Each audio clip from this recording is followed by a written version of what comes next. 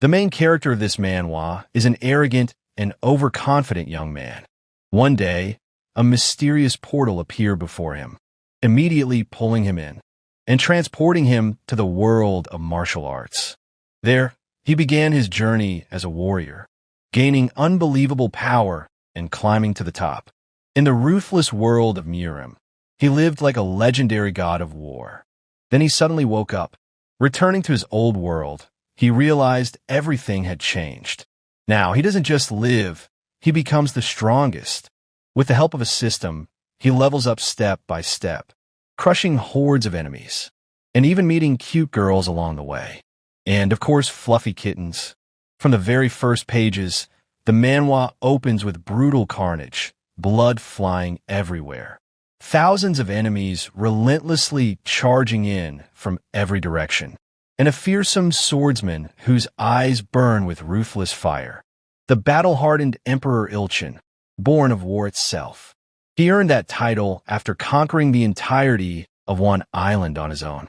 He was called Emperor not because of lineage or blood, but because of his unmatched martial skill. So perfect that even the heavens bowed before his blade. Wealth, gold, power. There was nothing a warrior like him couldn't seize with a flick of his wrist. But eventually, it all became meaningless. One day, he simply vanished, left everything behind without a single word. This mystery plagued the mind of the Black Mountain Monk, who had once offered the wanderer a temporary refuge in his secluded temple. Under the moonlight, the monk's bald head gleamed like polished diamond, and for a brief second, that gleam blinded Ilchin, whose real name was Yang Su-hyuk. The man's frown deepened, his face full of irritation, which stung the monk, especially since not even a hint of apology followed. Even at farewell, the man showed no softness, not a shred of warmth, just a cold, distant look. But why is Su-hyuk so desperate to leave this world? He has nothing left to long for. Everything he once desired, he's already achieved. And before him lies nothing but peace, luxury, and eternal glory. Yet his aim reached far beyond pleasure and desire. The monk wrapped himself in snakeskin, lathered in a thick, foul-smelling substance. Only Ilchin could tame that serpent, for all the wonders of the world bowed to him without resistance. Somewhere deep in his mind, the wanderer still sensed a faint trace of regret. But even that couldn't reveal the true reason behind his departure. The solitude of a stranger in a distant world. The painful truth that he'd never see his loved ones again. The monk wouldn't hear a word. In silence, he drew the final artifact, asking one last, wordless question. Was there truly nothing this man regretted? Everything he'd built, no longer his. But the warrior's heart stood firm. No hesitation, no remorse. He just wanted to go home, no matter the cost. If his will was truly that strong, then the dark monk would grant it. But he'd strip away every gain, leaving nothing behind.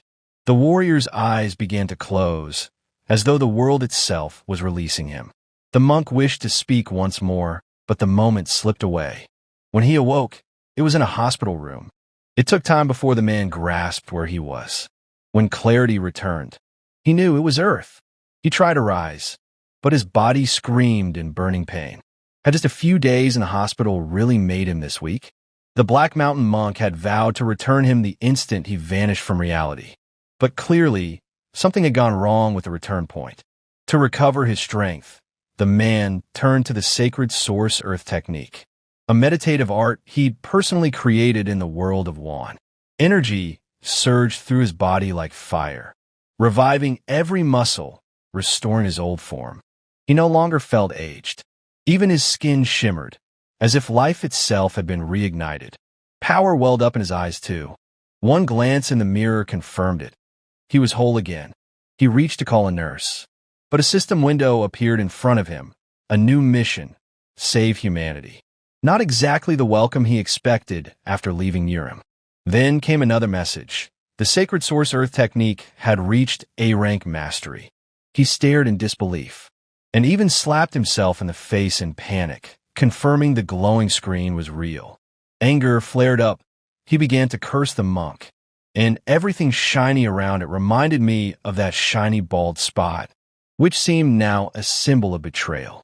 Coming to terms with all of this, the guy decided to open the status window. All of his stats were at minimum. His class was fighter, his karma was off the charts, and the notes section stated that the user was disabled due to long inactivity. The accumulated karma value was many times that of ordinary people of the same age and race. Since the man had been in Murim for too long, he had completely forgotten about modern technology, and now he could hardly understand what was in front of him at all. Some kind of magic or an illusion from Juan's world. Did the monk miss so badly that he sent him to a world that only superficially resembles Earth? But if it's all an illusion, why is the date of birth the same and the details of the past not distorted? The character was definitely at home. The system window flashing in front of my eyes was starting to get annoying, and the man told it to disappear. It obeyed instantly. It was as if it sensed the order itself. The guy decided to check again, and made sure he could summon and remove it with his voice. With each repetition, it became clearer. The world had changed, and it had become something more than it had been before. Nurses entered the room. The guy dared to say a polite hello to them and asked what was going on here in general.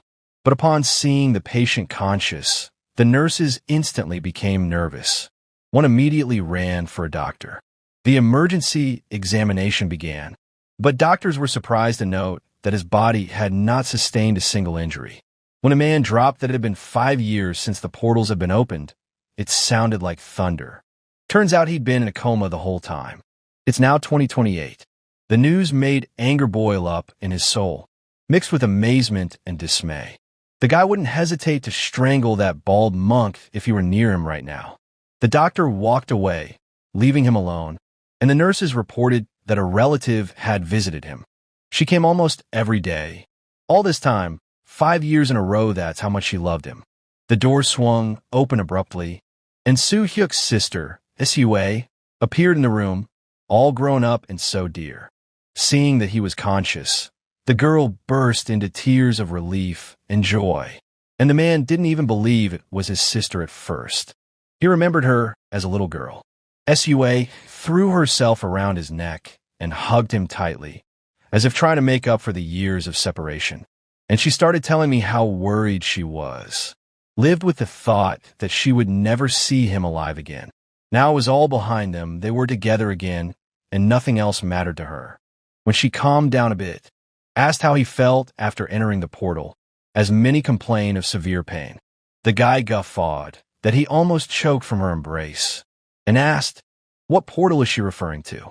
5 years ago, in 2023, the world shook with disaster, something akin to a massive earthquake. Then the opening of the portals began. Huge rifts connected the Earth to other worlds. Some of them led to safe zones, others into deadly dungeons inhabited by monsters. These worlds were inhabited by monsters, and simultaneously with their appearance, people with unique abilities began to awaken. This is how the world learned about the awakened, those who were able to change reality by force of will. Everything has changed over the years. Life will never be the same again. That day is now called the Portal Incident, the starting point of a new era. The hero couldn't believe that the system window had mentioned the Awakened One. What if it was really about him? He decided to deal with it later, but for now it was best not to tell anyone about the system. Too much was unclear and could turn dangerous. The man inquired about his sister's studies, but I was surprised to learn that she never enrolled anywhere. It seemed strange because Sua had always done well in school and was a diligent student. Is this all because of him? According to her, she was just tired of studying and wanted to start earning. But the boy immediately felt behind these words hides something more than ordinary fatigue. As if guessing his thoughts, the sister hastened to assure him that she was telling the truth and immediately changed the subject, as if she were afraid he would ask another question. My parents were due to arrive soon. The hero was beginning to forget, but as far as he could remember, he had always had a warm relationship with his mother. My father, on the other hand, was more complicated. The man he called father was by profession what is commonly called a writer. Poet, critic, short story writer, but most often just a man immersed in his thoughts and almost always busy working. He rarely spent time with his children, not because he didn't want to, but because he was constantly in some sort of creative process. The life of a writer, especially without fame, is like a never-ending struggle with poverty. As the years went by, he continued to write, but nothing changed. The lad could not accept the poverty in which they lived, and was often angry at how little his father did to change their situation. One evening he saw the man sitting at his computer again, and then he couldn't take it anymore. His irritation came out, and he snapped, yelling at him. It all seemed a waste of time to him. Wasn't ashamed to continue such an existence, clinging to a dream that had long ago brought nothing but pain? For my father, however, writing became more than just a business. It was a refuge, the only thing still left of his former life. And he continued to work, even at night, even though he realized how much he was annoying his son. Eventually the man gave up his dream, as if giving in under the weight of resentment and recriminations. One day, after coming home with a fried chicken, he wanted to do something kind. My son was just about to go out with his friends, and that's when my father reached into his breast pocket, and he took out a couple bills and handed them to his son. But that only made the guy angry. He found such a gesture almost insulting. After all, they had almost nothing, and her father is trying to give them something for no reason. In the heat of irritation, he said the worst part, that it would be better if his father wasn't part of their family at all. At least it's good that later the hero realized what he really was, a stupid, impatient, cruel, and blind son. Had he known that this was their last meeting, perhaps things would have turned out differently. But probably not, for he was too young to realize the implications of what he had said. That very night, he accidentally stumbled into the portal, and everything changed. My father came running when he was already starting to be pulled into the other world, but he didn't have time to do anything, just stood there and watched his son disappear. After the hero woke up in the Huang country, he daily recalled that day and regretted every word he had said back then. Dreaming of his return, what he wanted most was to simply ask for forgiveness for everything that had happened between them. But it had been 5 years. When the parents arrived, they couldn't hide their emotions.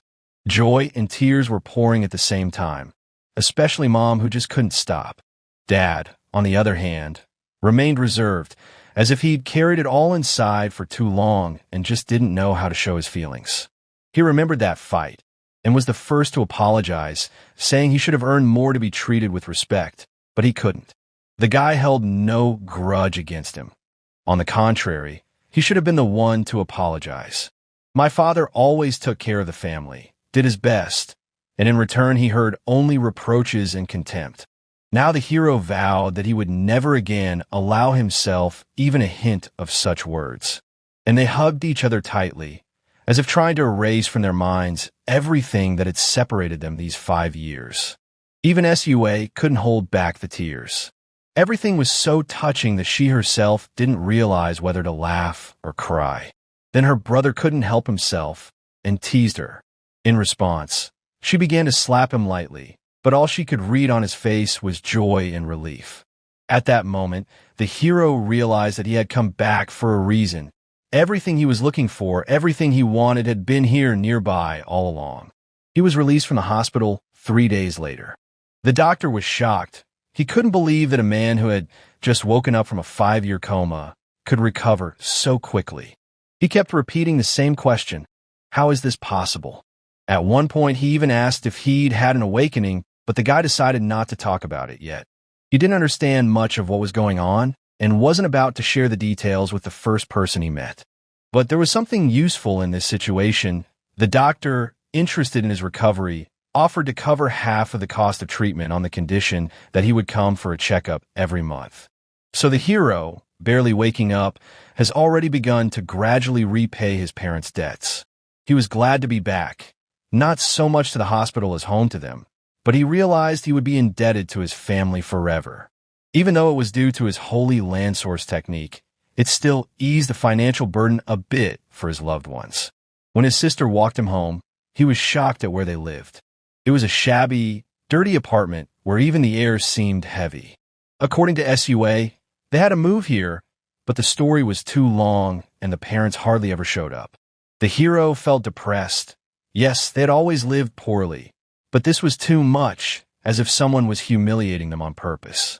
He began to suspect that it was his treatment that had finally trampled the family into poverty. Then he firmly decided that he was going to earn as much as possible, as soon as possible, and also that loved ones would no longer suffer. In this new world, the most obvious way to get rich quick was to become a hunter. And then this guy started training, determined to follow a difficult path full of pain and hardship. The guardian class, of course, commands more respect and glory. After all, they protect humanity. But hunters earn much more. However, it is not that simple. Not everyone can bear such a burden. This man's body is in such a condition that it is too early for him to even dream of this profession. Even a light jog was driving him to exhaustion, and his chest burned from lack of air. His blood was 90% infected, causing his body to have almost no energy to fight even fatigue. They say some monsters are easy prey, but if a guy suddenly gets injured, it could cost him his life. So for now, it's better for him to focus on training to gain confidence in his own abilities. Fortunately, blood poisoning can be overcome with regular and persistent exercise. Moreover, this guy was a martial artist, and his path didn't start from nothing. The protagonist practiced hard every day, overcoming weakness and pain step by step. Stair running and the Mabu stance are the simplest but incredibly effective exercises he learned in Marima. He was on the right track, but the speed of recovery left a lot to be desired. Things were slow. Blood poisoning was coming down agonizingly slowly, and one workout wasn't enough to make progress. He needed something drastic, something that would change everything and speed up the recovery. While he was in the hospital, his family worked nonstop to support themselves and pay for his treatment. And even if it is hard, this man is obliged to overcome himself because he has no other choice. After all, he must become a hunter in the next few days, lest he let his kin down and lose his chance. Now he decided to use the sacred earth origin technique stored in his mind like an ancient covenant. It is the greatest of all the meditative techniques of the Huang country, coming from the depths of ancient teachings. It is known for its effectiveness, but it also has a hidden bonus that can change a person's destiny. The potential of the awakened one goes beyond what is possible, for he draws on the power of nature and the world itself. Each application gives a sense of rebirth, as if body and spirit are united in a new state. However, only 3 people in the entire Huang country know about this technique and are able to pass it on. Gathering his will in a fist, the guy continued practicing, not allowing himself to be lazy for a minute, and even surprised an old man who happened to be passing by, with his lively and swift run up the stairs. Day after day, he continued to climb the steps, knowing no mercy for his body or mind. He could not allow himself to stop, despite the pain, the fatigue, or the despair. He owed it to himself to overcome his inner barriers, even if it took everything, time, effort, and pain. That's why he was nicknamed Ilchin, the emperor of martial arts in Murim, where only strength of mind is valued. The training continued from the morning until the evening, until my legs were shaking from the exertion, and the bright sun constantly reminded him of the bald head of the monk under whose gaze he had once studied.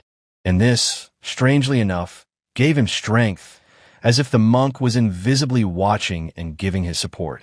The old man watched him with interest and even admired him every day, amazed at the lad's persistence. He even muttered once that he wished he had a son just like him, just as stubborn and strong. When a moon was rising in the sky, the protagonist was already pretty tired, exhausted, and barely breathing. But it was only a short distance to the end of the stairs, and he knew he had to get there no matter how hard it was. Filling his lungs with air, he felt he was nearing the brink of running out of strength. A little more, and the inner barrier will finally be overcome. You just have to keep going. He continued running, and the system reported that it was impressed by the awakened one's indomitable spirit, persistence, and determination. For this, She improved his performance by rewarding effort and recognizing his aspirations. The hidden bonus of the Sacred Earth Source technique was also activated. The awakening went deeper. The hero has broken the barrier of 3 stars, passing the threshold beyond which new powers and possibilities open up. His blood poisoning had decreased by 30%. He had reached level 2. All his stamina reserves had recovered, and his wounds had completely healed, leaving his skin clean. The protagonist was genuinely happy about this success. It was a sign that everything was not in vain and the path was chosen correctly. Even the system showed respect and rewarded him with a new skill, Iron Claws, and the characteristic willpower. Now he can finally become a real hunter, not by word of mouth, but by right of strength and perseverance. And the very next day, he went to the association to register and start the journey. For him, the concept of skills still seems almost unreal to him, like dreams come true. They appear on their own, without any training in martial arts or magic, which breaks the usual logic he was accustomed to from a young age. Maybe that's why the system window had remained blank all this time until the morning, not showing itself.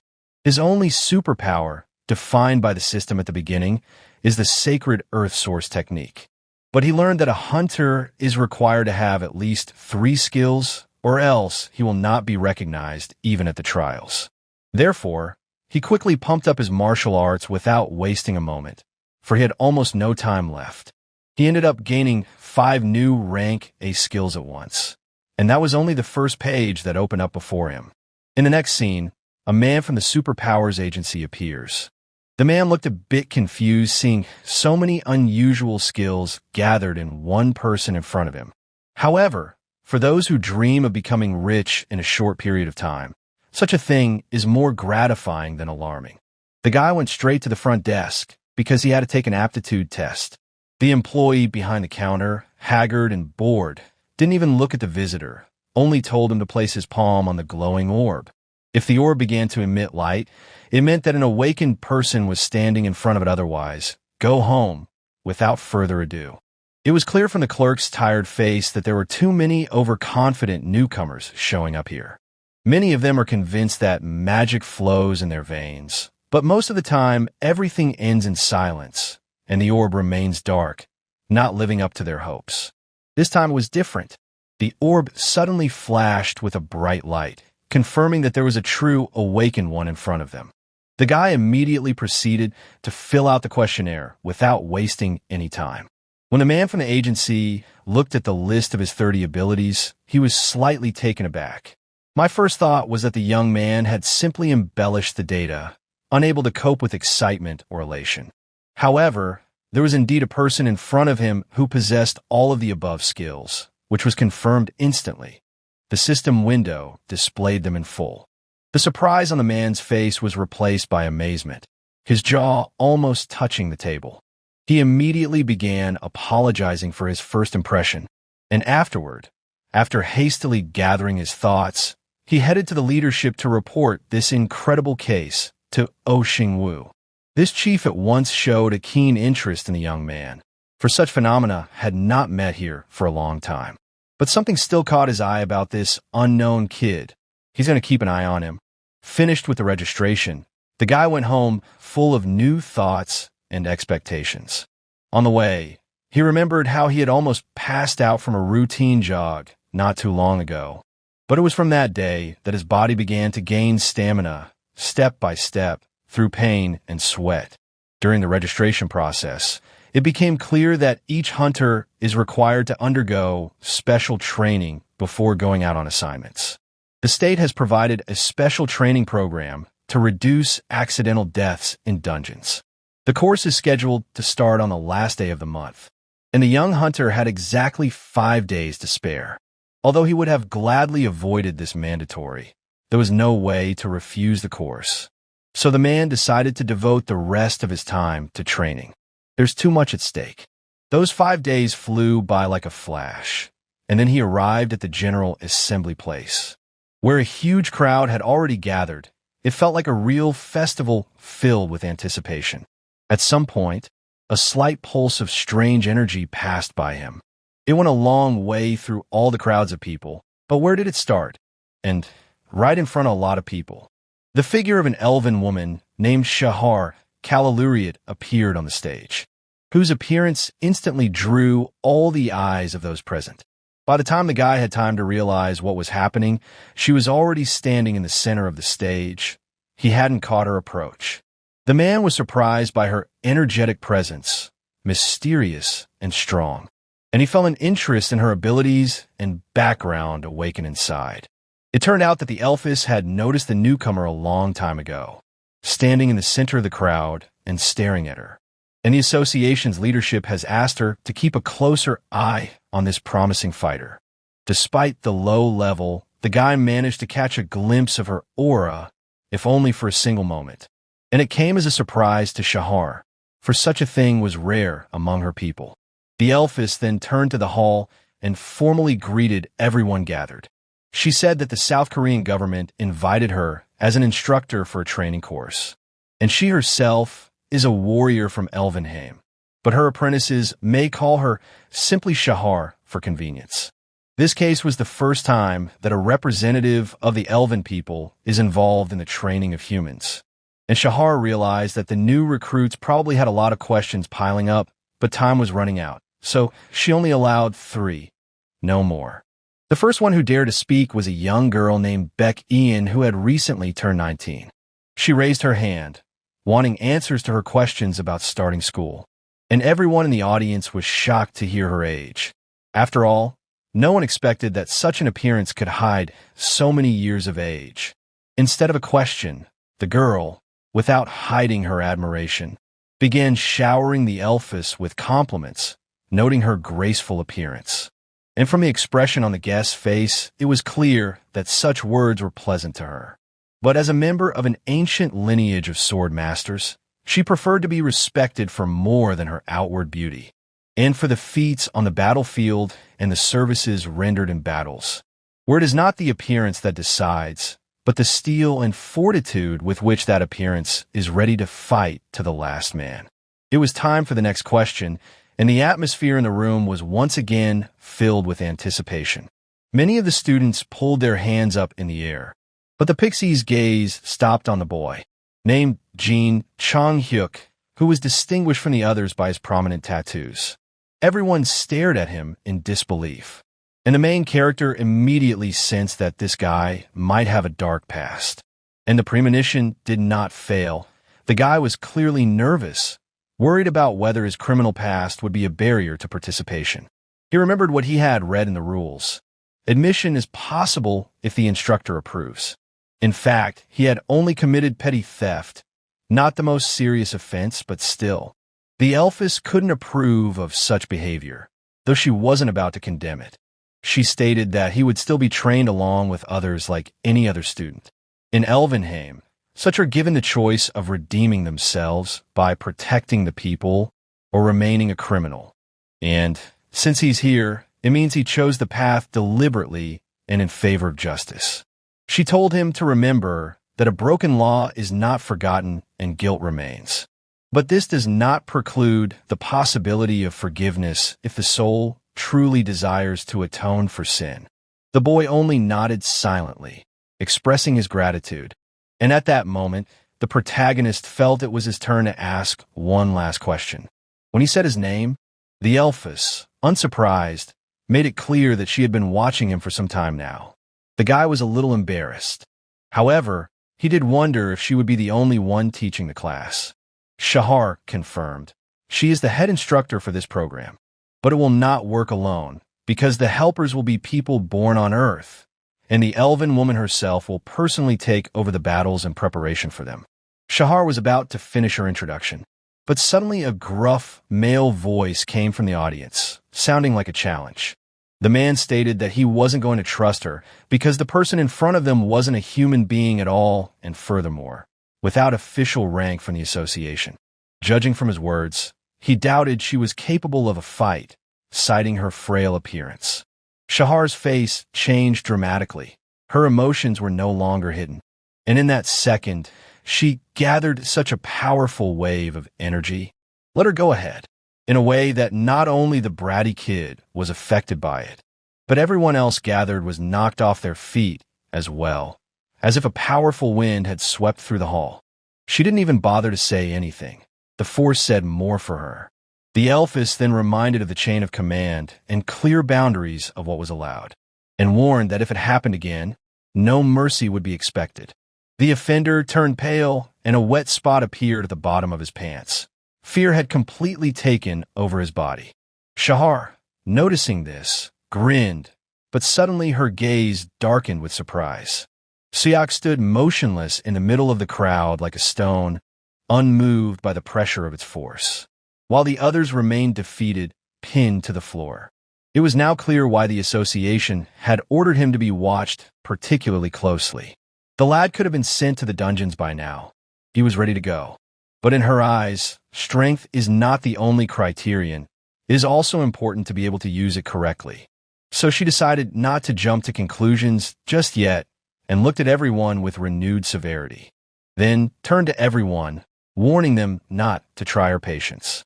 And, having finished her speech, she left the stage, leaving behind a heavy silence and a multitude of questions. Classes started pretty soon, although so far the cadets have only mastered the theoretical basics, while the teachers talked about the varieties of monsters and their behavior. The protagonist was almost dozing off, but Shahar brought him to his senses lightning fast, leaving no chance of sleep. And, judging by her scrutinizing gaze, she never relaxed her control for a second, not allowing herself to miss even the smallest detail. Then he turned around and realized that Chanyak was sitting next to him, who had been watching him intently all this time, as if trying to figure something out. But meeting his gaze, he quickly averted his eyes and pretended as if nothing of the sort had happened.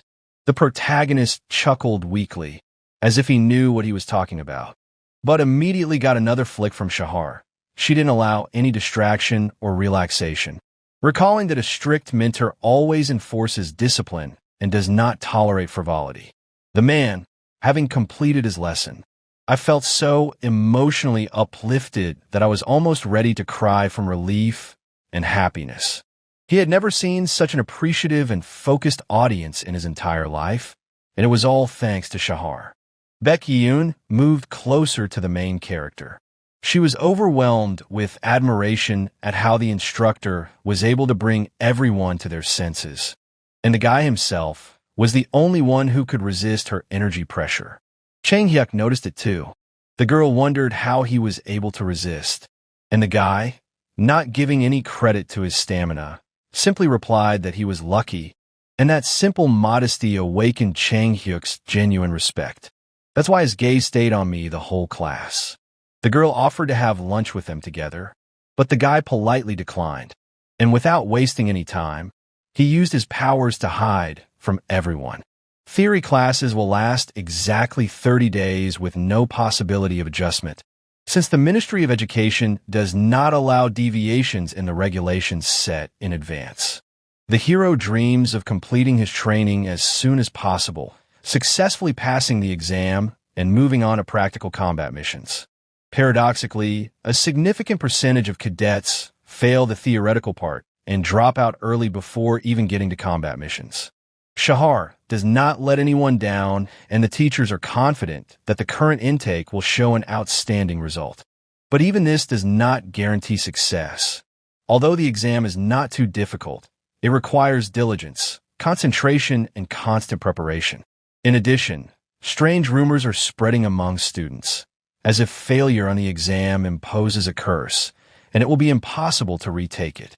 Ion was seriously worried about these words, though the protagonist himself treated them as fiction, assuming that the reason for failure is much more trivial, in irresponsibility and disorganization. For example, someone skips lectures, someone wastes time partying.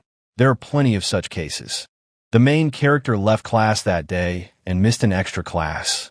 After all, in his priorities, family always came first, and now he wanted to be near those he fought for. A month passed, and the day of the exam came. The tension in the air could be cut with a knife. Chanyak could barely hide his excitement, and Ion's heart was racing with anxiety and anticipation. Finally, the list of cadets who had successfully passed the test appeared, and among the lucky ones were the protagonist and his new comrades with whom he passed this test. Ion glowed with joy, unable to contain her emotions, and Chang-hyuk, without hiding his tears, burst into tears. After all, behind the rough appearance hid a kind and sympathetic man, capable of sincere feelings.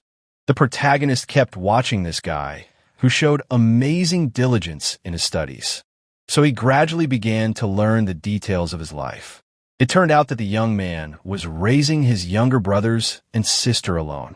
Their father died because of alcohol addiction, and their mother, unable to withstand the beatings and constant scandals, left the family, disappearing without a trace. Since his sophomore year of high school, the young man has taken on the role of guardian. He grew up in a dysfunctional environment, which left an imprint even on his appearance. However, behind the outward ruggedness, there was a reliable and responsible man. One day, he went on a stealing spree to feed his youngest. This resulted in a prison sentence, but after his release, he immediately got a job and paid off all the family's debts. Already that act spoke far more about him than any words could. Chang-hyuk felt a deep gratitude towards Suyok Dash. The boy was a living example to him of perseverance and willpower. He also felt an appreciation for Ion Dash.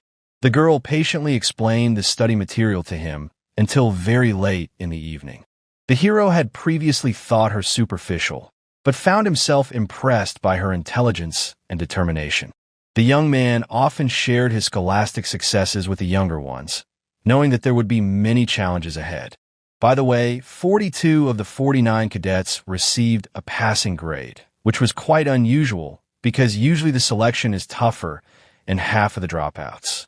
The instructor, named Char, turned out to be a true professional of his craft.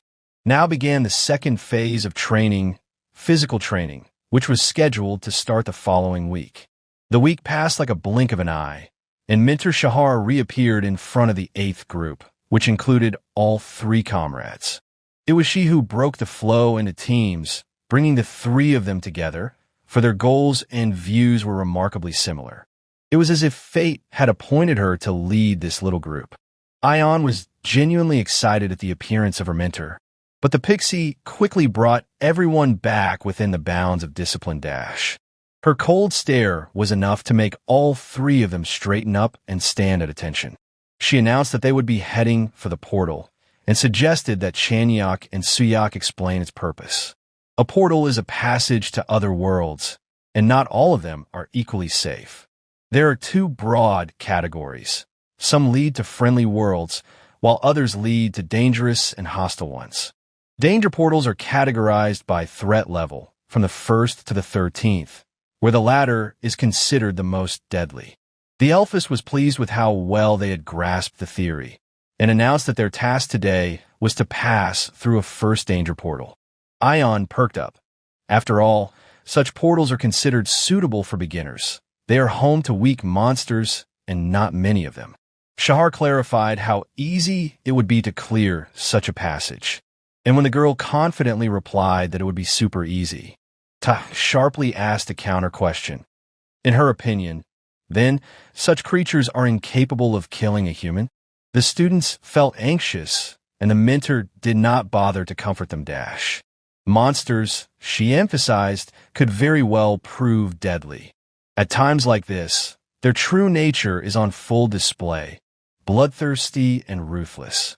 Shahar let out an intimidating aura, but even under her pressure, the protagonist remained unfazed, which caused the mentor to be genuinely surprised. She repeated, "Monsters are deadly, and if someone can't even withstand the pressure of an instructor, they have no chance of surviving in real combat." As the young man handled her pressure, she asked if he had faced any real fights. The answer was evasive, so she stopped asking, deciding that it would be up to him to prove his mettle. It was time to head for the portal, so they decided to run to the subway station. Or rather, that's what Shahar decided. After all, neither public nor private transportation was unfamiliar to her. She appointed a young man to be the leader of their group. and in the same instant she disappeared, as if dissolved in the air current. There was no choice left. The boys ran all the way to the station, spending almost an hour on it. And when they finally arrived, they were almost out of breath from fatigue. Only this guy looked like he wasn't even running at all. Shahar allotted 10 minutes to rest, and almost the entire trio settled down on the ground with a sigh of relief. The threat of the monsters had taken its toll on them, and now with a marathon around the city, I can at least take a little breather. Maybe this was all part of the plan all along. If so, this woman is not just a good mentor, she is a born educator. When exactly 10 minutes had passed, the instructor announced it, and the group headed down into the underground part of the station. The name of the first-degree portal at Mafo Station is Mugio. Translated, it's a world without borders, which sounds almost philosophical. While preparing for the exam, the young man learned an interesting thing. There are several portals with this name. They are lifeless worlds with the same names, with no signs of intelligent life and no apparent value. But those who have been there claim to have encountered traces of ancient and long-vanished civilizations. It made one wonder if all Mugio are actually the wreckage of great worlds long gone. Shahar showed a special clearance, and the 3 students stepped through the portal, which immediately started sucking them inside, instantly finding himself among the cold sands and rocks of a lifeless desert. The instructor gave them free rein, but cautioned them against being overconfident. The group then began exploring the harsh world. This place is home to monsters that move on 4 powerful legs and look like giant dogs. They are about 3 meters tall at the withers. The main danger is the bite. Monsters attack sharply and suddenly, using the power of their jaws. They can jump great distances and attack in packs, usually of 3 or 5 individuals. Even though they are considered first-rank opponents, they are deadly for novice fighters. Although this young man is not an ordinary rookie. But where did he get his toughness from? The guy calls a lot of system windows to check and flex his skills. He didn't miss a single lecture, practiced every day, and within a month, he had seriously strengthened himself. And most importantly, he mastered the Sacred Earth Spring technique. Thanks to this technique, energy regeneration during combat is doubled, giving you a significant advantage. Getting into the combat system was hard at first, but thanks to the bonuses and constant practice, he had a noticeable lead over his bandmates. His battle experience, technique, endurance all made him almost a leader. With such progress in 1 month, it was simply ridiculous to be afraid of a first-degree portal. Suddenly, the man's gaze locked onto a silhouette. A group of 5 monsters were moving ahead.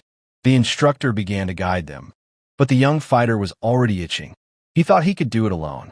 He noted to himself that no weapons could be seen in the hands of his comrades, which caused slight concern. And at the same instant, on cue, the entire trio rushed forward. Chang Hyuk appeared to be armed with a pair of blades growing out of his hands, just like a wolverine. And the girl, Ayon, judging by the actions, was acting as a support and a hitter. Now is the moment for decisive action. The man made a dash for it, overtaking his comrades, leaving them in amazement. And by getting close to one of the monsters, deftly dodged a powerful throw. Using a martial art technique called palm technique, he delivered a piercing blow, easily piercing through the enemy's defenses. Before he could catch his breath, he sensed danger. Another creature rushed at him from behind. In a split second, he pushed off the ground and, soaring upward, he delivered a scathing leg kick, crushing the last of his opponents. The comrades simply didn't even have time to react, remaining in utter amazement. Even Shahar's mentor could hardly believe that the one in front of her was just a cadet. The boy stood on the body of the defeated wolf. At that moment, his instincts caught the approach of another creature, and he snapped out of his seat, heading straight for the threat. The next lunge was devastating. The swift blow drove the monster into the ground with such force that dust rose. Instructor Shahar tried her best to keep her cool, as a mentor should, but inside she wanted to take this fighter to Elvenheim. The man shook off his hands and stood pensive for a moment, Maybe experience from a past life helps to fight, so instinctively, the body reacted on its own, without a second thought, and the system certainly played no small part in this. If he were in one now, he would be among the best of the best, among the elite of warriors. When the wolves lunged at him again, it was clear there were two left, and he could do quite well without help. But it was worth conceding this time. They're a team, after all, and it's an important experience for others, not just another sweep. For the fighter, it was just another item on his personal bucket list. And for his comrades, a step toward real hardening and a confident future. Jong Hyuk couldn't believe it. Did his partner really want to give them a chance? He released his claws again, summoned the monsters to himself, and prepared to attack. Swung around and unleashed a fiery charge. Went through the wolf, cutting it in two.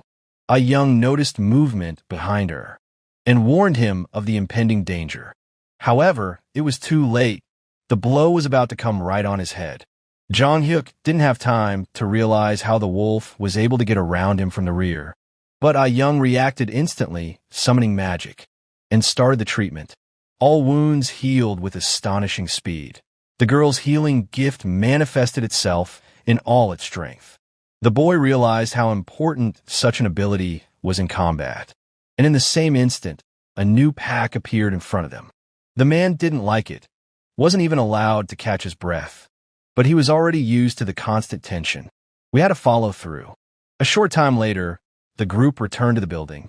Tired but satisfied, they began to complain of body aches and dreamed of a warm bed.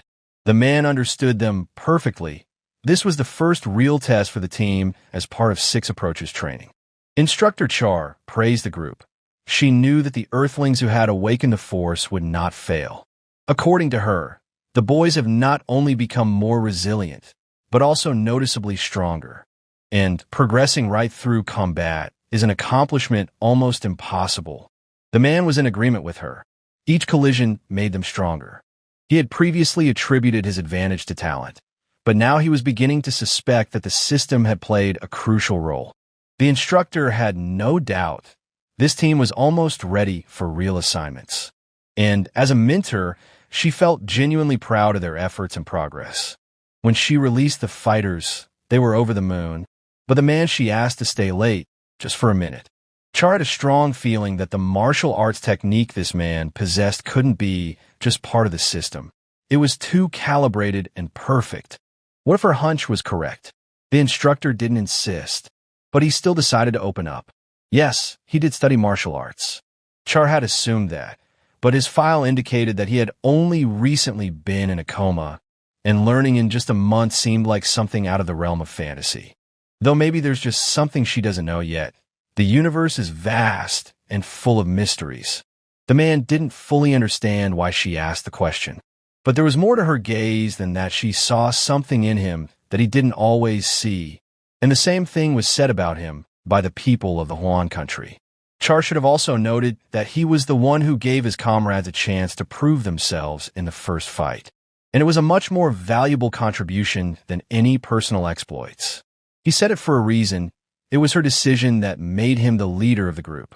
According to Char, holding a position of responsibility doesn't mean you're a true team leader. Only a few are capable of leading others, and he was among them. The man felt a slight embarrassment at her words. It seemed like she was giving him too much credit, but the mentor spoke sincerely, without any exaggeration. After a while, he was on his way home. Thoughts swirled around the mentor. The elfess did have a striking beauty. Even by the standards of her people, it was a rarity, and even in one it was uncommon. He tried to switch. Romance was clearly out of place. There were so many important things ahead. The hunting today was of a high standard. But for him, it was just another phase. After all, it wasn't long ago that he held the title of martial arts emperor in Huang. The man is confident, moved to regain his strength, even though he knew it would be a long journey to the top. But there was no hurry. Either everything was going its own way, step by step without fuss. After a while, a man sat in the woods humming a song while cutting up the body of a goblin. If this continues, the young man will soon start earning more than 10 million won a month. On the third day of portal training, The team mopped up several first and second rank portals and was rewarded handsomely for it. Skin, teeth, and other components extracted from monsters have their price on the market.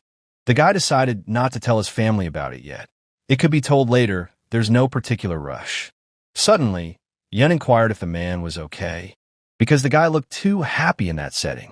The tattered corpses of the monsters lay before the man, and the young man didn't understand. Were the man's feelings really that obvious? Yun thought so. The young man was literally glowing. This booty turned out to be really valuable to the guy. Instructor Char pointed out that if anyone saw them now, they would definitely be considered dangerous lunatics. Yun was a little envious of both of them. Both fighters had adapted so quickly, especially Chang Hyuk. The young man had a hard time at first, but now this guy felt like a fish in water. The man guessed that the others were probably working just as hard for the reward.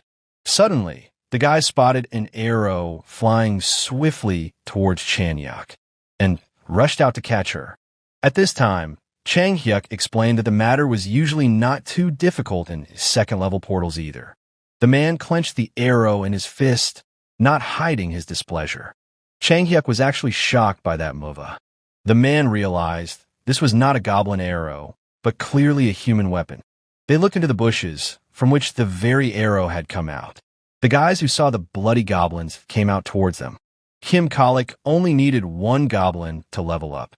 Lee Jong-guk regretted not coming here sooner. The guy couldn't understand why the third team was in this place.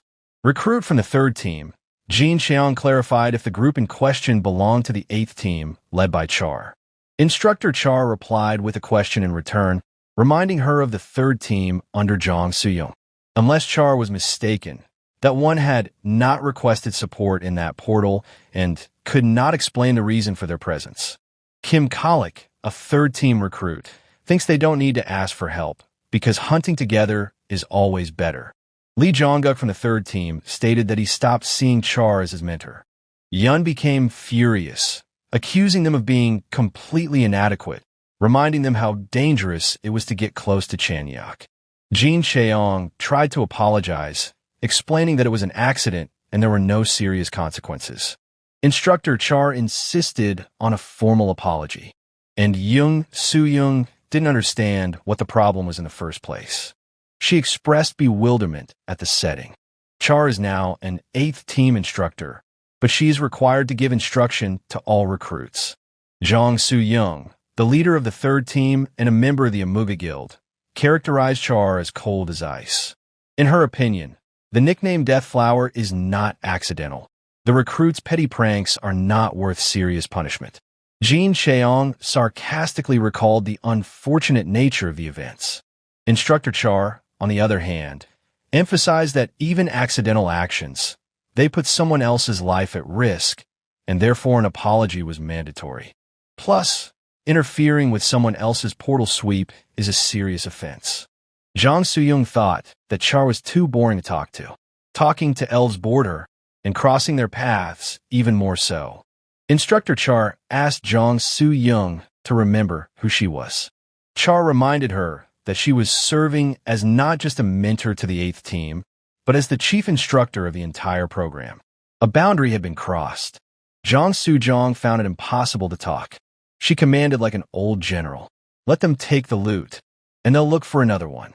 And if the rules are broken, let them go to the Amuga Guild. Instructor Char called out loudly to Jong Soo-young, and Kalik threw in their direction to wish them a pleasant day. After a while, the boys returned to headquarters, and Chang Hyuk thanked the man. The gratitude came from the bottom of his heart. If it wasn't for that person, Chang Hyuk would have been seriously injured. Chang Hyuk decided to thank the man with dinner at a restaurant. The guy thought coffee would be enough, and Yun was upset at being overlooked once again. It was the same last time. The man wondered how she had managed to overhear them, for the team was sure she was already gone. Yun only left to go to the restroom for a short while, and then came back to wait for them. The man apologized to the girl and offered to go to a restaurant together. Yun readily agreed and delicately let the man know that the payment was worth taking on, and the guy took the hint. The next day, the man once again engaged in battle with monsters and leveled up. System window reflected parameters. Age, 27 years. Profession, martial arts master. Chaotic neutral worldview with excess karma. Strength, 23. Agility, 25. Endurance, 29. Wisdom, 22. Will, 42. Accumulated karma far exceeded the average of those of his age and race. The body had been purified by 40%. The effectiveness of techniques based on chi energy increased significantly. The Zhen and Du meridians are unlocked, and the speed and efficiency of energy recovery is increased by 200% of the base level. The man rejoiced at his growth and increased strength. The boy had finally fully found his fighting rhythm. At this rate of recovery and growth, he is expected to return to his position as the #1 warrior in the world. The man thought about sharing this news with his family when he suddenly froze. Instructor Char appeared in front of the man and broke the arrows in one motion. Recently, Instructor Zhang Suyung had been appearing in the team's hunting zone too often, and Char regarded such visits not as an accident, but as direct interference. Jin Chai-young only followed her mentor's order, shooting in the direction indicated. Recruit had no idea of the presence of the other hunters. Instructor Char was certain that these visits were purposeful provocations, while Young Su-young insisted otherwise, claiming that Char was the one initiating the conflicts. The guild had already received a complaint from her team the previous day.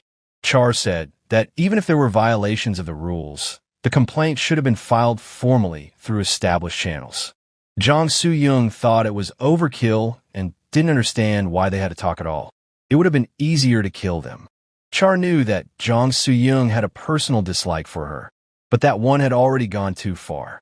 The instructor guessed that Zhang Su-young has feelings for Song Moon-hyuk. Zhang Su-young threw a sharp demand for her to shut up. The man was stunned to realize that the reason for the conflict was because she was jealous of him. Char believed that the guild wouldn't turn a blind eye to Zhang Su-young's antics indefinitely, and advised her to apologize and stop before it was too late. Zhang Su-young refused to realize the seriousness of the situation. She asked, "And now what? The balloon will kill her?" Char's instructor wasn't going to kill her, but she would make sure she was held accountable by the law. But who is she to blame? Young Su-young never realized it. Zhang Su-jong suddenly used a forbidden dark art, and I channeled the power of that technique into the boys. According to Char's mentor's observation, it was too late to retreat. Char managed to land a counterpunch and struck her opponent with the effortless ease of a deflected shot. Young Su-young had no right to retreat anymore. It was all or nothing. Besides, Char's mentor won't kill her. Her nobility won't allow it. Zhang Su-young gave the order to the third group. Instantly destroy them, tear them to shreds. So rigid a demand struck the fighters. The instructor didn't understand. Wasn't the group's goal to get into a Muji's guild? The fighters had to at least cripple their opponents to tear off limbs. After all, a tangible result was required. The soldiers of the third group rushed forward, and Char's mentor only smiled, which further pissed Su-jong off with his unwavering confidence. Zhang Su-young intended to prove that her recruits would tear the 8th team to shreds. The man assessed the composition of his opponents and realized a warrior and an archer stood before him. Suddenly, Chong-guk grew to the size of a giant, tearing his clothes. The guy decided to take the blows of the boar and the archer, leaving the lancemen to the rest of the fighters for the time being. Chong-guk was convinced that he would crush the man like a small insect, and threw sprawling punches that missed their target. The giant swung around, but the man used a tin fist hold and then a fist of destruction hold. Blood gushed from the giant's mouth, and the man marveled that the giant had managed to resist that power at all. The man realized the need to change tactics. The enemy was too nimble. The giant called out to Jin Chai-young, and the archer caught all the instructions without words. The archer drew the bowstring and fired an arrow with great force, and right toward the area below our protagonist's waist, raising a column of dust from the ground. But she missed. The arrow just hit the ground, and the man was already behind the giant's back and called out to him. A man punched a giant and crushed the giant into the ground.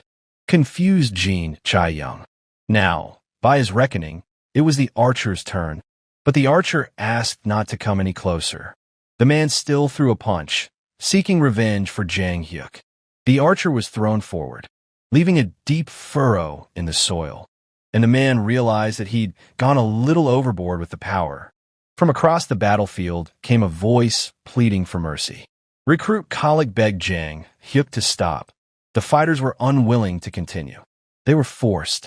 The man grabbed Kalik's arm and told him to calm down and let the guy go. It's not a monster. It's a human being. The guy thanked the protagonist for helping him stop in time. Jang Hyuk scrutinized Kalik's body, as well as the rest of the fighters who managed to get wounded. Jang Soo-young couldn't believe her eyes, and the man quietly inquired if everything was already completed. I think so. It's been proven to everyone. After a while in the Baektusen Guild building, Vice President Im Seol couldn't understand how the 3rd and 8th teams managed to mesh in a fight. Sometime later, a council was convened on the matter. Im Seol asked everyone present a direct question. Do they realize what they're dealing with? According to the staff, the fight between the recruits and the referee looked like a full-blown battle. Usually such meetings were led by Instructor Shahar, but because of the current circumstances, Im Seol took over that role. The man regretfully announced his decision, expulsion of the 3rd team, although he realized that their guilt did not warrant such a harsh punishment. The 11th team's instructor, Lee Sang-wook, knew one of the 8th team's fighters had single-handedly put everyone down. Im Seol considered it forced self-defense, though he couldn't help but note the extreme cruelty. Jang Soo-young sincerely didn't understand what self-defense was about. Her students were lying in intensive care, and the 8th team had come out of the battle without a scratch. Im Seol put the blame on Jang Soo-young, a black cloud witch from the Emoji Guild. In his opinion, she arranged the provocation because of jealousy and petty grudges. He was acting as a judge now, and made it clear that she should be careful what she said. Lee Sang-wook didn't immediately realize if the chairman was really going to let it go without serious repercussions. Still, it was a matter of subordination. But that's what the meeting was called for. It has to be decided by a vote. The situation clearly pointed to one recruit, a guy named Soo Hyuk from the 8th team.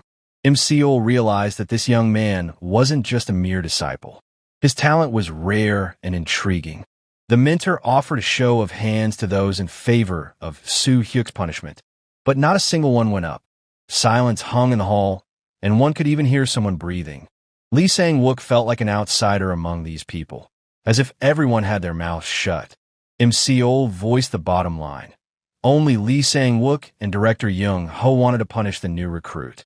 Now, it is the turn to move on to the suggestion about Instructor Shahar. The woman took the initiative to step down as chief instructor and hand over the position to Im Seol. The majority voted in favor. So Shahar remained just an instructor under the current program. And to be serious about the decision, she was obliged to transfer 100 million won to the association's fund. Im Seol clarified if she was willing to accept that condition. The instructor confirmed the agreement, for in her opinion, the bout was fair. Jang Soo-jong thought it was an insult. It all looked like a joke to her, a demotion and a fine. Is that punishment? Im Seol, on the other hand, found the decision to be fair. But the witch disagreed. She called it a circus. The Emoji Guild, in her opinion, had been publicly humiliated, and everyone around her simply remained silent. Indeed, there was silence in the hall. Im Seol repeated what he had said. In his eyes, Jang Soo-young had finally gone off the rails and now thought that her shenanigans would go without consequences. The woman started being rude, which only fueled the anger in the mentor's heart. Im Seol wondered, did she realize where she was? And did she really believe that their loud name could scare anyone here? Things got tense. And the man reminded us that the recruit training program is the backbone of the nation's defense. No profession is more important than protecting the world.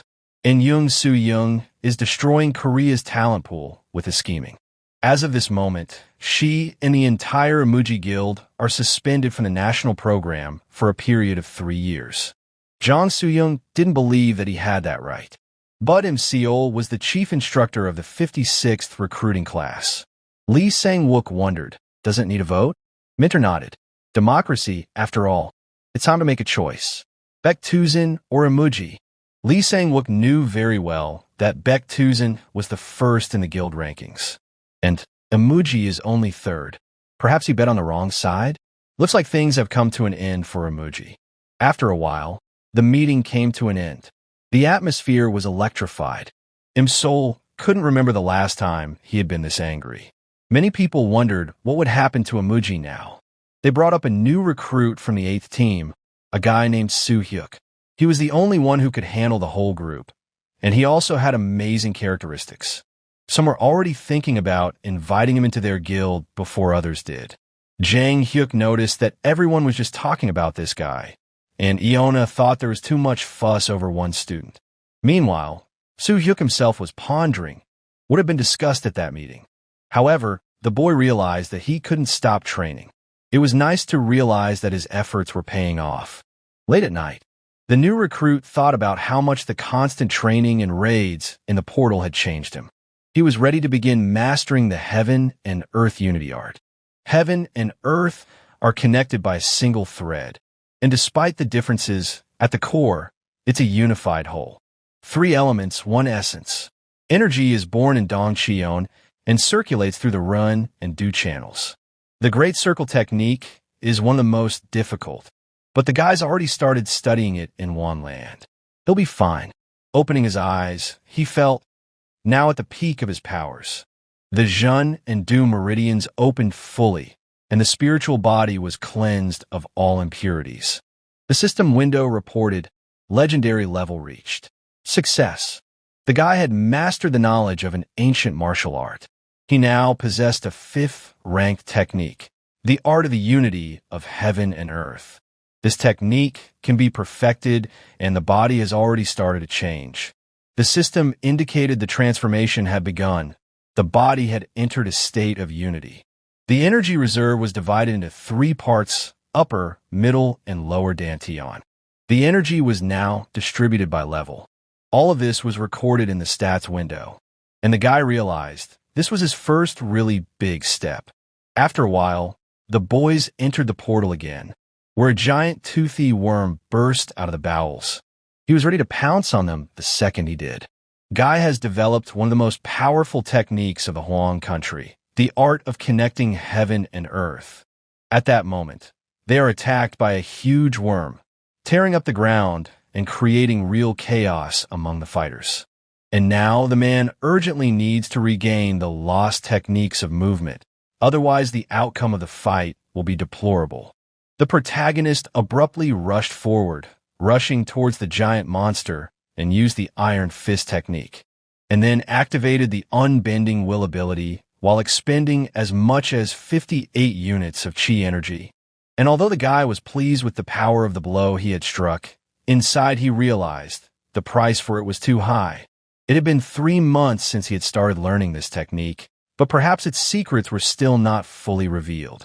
The protagonist shrouded his body in a dense mantle of mana, and then moved forward, in search of an opportunity that would forever change the course of battle and leave a mark on history. The system window suddenly announced he had unlocked a new technique, a level 55 martial art known as the 8 Iconic Step, a step that was the stuff of legends. The man punched the monster, dotted with teeth, and tossed the worm aside, causing the creature to fly into a rage. And Ion realized at that moment he was in perfect form today, and every step he took was filled with power. Chang Hyuk felt that he might never catch up with this guy. And Instructor Char, at heart, couldn't help but admire his polished movements and ability to conserve resources. Is it possible that he could become a truly outstanding master in such a short time? Monsters began to break through from different directions, flooding the desert, and the guy, as if gliding in the wind, sidestepped them, delivering blows imbued with the power of a demon. And in the next instant, there was a bloody explosion. Blood whipped around, leaving scarlet marks in the sand like a mural of doom. The guy didn't even notice. How exactly did they manage to destroy so many opponents? Everything was happening as if in a dream. He caught the surprised, almost admiring looks of his companions. 2 weeks in continuous training inside the portals flew by like one busy day. All teams successfully completed the course, except for the third group, which was always lagging behind in every direction, although it had happened before. But this time their flow was able to exceed expectations and deliver an outstanding result. After a while, Instructor Char expressed her approval to the entire squad. From now on, no one will dare call these fighters mere recruits without experience. Now, their successes had become known, and the top guilds had already taken notice of them. Each has a different path open to them, but for Instructor Char, they will always remain her students. She reminded them that they don't have fame and titles yet, but being able to protect people is an honor in itself. Instructor Char believed they would make the right choice that would not lead to regrets. That was the end of the training. They had given their best, working to the best of their abilities. Ion rushed to the woman and burst into tears, hugging her with all sincerity. Realizing that without the support of her mentor, she would never have been able to put herself out there like that. Instructor Char was genuinely pleased, for she was honored to walk beside these guys all the way to the end of the road. Still, Ion worried, would she ever see her mentor again? What if she didn't even have a smartphone to text? Instructor Char said, if the fates were favorable, they will surely hear of her, perhaps even in the rustle of the desert wind. These words only moved Ion more deeply, and the tears came with renewed force. Chang Hyuk wasn't left out either. Instructor Char knew of his criminal record, but never rebuked him. She saw his becoming an awakened as an attempt to regain lost honor. But the lad himself felt no honor or noble intentions. After all, the only thing he wanted was a lot of money, without thinking about the meaning of her admonitions. Chang Hyuk cried, realizing that he could have made an honest living, but chose the path of profit, full of lies. But suddenly his tears stopped. The instructor never once in the whole time expressed either contempt or shame for him. A man's past does not define who he is. Let him remember Lander's ordeal. Now he had nothing more to regret or mourn the past for. The woman advised that she should channel her energies into protecting others. And if he does, perhaps redemption will be found, and she promised to watch him. The protagonist felt extremely honored to fight under such a mentor. They exchanged a firm handshake, and Char, looking into the boy's eyes, promised to meet him on the battlefield. The weather that day was truly clear, as if the sun was blessing their farewell to Shahar.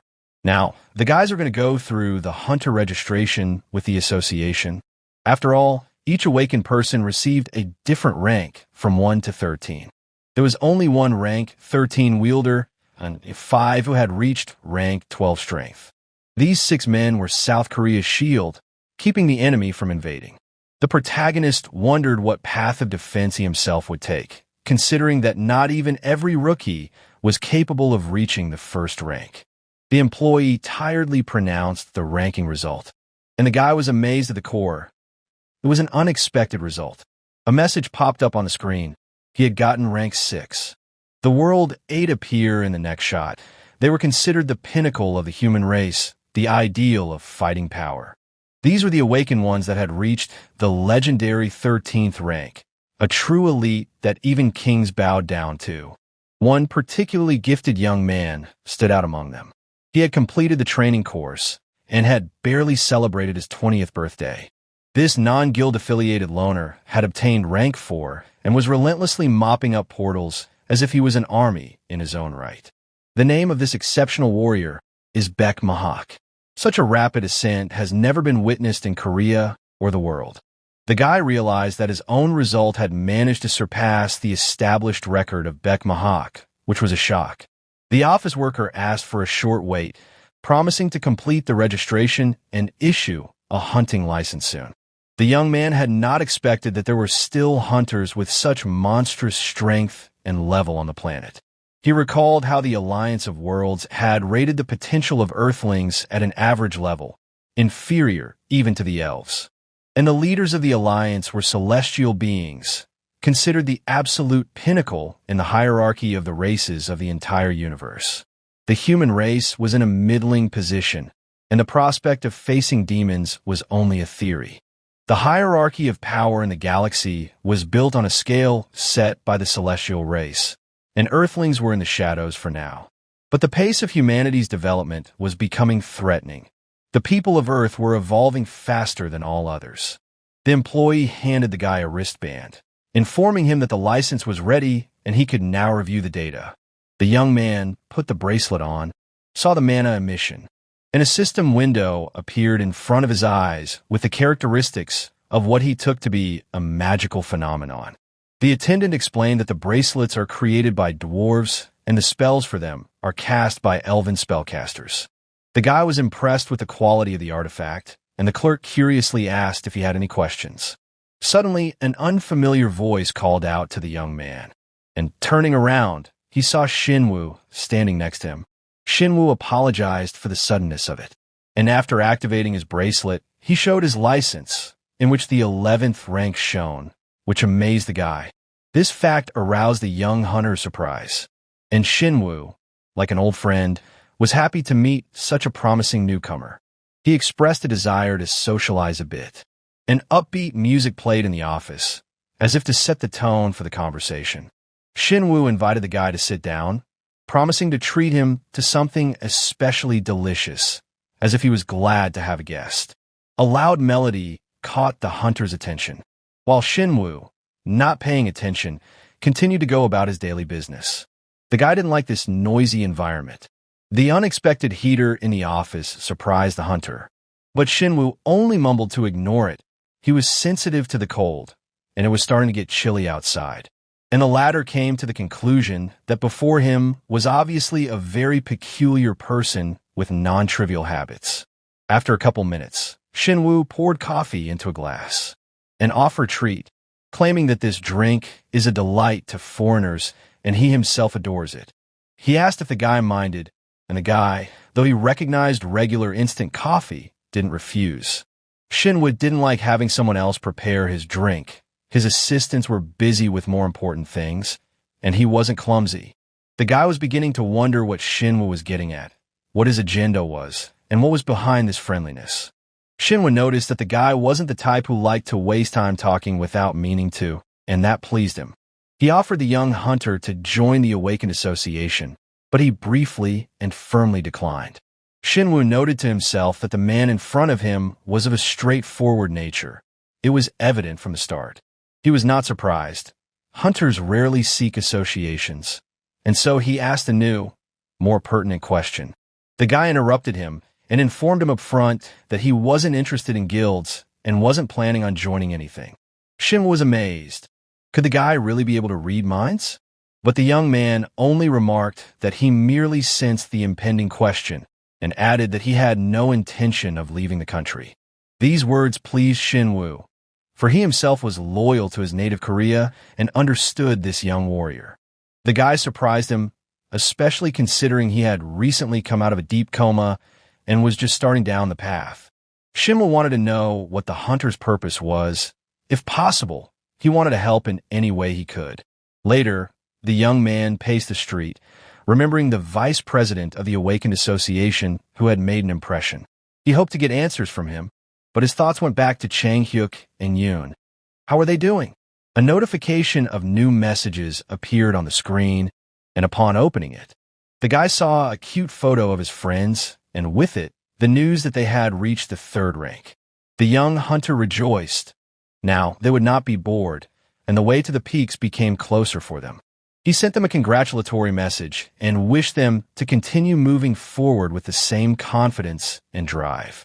But suddenly, a piercing stream of energy was felt from behind, and the guy immediately realized it's not just a feeling. Something dangerous is obviously going on here.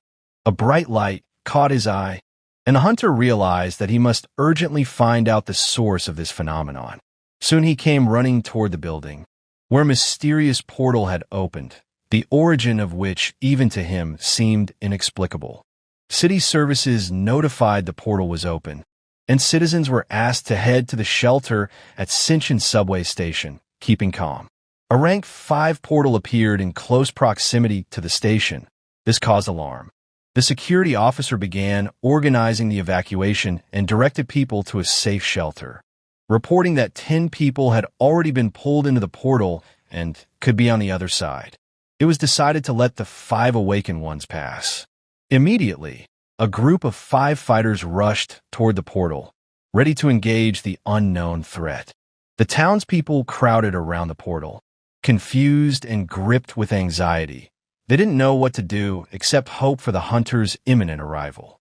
The boy looked around in surprise. Was no one even trying to help those inside? Several of the men glanced over, as if they didn't understand how this man could not know the obvious. Civilians were urgently told to take cover. One of the hunters wondered if they were facing an awakened man. The silver bracelet gave away his status. The look of surprise on their faces betrayed that the man's rank was higher than they had expected. He coldly confirmed his affiliation with the hunters. A young hunter named Kim Yumin called himself a third-rank guard and explained that the others hadn't arrived yet. Would this guy really go there alone? The man recalled that in case of real danger, the guards had the right to enter the portal first without waiting for the others. Kim Yumin nodded, but still clarified, only under really critical circumstances. The guy frowned. In his opinion, wasn't an obvious emergency right now? The portal was open, and lives were in danger. Yumin only shrugged. He saw no reason to risk the lives of those who might be useful in the future for nothing. A couple of lost civilians is no reason to throw yourself to certain death, especially if you're wearing the mantle of the awakened. These people are special, and the fate of ordinary citizens, alas, not always favorable. The man could hardly contain his contempt. How could anyone say such a thing out loud? But to Yumin, it sounded almost like common sense. The guy thought otherwise. If you have power, hiding is like being a lowlife, regardless of rank. Yumin grinned skeptically, as if he was facing a man who had decided that life no longer interested him. Though the lad did not speak of justice aloud, inwardly he felt At times like this, cowardice is unacceptable. The hunter asked confusedly what this was about, but all he got in response was a hard look of contempt. In his opinion, it is shameful to receive billions from the state and stand idle like an empty decor. The guy snapped out of his seat, whizzing past with such speed that he seemed to dissolve into thin air, leaving Yumin furious and confused. Hunter shouted, reminding him that entering the portal on his own was a direct violation of the law. The man had to stop, otherwise it would be reported to the association, and the consequences would be serious.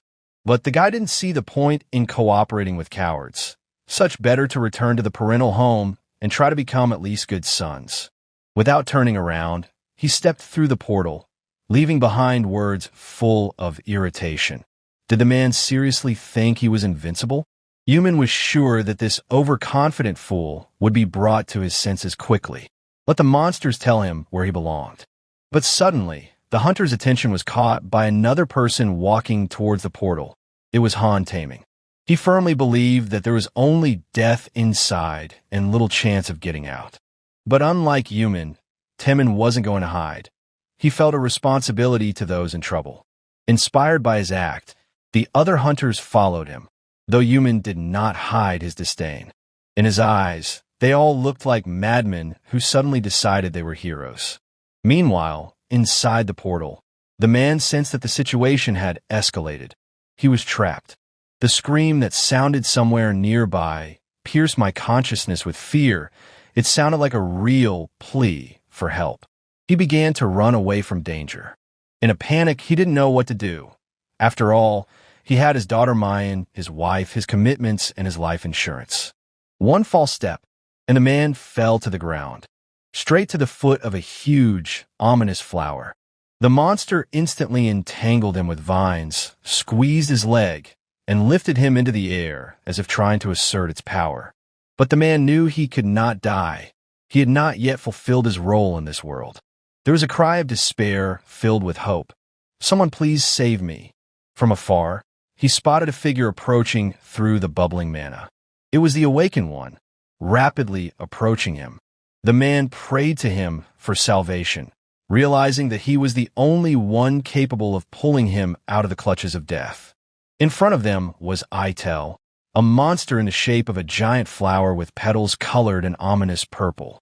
It swung its long, lifelike vines like tentacles, unleashing blows. The man wished he had his sword with him. Then he would have dealt with the creature quickly. But even without a weapon, his strength was impressive. With a sharp movement of his foot, he punched through the air, creating a shockwave. He knew exactly how to attack such a monster. The main thing was to choose the moment. The vanishing hail technique allowed the guy to tear through the powerful stalks, depriving the enemy of support. The man who had been saved from death looked at his savior with admiration. This power seemed almost supernatural. But the hunter only nodded, showing that everything was all right now. There was no longer a threat. The rescuer introduced himself as Su Hyuk, a rank 6 wielder. The man thanked the guy profusely for his help. And then in the distance came the voice of other hunters who had just approached. They were rushing to offer support. Han Taming quickly oriented himself, and the first thing he asked was if anyone was hurt. Seeing Itel dead, he couldn't believe that one man had handled such a threat alone. The guy briefly confirmed that the victims had been rescued and was now going to look for the others. He asked the others to stay here and take care of the rescued man. Temin shouted after him. Noticing that the hunter didn't even have a weapon, he took off his sword and held it out. It was particularly effective against Itel. The guy thanked for the help, making sure the weapon was sturdy and reliable. He then swiftly climbed the trees, determining the direction of the next target. You could feel life in the air, a multitude of creatures ahead. Approximately 24 people have been pulled into the portal, but so far only one has been able to be pulled out. The protagonist was determined to save everyone who was trapped and by all means close the portal today. In the portal territory, the main task of any hunter is to destroy the central core of the cosmos energy, the mechanism that triggers the vitality of this pocket of reality and does not allow it to disappear. The heart of a portal can take any form, a sentient being, a mystical artifact, or even an entire building. If the Lord of this world is destroyed prematurely, the structure will collapse, and everyone there will be doomed. Therefore, the young hunter must first rescue the survivors, and only then go into battle with the main monster. Fortunately, time is not yet lost. There is still hope, and the boy had no intention of giving up. Though he hadn't held a blade in his hands in a long time, the man still remembered every movement honed over the years. The young man furiously descended upon the flower monster, mercilessly cutting away the dense vines with his powerful weapon. Jerk after jerk, like an angry hurricane, he cut his way through the vegetation. A system window appeared in front of my eyes. The hero had reached a new level and activated the body and sword fusion ability. In battle mode, the energy flow of chi was enhanced by 50%, and the power of each strike increased by as much as 30%. It felt similar to the technique of the sword masters from Huani. Only a select few could achieve such a thing. After a while, the young fighter went in search of survivors, and he told his comrades to hold the defenses and wait for him to return with the survivors. One of the hunters glanced doubtfully in his direction, unsure if help was needed after so many victories over Itel. Fortunately, the portal area was relatively small, giving everyone a chance to be rescued.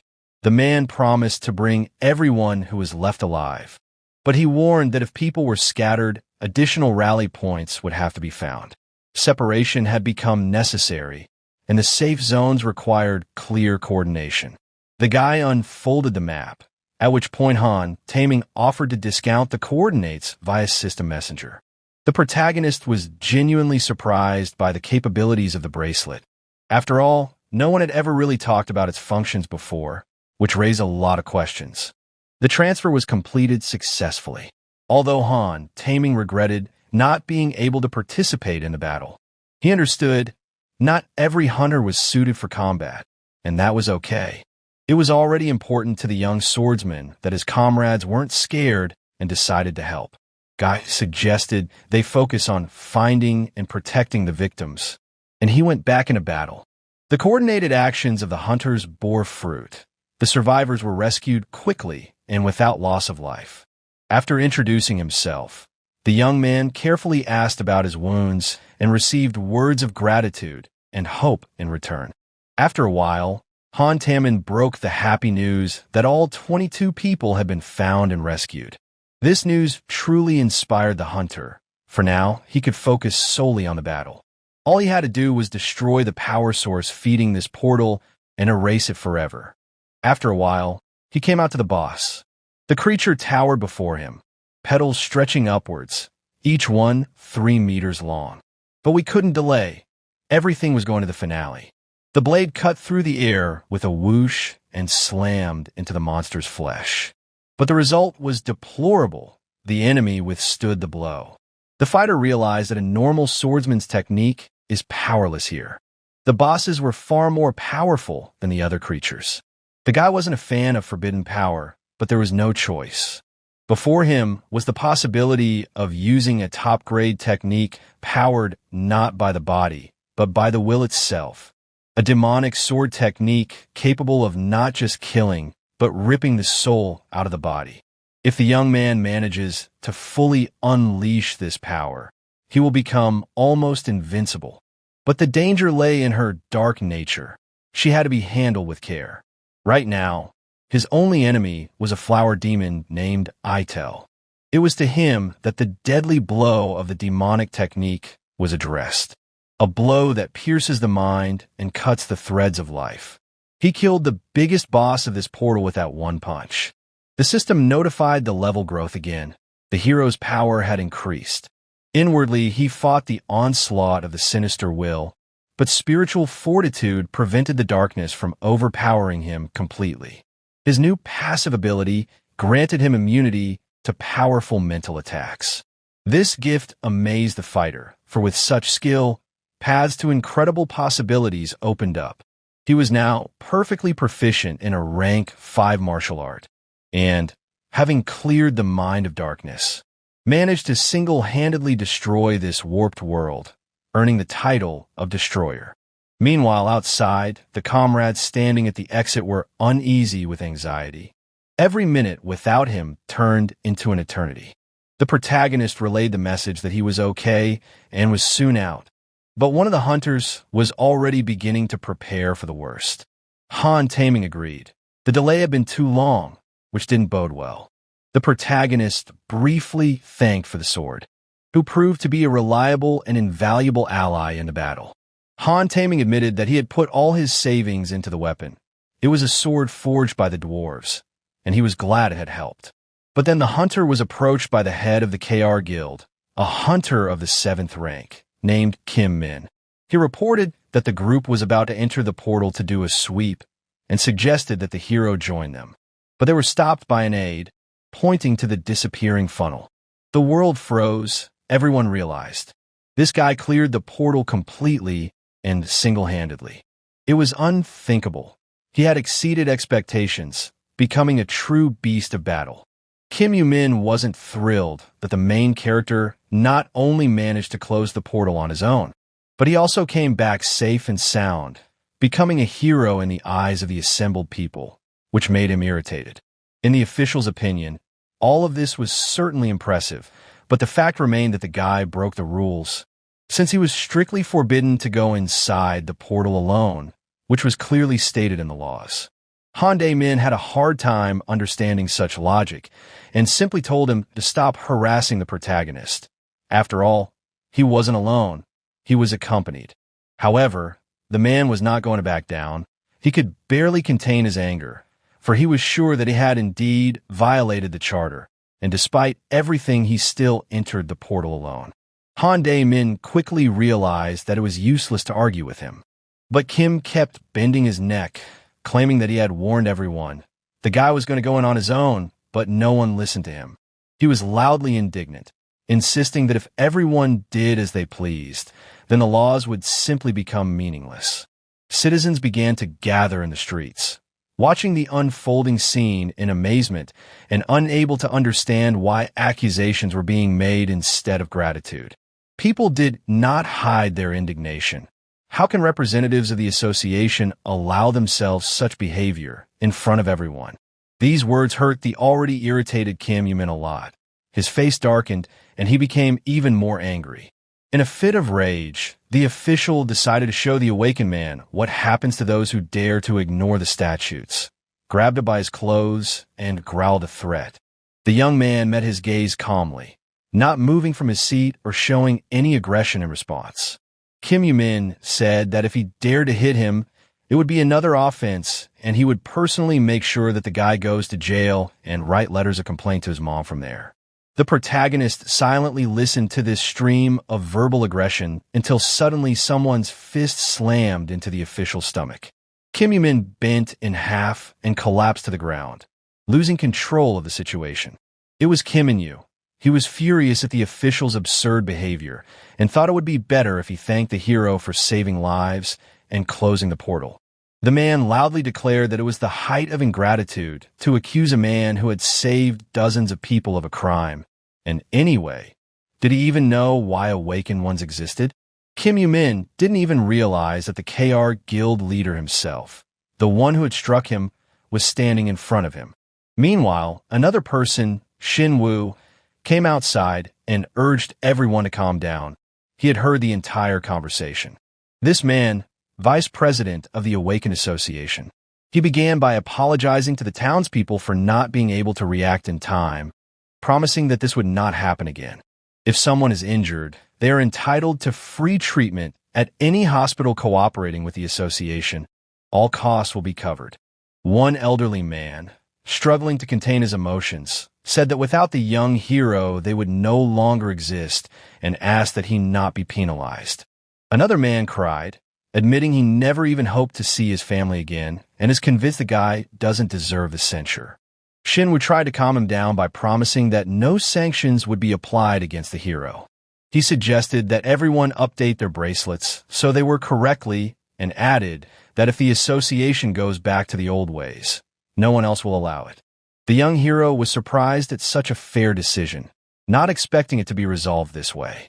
Shin Woo said that single status officially allowed entering the portal without a team, and the hero hadn't violated anything. In addition, Soo Hyuk, who performed the feat, saved many lives and therefore deserves to be rewarded. He invited the audience to give the hero a round of applause, and the crowd responded happily, bursting into applause. Thanks to the intervention of the vice president, the conflict was extinguished before it got out of hand. For his behavior, Kim Yoo-min was temporarily stripped of his Awakened license for 3 months and sent for retraining, after which he was expected to serve on the front lines for 6 months. But the young hero was promoted to the 8th rank and given a cash reward of as much as 20 million won. Although the association has a modest budget, they put out as much as they could, which is very generous. However, the guy honestly admitted that even this amount seems excessive to him and asked not to worry. The only thing he asked was to not mention his name in the news or make him a star.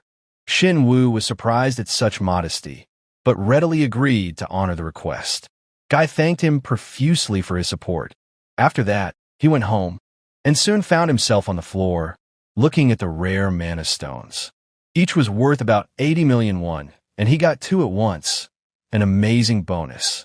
He remembered that it was Han Dae-min who had handed him the stones, because he himself had not had time to collect the loot while saving people. In the end, another 160 million after tax was added to the money from the association, totaling 200 million. And all this wealth the protagonist got in just one busy but fruitful day. Now was left to save another 300 million to finally take out a mortgage and fulfill the family's dream of buying their own home. The young man brought up the system menu and began to study the flood of information that descended upon him after the mission was completed. Suddenly, he noticed that a simplified display mode had become available and activated it. All details were now available on command, making it much easier to navigate. The guy was interested in what exactly gives the title Small Worlds Destroyer, and got the answer. When entering the portal alone, his stats increased by 5%. This pleased him, because if such bonuses come with a low-level title, what does the future hold? He also unlocked access to a host of new skills: 8-step Tai Chi, Demonic Sword, Earth Energy Strikes, and others.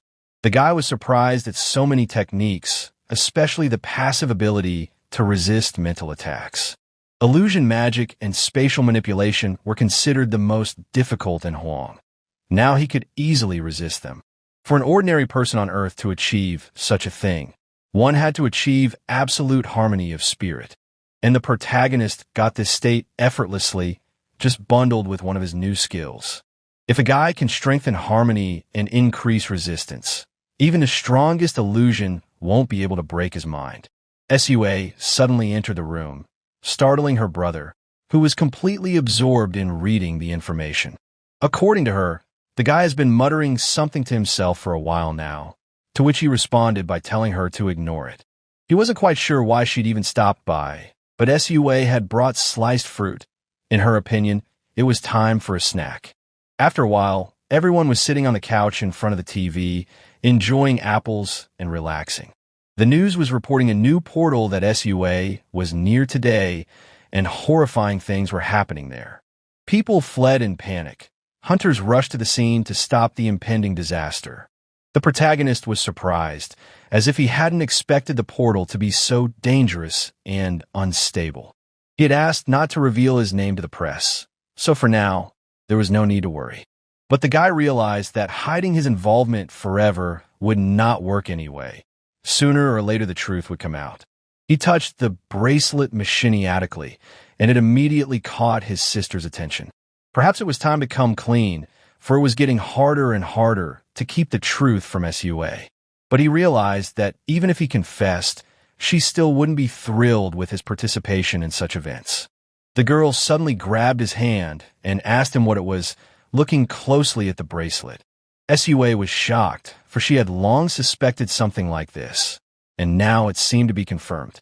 She hardly realized that her brother had indeed turned out to be an awakened one who fights portals. The main character has recently found himself in a coma. How hard it is to believe that he is now even capable of it. The young man knew what he was walking into, which is why he made the decision to get involved in this story despite any obstacles. Sua couldn't believe her eyes because he already had a silver bracelet on his wrist, a symbol of the 6th rank or higher, even though he had only recently experienced awakening. The man, as if in between, informed me that he would soon have a gold bracelet. However, Sua immediately asked her not to say such nonsense to her, not to try to deceive her, even though the guy was really telling the pure truth, because his gift was rare and his abilities were immense. Sua continued to brush that thought aside until the news reported the stunning information. It was clear that a certain gifted awakened person had played a key role in eliminating the portal at Shinshin Station, although the association has so far refrained from official comment. The top leadership had already openly stated this guy could repeat the path of Baek Mu-hak himself, a legendary warrior of the 8th rank. With a sinking heart, Sua wondered to herself, what if it was him? And if so, how strong was he? The host said with a serious look that this young man was the first person in the history of not only Korea, but also the world to receive the 8th rank on the day of his awakening. It wasn't just his abilities. A guy with an incredible sense of justice threw himself into the thick of it without hesitation. Sua experienced a real shock when she heard about the 8th rank, not believing her own ears. Meanwhile, the awakened man himself looked a little displeased, for he had asked the vice president not to talk about him. The man he first rescued from the death trap said in an interview that at that moment, he was thinking only about his family, his daughter, and his beloved wife, wanting only one thing, to survive. When that young man appeared, tears came to my eyes. Relief gripped my body like the warmth of the spring sun. He honestly admitted that since childhood he had not believed in heroes, and yet this time his faith was reawakened. Nevertheless, the guy himself could not consider himself a hero in any way. After all, he was sure every awakened person was obliged to do just that, without hesitation. Since that day, tension had been in the air, as if something was about to happen. This world might not be lost yet. Everyone hoped that this guy would succeed, because the news about the genius awakened traveled around the globe. Shinwoo strictly followed the man's request and did not reveal his name, convincing even the survivors to remain silent. In response, the awakened man expressed his gratitude, and Shinwoo remarked, "Let him just enjoy the moment, because despite the chaos and dangers, he had performed an act worthy of legends." Shinwoo had become a sincere fan of this nameless hero, and if he had less responsibilities, he would have started a fan club without a second thought. When the man asked with a smile if he was the one writing all those enthusiastic comments, Shinwoo replied cryptically, as if hinting his identity was shrouded in mystery. Discussing it all with Sua, the boy didn't mind. It might be worth it to confuse his parents a bit. After all, if they learn the whole truth, they will not stand it. Their nerves simply cannot cope with such a revelation. The next goal was clear. The gold bracelet must be obtained as soon as possible.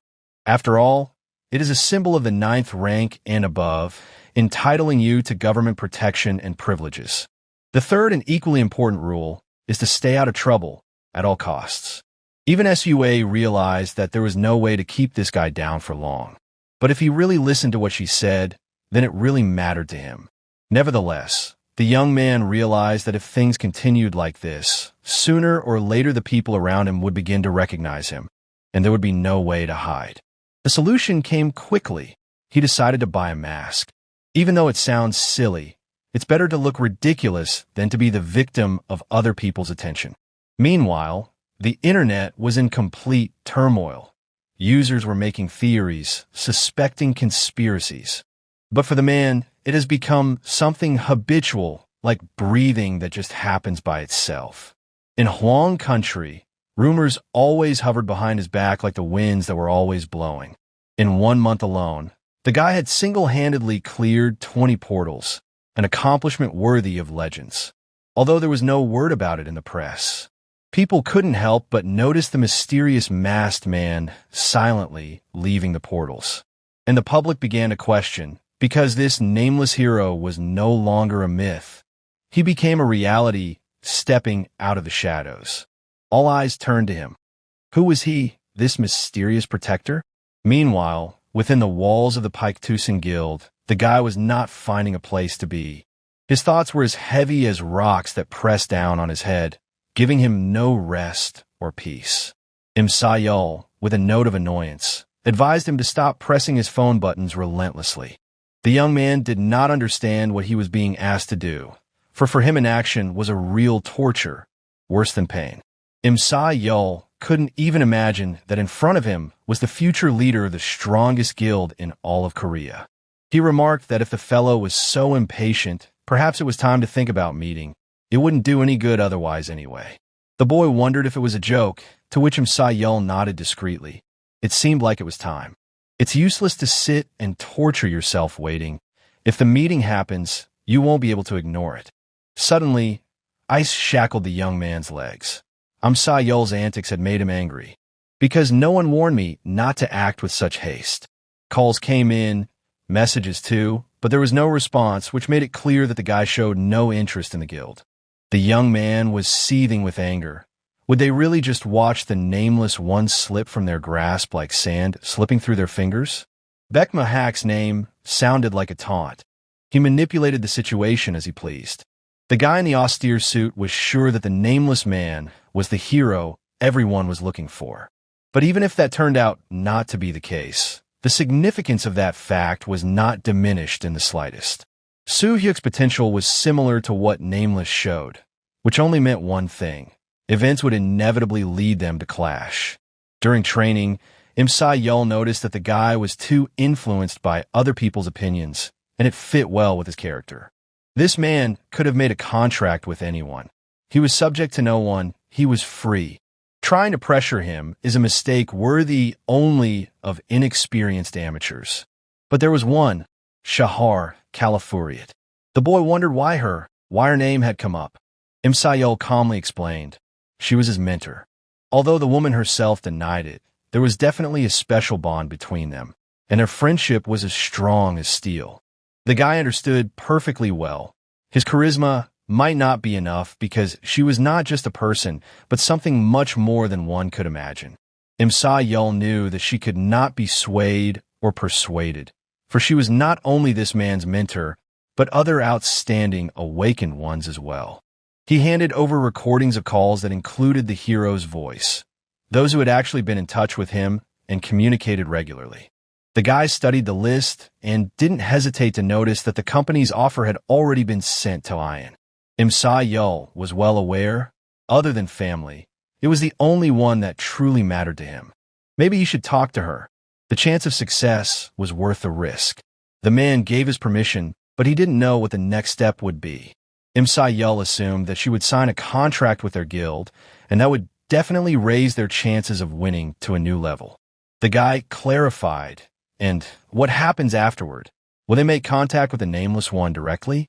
The plan proposed by the scheming Sa Yul seemed quite tempting to him, and he immediately gave the order to start without delay. After a while, a man named Soo Hyuk stepped into the portal with the unconcealed intention of making some money. Fought giant praying mantises, wondering if the critters were using the distortion of space and time. Utilized the battle technique known as the Iron Fist, piercing through enemies with its indestructible power. He ended the fight with a blow of destructive darkness. There was no hope of escape from the monster. Finding himself amongst a pile of corpses, the man received a system message. His level had increased. Full synchronization with the A-Rang technique called Iron Fist was also achieved. Glancing around at the energy streams pulsing around his body, the man muttered about the need for growth. It was as far away from the ideal as the moon. The path was difficult and thorny. Soo Hyuk extracted the mana stone from the body of the defeated mantis using his dagger. A smile slid across his face. The day was clearly going well. The monsters, despite their size, were of no use. Only the front paws were valuable, which he took. The craftsmen who were willing to pay 10 million won for a single pair came to mind. Such customers were valued. Packed the spoils in 2 bags. The preliminary estimate was at least 50 million. A strange object hovered over the battlefield, emitting dangerous energy radiation. Apparently, this was the epicenter of the portal's cosmic power, a threat that had to be eliminated. Without saying goodbye, the boy threw the dagger precisely at the target. The center burst into flames and shattered into dust. He threw the bags into the ATV and took the driver's seat, wasting no time. The guy just drove away from here like he was in a Fast and Furious movie.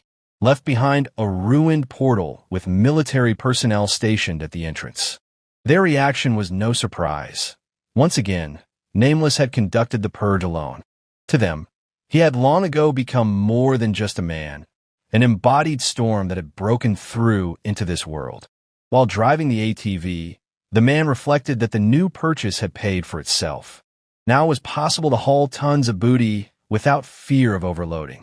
Equipment is half of a loner's success. The machine's dwarven build inspired confidence, sturdy hull, powerful engine, enchantment for payload. Even if the 800 million price tag seemed crazy, it paid for itself more and more with each raid. Upon arrival at the correct building, he heard Ocean W's voice on the phone. He was already aware of the successful sweep. Soo Hyuk confirmed the information. There are 2 pairs of mantis paws and several mana stones on hand. Ocean promised to send specialists for evaluation. The man, in turn, asked about the portals of ranks 6 to 7. The answer wasn't encouraging. All the good places had long since been bought up by the guilds. Only low-ranked portals remained. Maybe it's time to allow yourself some rest. Though, work takes too much energy. Ocean offered to go up to the office for coffee, but the man declined, promising to stop by later. Ocean promised to deliver a production estimate in person as soon as the numbers are known. Soo Hyuk leisurely moved along the street, mentally returning to his goal of reaching rank 9 as quickly as possible. Only then will he be able to reveal the truth to his parents, without fear or withholding. His gaze fell on his phone screen, a message from Soa, the girl telling him to get back immediately. He swaps and sees a message from Baekhyun as well. She had received an offer from the Baekdu San Guild. The terms were so favorable that it was hard to believe. Asked for advice on whether to agree right away or whether it would be better to deal with the guild's internal politics first. Was excited to the core and, if things worked out, suggested we celebrate at a restaurant. Soo-hyuk replied with a slight smile. Let him report. Once everything is approved, he'll try to be. After a short correspondence, the man ordered food from one of the empty cafes. Too early for lunch. That was the silence that reigned inside. He heard the scraps of someone else's conversation. The two were discussing nameless. It turned out that he had recently visited the association, having surrendered mana stones and paws. Even a vice president got in on the sale. It's not every day you see a rookie with that kind of power. No surprise, the guy, albeit recently awakened, had already caught the attention of the powerful. Obviously, influential forces are trying to gain his loyalty. After all, the competitors are not slumbering. If he goes abroad, there will be scandals in the press. To lose such a person would be tantamount to a catastrophe. It was even said that he was capable of outshining Bake Mohawk himself, a living legend. They changed the subject to Tron-On, a mysterious world that had never been explored. The portal has been open for 3 months, and the center of energy remains unknown. People are nervous. It's strange that there are still no protests, given the tensions surrounding the situation. But more interestingly, the association has made contact with the elves of Elfenheim. The new elven instructor had only recently arrived. Her beauty was almost supernatural. The elves have created a device capable of identifying the center of portal energy within a kilometer radius. After finishing his meal, the man approached the cafe employee to pay for his order.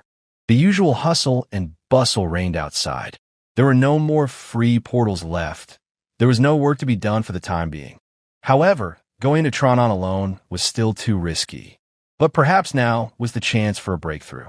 Picked up the phone and dialed Ocean's number. The line was busy. Soo-hyuk grinned after realizing that everyone was up to their necks in business. But if you hurry, you can bypass the guild hunters and snatch a score. Park Moo-ji approached the man. Soo-hyuk met his gaze. So much fame at a young age, no wonder the guy got a little arrogant. He called the young man by name, grinning. Nameless Hero was quite the appropriate nickname. The man stated that he is a busy man and added that he doesn't have a lot of time, so he will speak to the point. Does the guy know who is in front of him? Soo-hyuk was genuinely surprised and made it clear that he didn't know. An annoyed Moo-ji called out his name, noting with a tinge of bitterness that his interlocutor didn't seem inclined to socialize. The protagonist glanced at him with a slight chuckle, silently letting him know that he wasn't much for idle chatter himself. Is it a complex or a stubborn desire to prove something? In a world where power decides everything, such questions look naive. The mage suddenly began to emit a dark, pressurizing energy with a hint that if this was where things were going, he would show what true power was. Guy summoned a dragon woven from dense shadow and directed the creature straight at the opponent. Soo-hyuk deftly dodged the monster's first blast of fury, realizing that he possessed an ability that made him almost invisible, a shadow shaman moving at lightning speed. Not surprisingly, such a technique became his primary weapon in battle. Easily evading the attacks, he realized that holding back wasn't going to work. He was going to have to make a real effort. Or get the hell out of here. Moo-ji smirked as he continued to cast magic, noting to himself how deftly his opponent dodged the deadly blows. But, he added mentally, tricks alone aren't everything. Eels can't be trusted. The boy felt anger boiling in his chest and clenched his teeth, snapped into a swift dash, intent on ending this farce. Concentrating his strength in his fists, he rushed forward. But the attack could not be completed. A new outbreak of aggression from the creature was too close. Using an illusory technique, he created copies of himself, sending them into battle to surround the enemy from different directions. Slightly dumbfounded, the mage was surprised to note what was happening. This was something he had clearly not expected. He threw flaming spells, radiating excitement dash. Looks like things are starting to taste like a real fight. The protagonist appreciated the moment and realized, now, while the enemy was distracted by deceptions, was the time for a decisive attack. But Moo-ji quickly oriented himself, and while changing the direction of the flames, he managed to spot the real enemy. The boy noted to himself, Even though fire is magical, it remains fire, and thus has a weakness. With a movement of his foot, he summoned a deadly gust, a deadly wind that could disperse even enchanted flames. Visibly disturbed, the mage caught himself thinking that this newcomer had only awakened a couple months ago and was already doing this sort of thing.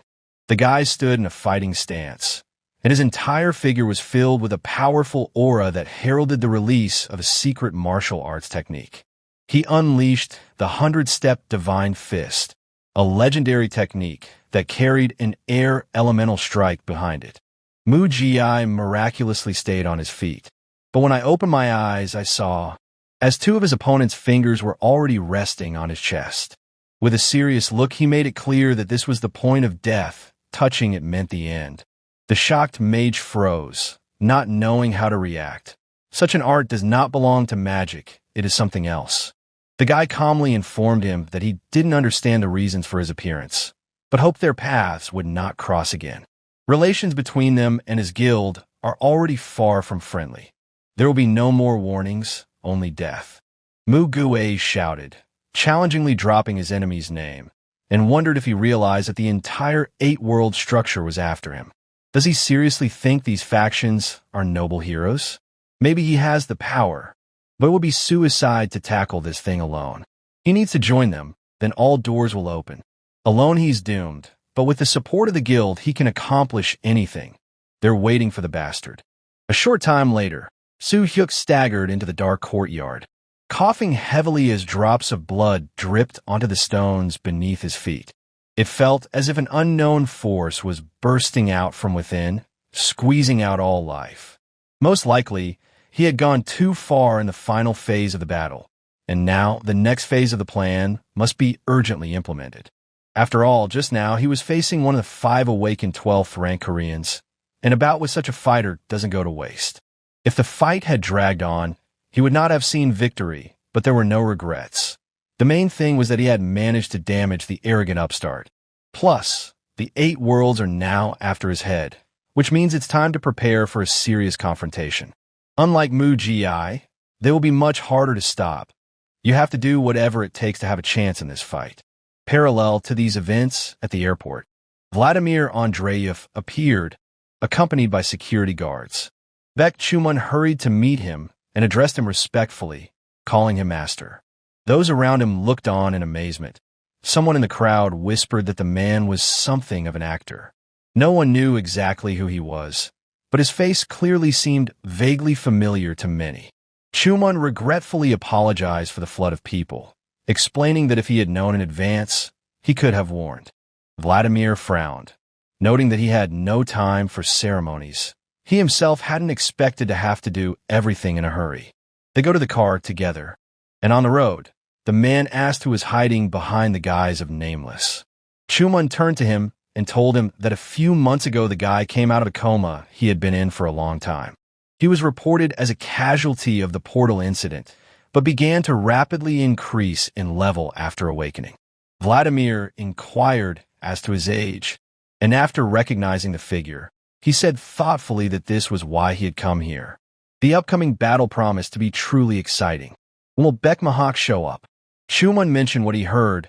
We shouldn't expect this guy before next spring, so we'll have to be patient. Vladimir exhaled irritably, showing impatience, and noted with a chuckle that the man had apparently decided to disappear from sight for a year again. A real training maniac, no different, just as he was. The driver looked in the mirror, and he stared into the reflection, realizing that before him sat the Prince of Blood himself, the legendary Lord of the Night, the Russian star of the Hunters, one of the powerful representatives of the 8 worlds, so there was no point in being surprised by his arrogance. Vladimir intercepted the young man's gaze, and, without concealing the irony, he wondered if his tone had angered the gentleman. Chumun turned around and noticed that the chauffeur was too young to get involved in this level of conversation. The man squinted his eyes mockingly and added that, no matter how hard he looked at it, he was right. That stubborn boy had run away to the mountains, and now he had to fly here. Does the boy mind? The driver shook his head demurely, and Vladimir patted him on the shoulder with a lazy grin. adding that he could use a little relaxation. His face had become quite stony. Chumun realized that the situation was starting to escalate and hurriedly announced that he would take care of the impertinent young man himself later. Vladimir reminded him that he had known Bekmahak since the time when he had been running under the table, barely reaching the seat. School was out of the question then. And now some puppy of this former toddler dares to contradict him? The driver frowned and sharply demanded that the man dare not insult his master. Magic began to slowly flow from Vladimir as he wondered, did that really sound like an insult? The flow of energy reached the young man, and he immediately felt his body paralyzed. He was completely immobilized. Any more, and he'd just be gone. His body trembled with uncontrollable fear, and Chumun, catching the change, asked what had happened. The driver stared ahead and wasn't sure if he had just stood at the edge of the line, or was it just a trick of the senses. Chumun discreetly clarified if there would be no objection if they made a quick stop. Vladimir agreed with a lazy chuckle, noting that just look at this guy, pale as chalk, still alive, so it's not as bad a day as it could have been. The next morning, Soo-hyuk woke up in bed and immediately felt the painful echoes of yesterday's battle. His insides still felt like they were burning from within. I think he's really overreacting. If he keeps jumping through portals and getting into fights at the same pace, it'll just drive you insane with this overwhelming sensation of pain. You have to stop and recover. His mom walked into the room, and she was surprised to notice that he'd slept at home again. It hadn't happened in a long time, and it suddenly coincided with her day off. My father came up next and suggested a family outing. Since everyone was free, why not spend the day together? Sua ran up to them with a joyful squeak, glowing with happiness, and joined in the offering. The guy shifted his gaze to his loved ones and clarified, "Is it really everyone's day off today?" They nodded in response, and he threw in a half-joking remark. They could have informed him in advance. Then he wouldn't have other things to do that morning. My father, grinning, ironically remarked that he didn't seem to have a job. What other plans could there be? Soo-hyuk, humming, replied that even the unemployed have their own businesses, albeit unofficial ones. The father went on with a thoughtful look that the boy came home late every day and talked about training all the time. Was he hiding something? Soo-hyuk shook his head negatively, but his mother gently slapped her husband on the shoulder, noting that you don't have to know everything, even if you're a parent. Let the boy have personal secrets, too. She winked slyly at her son and clarified if that's how she figured it out. Her father, nodding, admitted that he was just worried, especially now that she was feeling better for the first time in a long time and wanted to get out for some fresh air. He suggested a walk along the Hangang, maybe hit a movie afterwards, and end the day at a cozy restaurant. Sua was enthusiastic about the idea. It had been so long since they had spent time together as a family. Soo-hyuk agreed with a slight smile, noting that in that case, Mom wouldn't have to cook today. The woman squinted her fist, unhappily clarifying what he was trying to say now. Did he think her cooking wasn't up to par? The young man hurriedly excused himself, adding that he was just glad to be able to spare her from her routine. Her mother immediately cheered up, and Sua offered to bring at least something to eat if they were going to the park anyway. As soon as the words escaped her lips, everyone synchronously stared at her father, and the guy involuntarily recognized that he really is the best cook. Father, pleased with the attention, with a chuckle, he stated that he was about to show what he was worth. For now, they can watch TV while he takes care of business in the kitchen. The man started cooking, and Sua wondered admiringly who had taught him how to handle food so perfectly. After a short cooking time, my father proudly placed the dish on the table and loudly announced, "Everything is ready. Today they will have omuresu for breakfast." Soo-hyuk got a big portion, and the boy wondered to himself if it was overkill. My father explained that if you've been practicing all night, you should eat to your heart's content. They began to eat, and the mother said softly that work was a matter of gain, but her son's health was a real happiness for her. Everyone started praising the food, and the guy suddenly felt a warmth he hadn't felt in a long time. This house wasn't crowded, it was cozy, but the thoughts still lingered. Maybe it was time to open up. His father, noticing the boy's hesitation, asked if he had anything to say. He had hardly touched his food. Soo-hyuk put the spoon down on the table. I exhaled and acknowledged. Yes, indeed, there was something important I had long wanted to tell you about. Sua immediately caught on to what her brother was going to talk about, and with a swift movement, she made it clear she shouldn't say it out loud. The young man nodded to his sister, wondering where she got such insight. It seemed as if she could read minds. If the guy reveals the truth to them, the parents are terrified that they are once again at risk of losing their son, who has only recently returned from coma. The young man had about 500 million won in his bank account, a pretty substantial sum. With one more loan, he could buy his parents a spacious 30 pyong apartment, just as he had dreamed. But the warning from Muga still echoed in his head. The world 8 would begin hunting him down. To stand up to the likes of them would require not only strength, but also influence. And influence, as we know, requires money. The guy decided to hang on a little longer. It's all for his parents, for his family. After a little while, the whole family got in the car and hit the road, enjoying the rare opportunity to spend the day together. Soo-hyuk watched the passing scenery and noted to himself how much the car was shaking. They needed a new one a long time ago. My sister jabbed her finger out the window, pointing to a brightly colored advertisement, where the awakened flaunted, now a familiar sight. Being an awakened has become prestigious these days.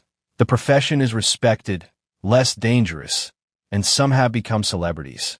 If she had the strength, perhaps the family would not be living in poverty and would live in wealth and security.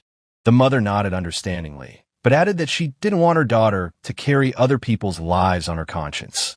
There were more important things. The guy realized it all applied to him. Sua remarked with a sly smile that the beauty of a mother's daughter was also an important indicator of happiness. Wasn't it?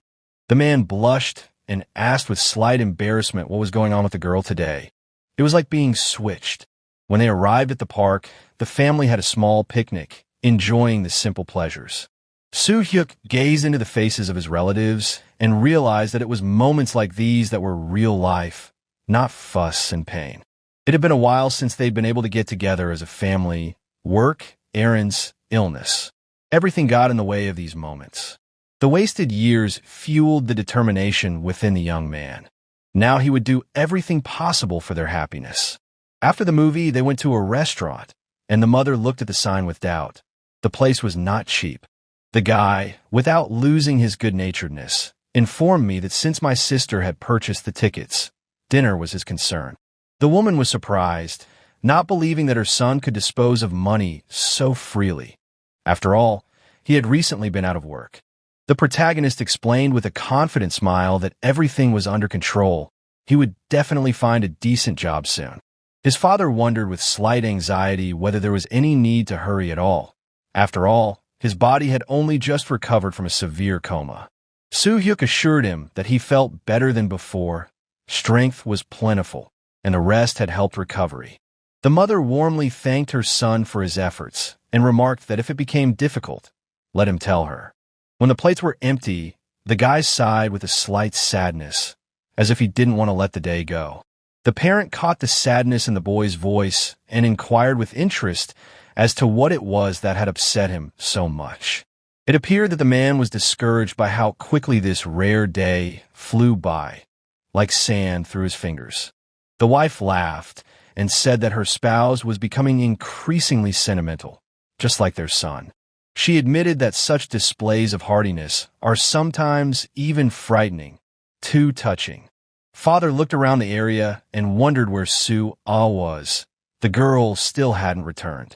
Soo-hyuk got up from the table and headed off in search of his sister, assuming she might be lingering somewhere nearby. At that moment, Han Ar-ryam slapped Soo-ah. The girl had her friends with her, and they all mocked Soo-ah in unison, saying that such people didn't belong in a rich man's neighborhood. With contempt and disdain, they advised her to just leave and not embarrass herself. And Ryam grabbed the girl by her clothes, and, raising her hand threateningly, she asked who she thought she was. At this moment, Soo-hyuk caught the girl's hand, looking at her with a cold, contemptuous expression. The guy pointed out that the person in front of him was only an illusion, a mask, she wasn't who she said she was. And Ryan squinted her eyes and challengingly asked who he was to meddle in her affairs. The young man didn't hide it. He was Soo-ah's brother, and he wasn't going to allow his sister to be treated like this. Soo-ah got up from the ground, urging her brother not to get involved, saying it was fine, it would be fine. But the young man was seething with rage. He wasn't going to turn a blind eye to the fact that someone had raised a hand against his sister. Dark magic fluttered in the air as he called the offending woman disgusting. Dark energy reached for the girl, filling the air with tension, and the one gripped by panic and the evil aura around her started waving her arms around, screaming as if in a frenzy. Soo-ah couldn't stand it and laughed as if she was watching a circus and wondered if she had imagined the whole thing. And Ryan turned to her in a frenzy, indignant. How dare she laugh at a moment like this? Soo-hyuk's serious face spoke for itself. He would discuss it with his sister privately later. He made it clear that if the girl didn't want any trouble, it would be better for her to leave. But Ryan only snorted and scornfully reminded that they were of the same beggar blood. What could he even do? Soo-hyuk calmly remarked that poverty is no reason to be ashamed. The girl, without losing her smirk, said that in their world it was the other way around. The rich dictate the rules. They decide who can live where and who has the right to speak. If he wants to know why she can kill her sister and get away with it, let him listen. One call, and the rent will go up so much they'll be out on the street. Make him stand up and apologize. The young man was about to reply, but his sister squeezed his sleeve, begging him not to interfere. The guy realized that in front of him was a representative of a rich caste with money and power. But to him, she remained just a spoiled, shouty fool who wanted to seem important. Neither clothes nor status could hide her cheapness. And Ryan jumped up in a rage and hit him with her bag. The young man, without losing his cool, easily intercepted the bag, which pissed the girl off even more. She yelled that he had no idea how much this accessory cost. Damage a stitch and you die. The young man shook the bag with a chuckle and wondered why he was waving it around like a rag then. And Ryan disdainfully declared that the thing was worth more than he made in a month. The guy said it's weird. She looks like a beggar and humiliates everyone. He demonstrably ripped open the bag right in front of her eyes, and an expression of shock contorted the girl's face. It made her fall to the ground, and, with a trembling voice, she asked if what was happening was really real. Soo-hyuk calmly looked at her, smiled slightly, and assured her, "This is not an illusion. This is real life." The girl froze, not believing her eyes.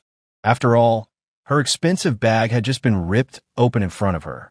With fury on her face, she pointed her finger at the guy, certain that he should be punished. Two aggressive girls rushed toward the man, waving their fists. But Soo-hyuk effortlessly picked up his sister in his arms, and with grace, as if participating in some dance, dodged all their clumsy attacks. And Ryan turned pale, looking at him with real terror in her eyes, and thought, did this disgusting guy really turn out to be awakened? The man pulled out his cell phone, which he had left on record beforehand, and confidently stated that it was time to see what the video captured. Turns out all of their taunts were captured. Just at that moment, a large sparkling ball flew towards him. But the guy reacted in time, stopping him with one hand without even flinching. With a grin on his face, he looked at the girl, as if to ask if she had a guard here too. Since he keeps talking about his wealth, I'd like to see how the public takes this video online. Made it clear that this was his last warning and she'd better leave her sister alone.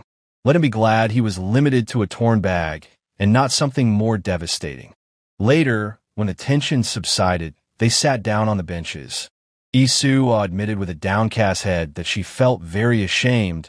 She didn't want her brother to see her in such a miserable state. It turned out that they had been in the same class for 3 years, but a friendship never developed. There was some need in the girl from the beginning to humiliate others, a little at first, but by the second year, it became unbearable. Her father seemed to be doing well, and it was starting to get annoying, especially after Soo-ah's brother woke up. Besides, Soo-ah herself was not only intelligent, but also beautiful, and irritation in such situations was quite natural. The boy remembered how, upon waking up, he had immediately noted how beautiful she was. He only exhaled heavily, asking not to take his words to heart. His emotions were literally bubbling. Sue raised her head and said, trying to remain calm, that she didn't really care about Ariam. She was too arrogant to deserve even a drop of real anger. However, perhaps it wasn't that simple. It wasn't just envy that was in her gaze. When exchange students came to the school, one young man became interested in Sue and then confessed his feelings to her. But the week before, it was Ariam who dared to confess to him and was rebuffed. Sue, despite the guy's feelings, rejected him. His mother was sick and his brother was in a coma, and there was no time for love back then. And all she could do then was to laugh quietly at the girl, thus avenging all wrongs, though small, but from the heart. The guy irritatedly remarked that he shouldn't have torn the bag, but should have torn the girl's hair out. Embarrassed, Sue blushed but recognized his act was indeed funny. She even smiled, saying that he seemed like a real hero to her at that moment. You could consider it a small retreat before the big win. Days like this don't repeat. If the guy got stronger, he'd have a chance for some real, serious revenge. But it was time to go back. The parents were probably getting worried by now. They headed back, and Soo Hyuk said he would walk his sister home. He'll stop at the store on the way. When a man was already pacing the sidewalk, suddenly, Ariam appeared in front of him again, accompanied by 2 bodyguards. The guy grinned slightly. He hadn't expected to run into her so soon. The girl irritably extended her hand, demanding her phone back, promising that she would then forget about the bag incident. The guy couldn't help but grin, looking at her with slight disdain. Surprisingly, she still didn't seem to realize that the situation was already out of her control. Ariam's voice became as sharp as a knife blade. She made it clear that her patience was coming to an end. And if he continues, the bodyguards will deal with him without further ado. Besides, she reminded herself, awakened ones aren't allowed to attack regular people. Soo Hyuk calmly raised his palms. He hadn't broken any rules. The man admitted to using force, but only against an object, not touching any person, while his sister was actually hit. The anger on Ariam's face grew even brighter. She moved on to open threats. She pointed her finger in his direction, demanding that the phone be taken away from him, even if she had to beat him up. 2 men rushed toward him, but the guy instantly ducked and reminded, if attacked first, he has the right to self-defense. Without wasting time, he slammed a powerful kick into the knee of one of his opponents, and the man, unable to bear the pain, screamed so loudly that he could be heard in the neighborhood. The man didn't stop. He ran on, while noting that acupuncture techniques are great for temporary paralysis. He jabbed his fingers lightning fast at the vulnerable points of the second enemy, and he immediately started choking. His throat was bleeding. The remaining guard, a man named Kim Man-soo, did not intervene immediately. All he said was that he'd been wanting to try out his black marble for a long time. Soo Hyuk smiled when he saw that he had made an impression. Man-soo questioned with a slight anger. Doesn't he know who he is? After all, he is this girl's personal guard. The boy grinned again. So what, did it mean anything? Or just another stupid nickname? The man wondered, could it be that there really was someone in front of him who wasn't following the rumors? After all, he almost became vice president of the deportation device company himself. The aura he began to emit spoke of serious intentions. After all, only luck had saved the guy from the balloon, and he seemed to have gone a little too cocky. The guy had made it clear beforehand that if he didn't back down, he wasn't just going to get hurt, but something much more serious. The man threw the ball with force, putting all his anger and determination into the throw. But Soo Hyuk, acting as if he had anticipated the blow, deftly dodged the flying cannonball, staring intently at the iron projectile. The guy remembered Man-soo's nickname, Iron Sphere, which sounded like an ominous title. The man had once been at the head of the Chunai Guild and was considered a 10th rank awakened one. After losing the vice presidential election, he left office and stopped participating in the hunt, but retained his rank. If the man had continued his career, he could have reached heights where others can't even look. Rumors whispered as if his throwing power surpassed even Muga strikes, becoming a legend. Mansu admitted that the kid impressed him. After all, he had originally thought it was as if he had accidentally reflected the ball. Now the man realized his mistake. It was none other than Soo-hyuk standing in front of him. He put his fears away, saying that he did not crave enmity and would prefer not to interfere with this young man's path. The girl raised her eyebrows with an annoyed look and blurted out if he had lost his mind. Her tone sounded like an accusation of betrayal who gave a man the right to decide when things should end. But Mansu firmly refused to follow her orders. He had no desire or need to clash with whoever was standing in front of him.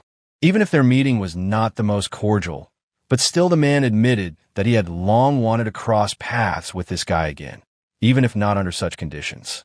The man expressed hope that the next time they meet, things will go smoothly. However, Soo-hyuk only grinned. After something like this, it was hardly possible to pretend that they were friends. In the same calm voice, Mansu replied that there was no need to jump to conclusions. Perhaps he had an offer that was hard to refuse. But the guy instantly refused and clarified. Hadn't he heard that he turned everyone down? Mansu grinned back and confirmed. He had heard it too often not to believe it. The man recalled that the guy seemed to have fought someone from the Emoji Guild, didn't he? Before he left, he added that don't underestimate him. He has his sources. At first it seemed that he was just a regular newcomer, but it turned out that he came upon a real big fish, albeit without a name. He called the young man a friend, promising that their paths would cross again. The girl was at a loss, not knowing what to do next. The only thing that came to her mind was running away. But Soo-hyuk stood in her way like a wall in an instant. The question hanging in the air was, where was she going? If the guy wanted to kill her, it would have been over a long time ago. The girl's eyes read horror, and she froze in place. And in the next instant the young man struck her throat with a precise motion. As a result, our Rim collapsed to her knees after realizing that she couldn't make sound. With a slight chuckle, the guy explained that he had blocked the voice points. And now all the girl has to do is silently beg for mercy. He could have easily crippled her, maimed her, or broken something without a second thought. But he didn't. He left the right to punishment to Sue. Trembling on her knees, our Rim felt an unbearable tension. And the guy, emitting an incredible aura, firmly ordered her to stay and wait. It won't be long before she realizes that her whole life, all her beliefs and pride, are nothing but rot and ashes. The young man turned around and left the place, leaving the girl and the bodyguard in a mute daze. After a while, National Assembly member Han Gij asked one of the guards with annoyance, was he unable to get the video? The guard remained silent, and the deputy said with anger in his voice that the man should have drowned himself rather than come back with such a result. After all, the task was so simple. Where's Mansu now? The response was that he had resigned from his position. Chi-Su slammed his fist on the table with fury. How dare he act like he was above him? When Chi takes over the presidency, the first thing he'll do is gather all the awakened ones. What did that guy even say? The guard replied that he heard the girl talking to him, but was too far away to make out the words. Chi, in annoyance, told him to call our Rim, to which the guard remarked, she refuses to talk to him. At that moment, Mansu himself came on the line. The deputy raised his eyebrows in surprise. Had he really given up? He recalled that he had given him a simple task, but as it turned out, that task was beyond his abilities.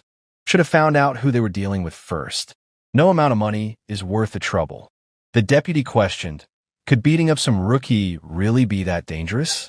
Mansu replied that sometimes a newcomer was more dangerous than an old wolf, especially if it was someone like this young man. Gij expressed bewilderment, saying he didn't expect him to say such weak words. Let him say straightforwardly what happened. Mansu replied that he was only calling to warn him. If he didn't care, he wouldn't be alarmed. The guy turned out to be the nameless one. It should all make sense now. It's best not to try to get in his way. It's better to pretend this meeting never happened. With these words, Mansu ended the conversation, and Gij, seized by rage, threw the phone against the floor. A shout of anger broke the silence. How dare he? How dare this boy threaten a member of the National Assembly? The next day, Ocean Woo dialed Soo Hyuk's number and said he apologized for the long silence. He was just busy, wondering how he was doing. The guy said that there were difficulties, but he was coping. Ocean remarked that he'd heard about the fight with Moogie. He hadn't expected him to be so brave. He apologized for finding out too late and asked if the young man was hurt. Soo Hyuk parried. If he had gotten hurt, would he be able to talk to him on the phone right now? Ocean poured himself a cup of coffee and exhaled with relief. This was good. He was worried, for he had important business to attend to and didn't know if the boy could help. It was about the world of Tronon. Soo Hyuk confirmed that he was familiar with it. Then he must be aware that the association is planning to close the portal at all costs. The major guilds have already started issuing permits to hunters to obtain magical weapons. Officially, everything starts in a month, but in reality, it's 2 weeks at most. Now more than ever, Korea needs a hero. A nameless hero sounds like a symbol. Doesn't a guy want to be that hero? Soo Hyuk, after thinking it over with equanimity, made it clear that he would give it a try. The boy returned his thoughts to his past, realizing that he was not fit to be a hero. The man had no love for people and never sought to do justice. Despite this, those around him endowed him with a heroic title. The title seemed alien and out of place, like a dress uniform sewn not to his measure. Yet for the sake of peace in his homeland, for the protection of his loved ones, he was willing to play the role assigned to him. There were only 15 days until the opening of the Tran and Interworld portal, and there was almost no time to reinforce. The fundamentals of martial arts have always been built on 3 pillars: body, ability, and a clear mind. Since his body had already reached the highest mastery and his strength was under control, there was only one peak left. The next frontier was mastering the mind, mastering the energy that raged within, Qi, the most stubborn of all the elements. To reach the rank of Bodhisattva, he needed to accumulate a volume of Qi equal to 60 years of labor. The normal paths promised 5 years of grueling practice before he would be able to reach such a level. But time was no ally, and the only hope of a great Shaolin potion, powerful and rare. The man made his way to a building called Cosmos Sales, and was surprised to realize how long it had been since he'd been to these places. Here they traded not just earthly ingredients and artifacts, but trophies from other worlds. On his home planet, such potions had all but disappeared, but in this place, filled with goods from other dimensions, the chance was higher. Mana potions were especially valuable. They could instantly restore reserves of internal energy. One potion was valued so highly that it equaled 30 years of Qi accumulation, almost a miracle. As he glanced through the shop windows, his eyes stopped at the first floor. Luxury was centered there. It was here, many years ago, that he had purchased an all-terrain vehicle created by the hands of dwarves, a thing not for the poor. Going up to the 3rd floor, the guy immediately found himself the center of attention of a multitude of merchants. He looked around the crowd. The atmosphere was like a noisy oriental market where everyone wanted to sell something. But in the midst of all this commotion, there was only one thing to find: the coveted potion. By the wall, a figure caught his attention. A cat girl covered in an invisibility spell. The man's cheeks flushed as he was faced with a woman of the beastmen, a rarity in these parts. To others she remained invisible, but he could clearly feel her presence like a slight ripple in the air. As she got closer, the guy noted that she was using magic to hide herself from the eyes of others. With a slight chuckle, the girl noticed that he was quite observant, since he had managed to spot her in the crowd. Soo Hyuk made it clear without further ado that he had the relevant abilities. He saw her through magic. The brute gestured him into the shop. It contained exactly what he was looking for. The boy wondered. How had she guessed the purpose of his visit if he hadn't said a word yet? From behind the counter, the girl pulled out a vial of potion and offered it to the man, hinting that it was just what he needed. He nodded, still in disbelief at such quick luck, his expression betraying confusion. The cat girl asked with a sly smile what it was that surprised him so much. After all, she was the best shaman in her tribe. She proudly declared that her psychic abilities are among the strongest among her people. The man asked how much such a rare and powerful artifact cost. The brute, lifting the corners of her lips, replied that the price was 300 million won, a considerable sum. His insides clenched. Such a high cost seemed like outright robbery. The girl noticed his reaction, but only winked, saying that this potion was a top-notch potion brewed by her personally. She assured that its effectiveness was beyond question, for the process of creation was incredibly complex. And now she has only one vial left. The rest of it has gone to customers. The boy suddenly wondered, could she really be able to read minds? The beast woman shook her head negatively, but noted that she was good at sensing people's desires and aspirations. To her senses, it was not an ordinary customer standing in front of her, but a man of much higher status. Soo-hyuk thought cautiously. Could she even discern his previous lives? Of the creatures he knew, only the ancient monk from Black Mountain was capable of this. He exhaled heavily and, waving his hand, decided to believe. After all, there was nothing to lose. The girl chuckled discreetly, noticing how his voice trembled as if he was worried. The man was embarrassed, trying to explain that his excitement was not due to the purchase, but to another matter. He gathered his wits and wondered if he could touch her fur, for it seemed very soft.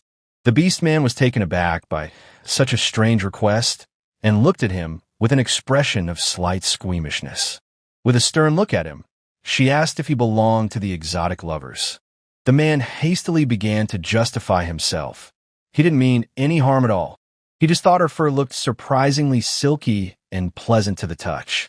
With a sigh of relief, she suggested at least exchanging names. It would be easier to communicate that way.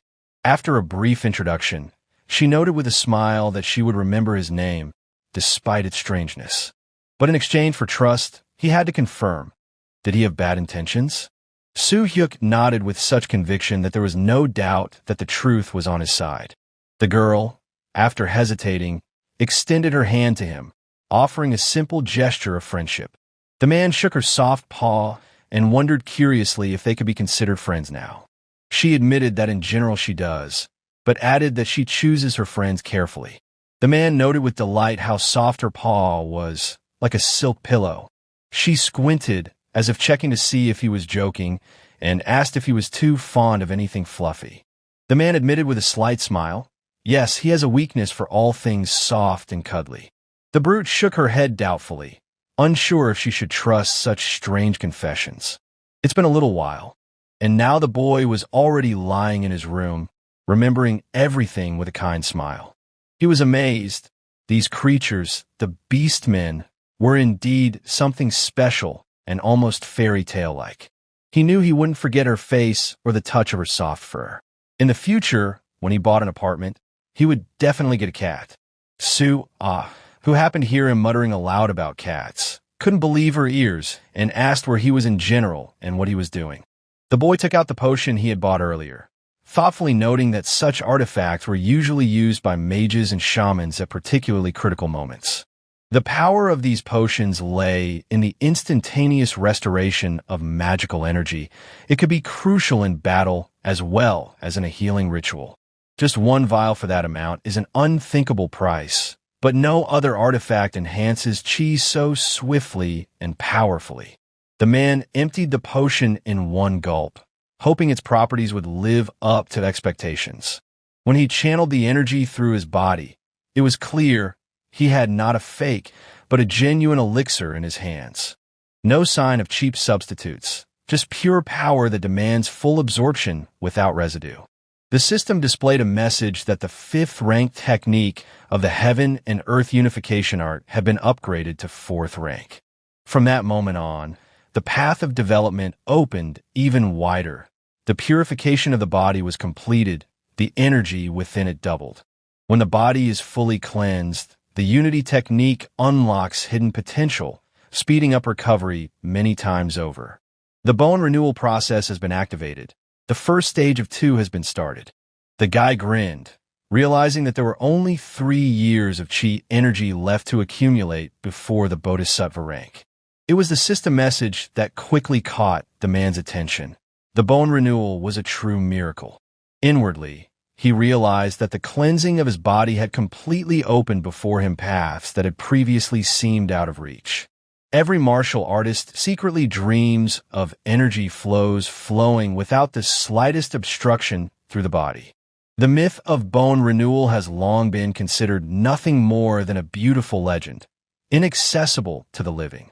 In the land of Huan, those who had achieved such things were called demigods. He had never been able to approach them in his past life. The man wondered what else it would take to fully complete such a rare process. And then a system window opened up in front of him, filled with new conditions. As he read the text, he realized all parameters of strength, stamina, and agility must exceed 200. To reach such heights, it was necessary to reach at least a level of 180, not an easy task. Yet the man felt no disappointment, knowing that this path still had to be traveled. In exactly 15 days, Soo-hyuk raced down the street on his ATV, sensing that the moment of challenge had arrived. During that time, he managed to reinforce himself with 2 more years of chi, and the unity technique was calling to test its limits. The ATV pulled up to a fortified complex, a Tronon portal, where he was stopped by a soldier for inspection. The man calmly raised his hand, showing the hologram of his ID card confirming his identity.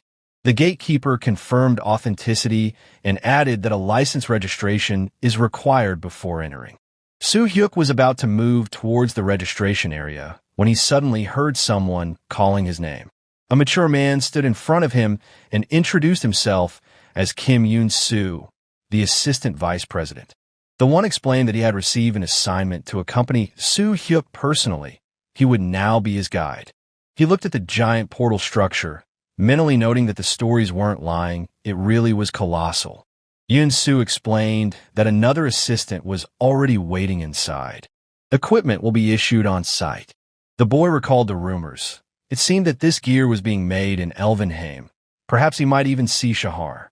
The guy gave a light throttle and started to drive into the portal, which sucked him in very quickly and left the others just watching the void, and ended up in a dead desert, instantly sensing the difference in air composition and pressure. He remembered that his new assistant should be waiting for him on the 3rd floor of the saloon. Looking around, the boy wondered where all the hunters had gone. They just seemed to disappear. Upon reaching the establishment with the pioneer sign, he realized this was a right place. It was surprisingly crowded inside, and he realized why the streets outside were so empty.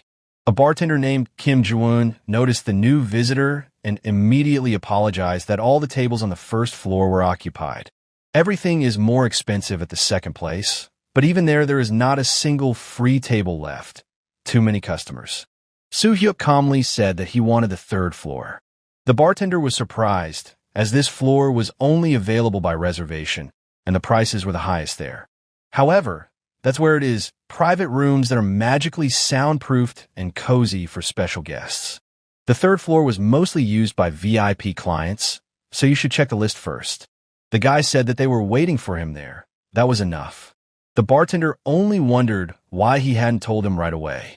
He escorted the visitor to the stairs, inquiring his name for collation. After checking the list, he reported that his companion had arrived and was ready to escort him to her. The guy motioned for him to follow, wondering if there was really a separate manager for one floor here. When they got upstairs, it was clear this floor was indeed radically different from the rest. The bartender opened door number 328 and pointed to the call button in case anything additional was needed. The boy saw a hooded figure. The girl sat on the bed as if she knew for sure he would show up. Soo-hyuk thought that this must be the assistant he was promised. Where her face opened, he mistook her for Shahar for a moment, but quickly realized his mistake. Taking off her hood, she expressed her respect, indicating that she was honored to meet Soo-hyuk in person. Serenial introduced herself as the 2nd apprentice of the Calaleria clan, also known as First Finger. Bowing gracefully, she expressed her joy at hearing of his exploits and merits. They say he has bravery, justice, and that he will one day be the greatest hero of his time. She is honored. She is too frank in her words, and if they made him uncomfortable, she apologizes. The guy replied that wasn't quite true and motioned for her to sit down. They settled at the table, and he inquired as to what kind of tea she offered him. Serenial explained that it was a tea made from the leaves of the golden moon, a rare plant that grows in the Elaine clan. Such a plant was extremely rare in his world, and she decided to bring it as a subtle gift. The boy drank a cup of tea, and after thinking about it, he realized that the gifts of the elves from the Elaine clan were tea worth more than the price of the purest gold. For a moment, he felt part of high society, almost like an aristocrat. He set the cup on the saucer and remarked that it was time to get down to business. He'd heard she had a magical artifact, able to identify the center of cosmic energy. Serenial pulled out a crystal, from which emanated a bright glow, and reported that it was the same artifact. Testing is not yet complete, but the device can already function within portals up to and including rank 7. This crystal is called in the shadow of the world tree, but because of the long name, it is often referred to simply as Shadow. The boy noted that, judging from her words, the artifact was not yet capable of scanning portals above rank 7. Serenial placed the crystal carefully on the table and replied that the team was still working on the settings. She was sure the problem would be resolved soon. The guy smilingly asked her to activate the crystal and added that the scanning radius was still quite large for now, which meant there was a lot of work ahead. She placed her hands on the crystal. I channeled my energy and began to cast a spell in the ancient elven language.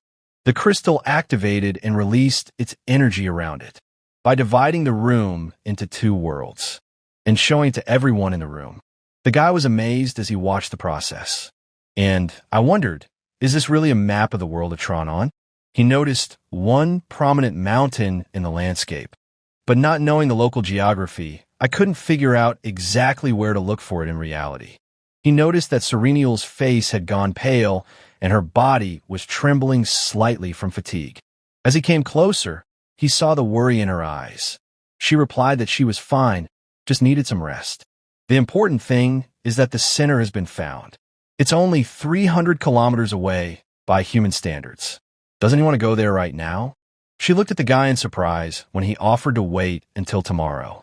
With a disgruntled look on her face, she wondered if she was the reason he had decided to postpone the hike. The lad again refused, adding that he was not going to go immediately, as he himself was also tired. He was about to leave, but she asked him to wait, saying it was his room and hers was next door. She left, promising they would see each other early in the morning. Then the door closed. The guy spent the night in meditation, but was interrupted when someone knocked on the door. He got dressed, opened it, greeted Serenial, and asked if she was feeling better. She agreed and thanked him for his concern. They went outside and approached his ATV. He thought he'd forgotten about it and realized that 2 people would be a little cramped on it.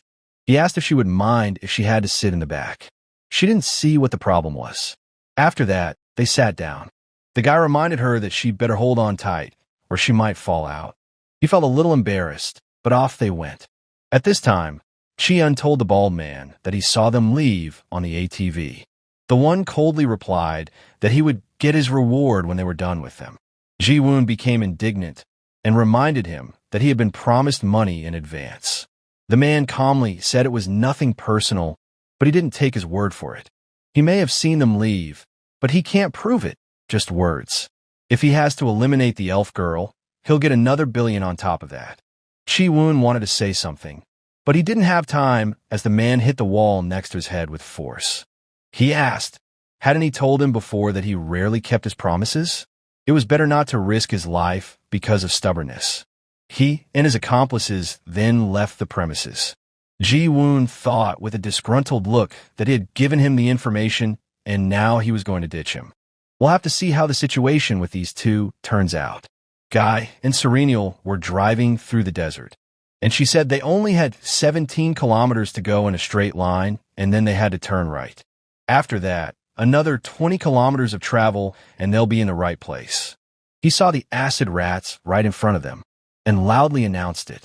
Serenial calmly used magic, summoning the earth's spirit. She used it to create a large wave of sand, and pointed it at the monsters. Then she summoned the spirit of water, Undine. and attacked another group of rats. The boy turned around and thought, is she really a spirit summoner? Does she have such a rare power? Suddenly, a giant rat crawled out of the ground, and it surprised him very much. Serenial spotted a huge monster and immediately summoned the spirits of the earth. It created a powerful wave of sand, but the attack had no effect on the monster, which struck her. The boy jumped forward resolutely and declared that he would take care of that rat himself. He used the wind fist technique, and a powerful stream of energy instantly destroyed the monster. After the threat was gone, he wondered what the difference was between him and his 800 million. Sereniel wondered if it was a wind spirit, but immediately realized a human couldn't use that kind of magic. The guy turned around and clarified that it's not really a wind spirit. He simply gathers the air around him into a fist and directs it into a single jet. It was like an explosion of chi energy. Serenial was stunned. He spoke so calmly and confidently about such a powerful technique. This ability requires tremendous skill, and he uses it without hesitation, growing stronger and stronger. Now she begins to understand why the ladies admire him so much. The guy noticed a huge fireball flying towards them and loudly warned her of the danger. The ball almost hit them and exploded very hard.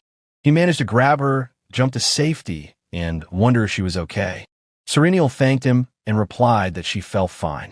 She noticed cars approaching and asked if he knew who it was. The boy calmly replied that he himself would like to find out from her. He noticed a magical barrier on these cars, and I realized it was useless to attack now. He asked if she knew how to drive an ATV. Sereniel nodded and announced that she had an interworld driver's license and 3 years of experience behind the wheel. She got behind the wheel, and the guy wondered if she could get between those cars. Serenial readily agreed, and he said with a smile, "Then let's go." One of the men leaned out of the window, started concentrating energy, and declared that these idiots had decided to jump right into the tiger's jaws. It was their mistake. He released an ice crystal, but missed. The other man used earth magic, and Serenial, with a serious look, advised her to hold on tight. She began maneuvering from side to side, avoiding magical attacks. When they got close enough, the guy jumped onto the roof of the car. The men inside noticed his movement.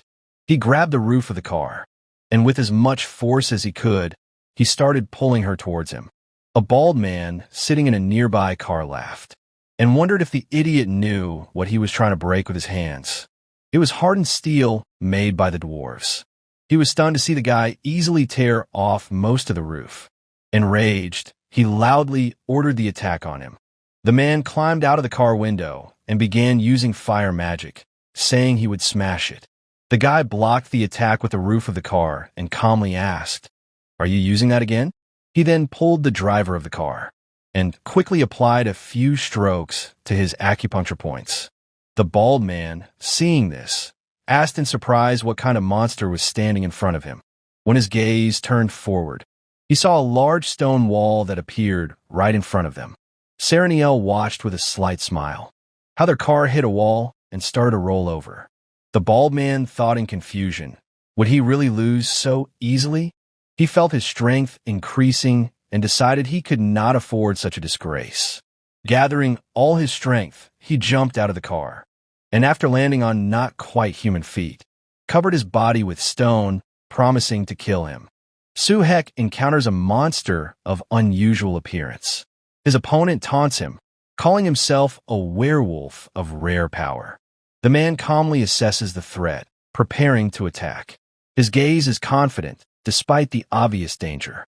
The monster lets out a loud roar in an attempt to intimidate the enemy. Suhek remains unfazed as he analyzes the enemy's weak points. The guy sharply dodges the blow, showing a lightning-fast reaction. The monster's body is covered in strange stones that make it impenetrable. The girl drove up in a transport and said that it was time for Suhek to retreat from the battlefield. The guy decides to change tactics, as the monster is most likely above rank 10, and one-on-one he can't handle it. The monster suddenly disappears from the enemy's sight. Suhek looks around in confusion, trying to spot him. The monster appears behind the man's back, delivering a precise blow to his back. He punches, but the two men jump back sharply from the point of impact. The guy looks at the hit spot and is greatly surprised. He regrets his money. A rock block broke his ATV. The guy is furious. The monster has destroyed his months of effort. He tells the girl to stand and watch and turns to the bald man. The guy offers to help the bald man recover his losses with his blood. The guy challenges his opponent without wasting words on empty threats. His posture speaks for itself. He is ready to fight. He leaps forward right into the monster's forehead. He hits him with an aura kick, but there is no clump at the point of impact. Suhek stares at his opponent with obvious disbelief. His opponent demonstrates a strength that seems to defy all laws of logic. The boy clenches his fists, preparing to retaliate. There is no fear in his posture, only a cold determination to continue the fight. A bald man emerges from the sand, mockingly commenting on Su Hyok's actions. The man analyzes his new adversary, noting the strange abilities. Suhek watches as the enemy pierces the ground as if it were paper. The technique resembles drilling, but with the destructive power of the elements. Guy notices his opponent's dual ability of controlling ground and fire. This complicates the fight, but doesn't stop him. He hits the ground near the guy again, but he manages to dodge. The guy realizes his only chance to win is to break through his skin. He thinks there's a man under the rock and aims to punch him in the stomach. Guy's activating the gut destruction technique, creating auric spikes around himself. The man sneers, calling his opponent a fool. His words are a provocation to throw his opponent off balance. The guy below is already seeing a swing at his head. The block hits, and cracks creep across the ground. The girl calls out for Suhek in shock. She thinks he's finished. Boulder rocks and says it's the girl's turn. He claims he's tired of the protracted battle. He'd love to be alone with her. The girl interrupts the monologue, attacking with renewed vigor. Her goal is to save the guy. She uses the spirit technique, and with a look in his eyes, the monster says he's finished. But in the next second, a fist is closing in on her. The attack is very powerful, but somehow it doesn't hurt her. The guy protected her by stopping the huge monster with his hand. The enemy is shocked at the unexpected turn of events. Suhek calmly quotes the saying. Guy demonstrates how his attacks, like water, shattered the stone defenses of the enemy. Suhek admits his mistake by underestimating his opponent's strength. The man coldly inquires about his opponent's rank, emphasizing the difference in their levels. At that moment, the stone is swung. The opponent suddenly loses the ability to move. Su Hyok reminds him that he thought he was weak not long ago. The boy approaches the immobilized enemy, his steps measured and ruthless. The tension of impending retribution hangs in the air. Suhek explains that space is permeated with invisible lines of force. His hand points to one of them, as if drawing in the air. The man demonstrates how these lines can be used in combat. His fingers tremble slightly from the concentration of energy. The lines begin to warp, creating chaotic patterns. Suhek shows how their breaks become vulnerable points. The guy brings his hands together sharply, causing a wave of energy. The space around him vibrates, amplifying the effect of the attack. The rock with the ancient symbols is cracked by Su Hyok's power. Shards of rock fly in different directions. The man stands at the epicenter of the destruction, his gaze fixed on the distance. Even the chaos around him does not break his concentration. The hard stone is starting to crack. Suhek declares that the enemy's days are numbered. Suhek faces an opponent using a technique called ARGH. The monster falls to his knees without strength. The guy watches the unexpected development of events. His opponent is frozen in shock, unable to believe his own eyes. He can't believe his ability is gone. His opponent screams in rage, demanding his lost power back. But at the same time, he pleads with him. The man calmly watches his enemy's emotional outburst. His silence contrasts with the chaos around him. Su Hyok is examining the whole gang of pathetic criminals, all captured. Data about the international organization Iantis flashes on the screen. Suhek studies the tattoos. He realizes they're all members of this group. The scheme of machinations of the organization is revealed. Most members are not even officially registered. which complicates the investigation. Suhek notes Mantis's ties to criminal gangs. His hand clutches the pen. He's ready to act. Guy is discussing with an ally the impossibility of solving the problem without embedding an agent. His voice is firm but not nervous. Almost all the bandits are already loaded into the car. Suhek reflects on the difficult conditions of the operation. The adversaries operate covertly, leaving minimal traces. He can see how Serenil cares about it too. She looks at him and orders him to go. He wonders, are we going to Black Fong? The report of the assignment to find the Cosmostergy Center makes Su Hyok frown.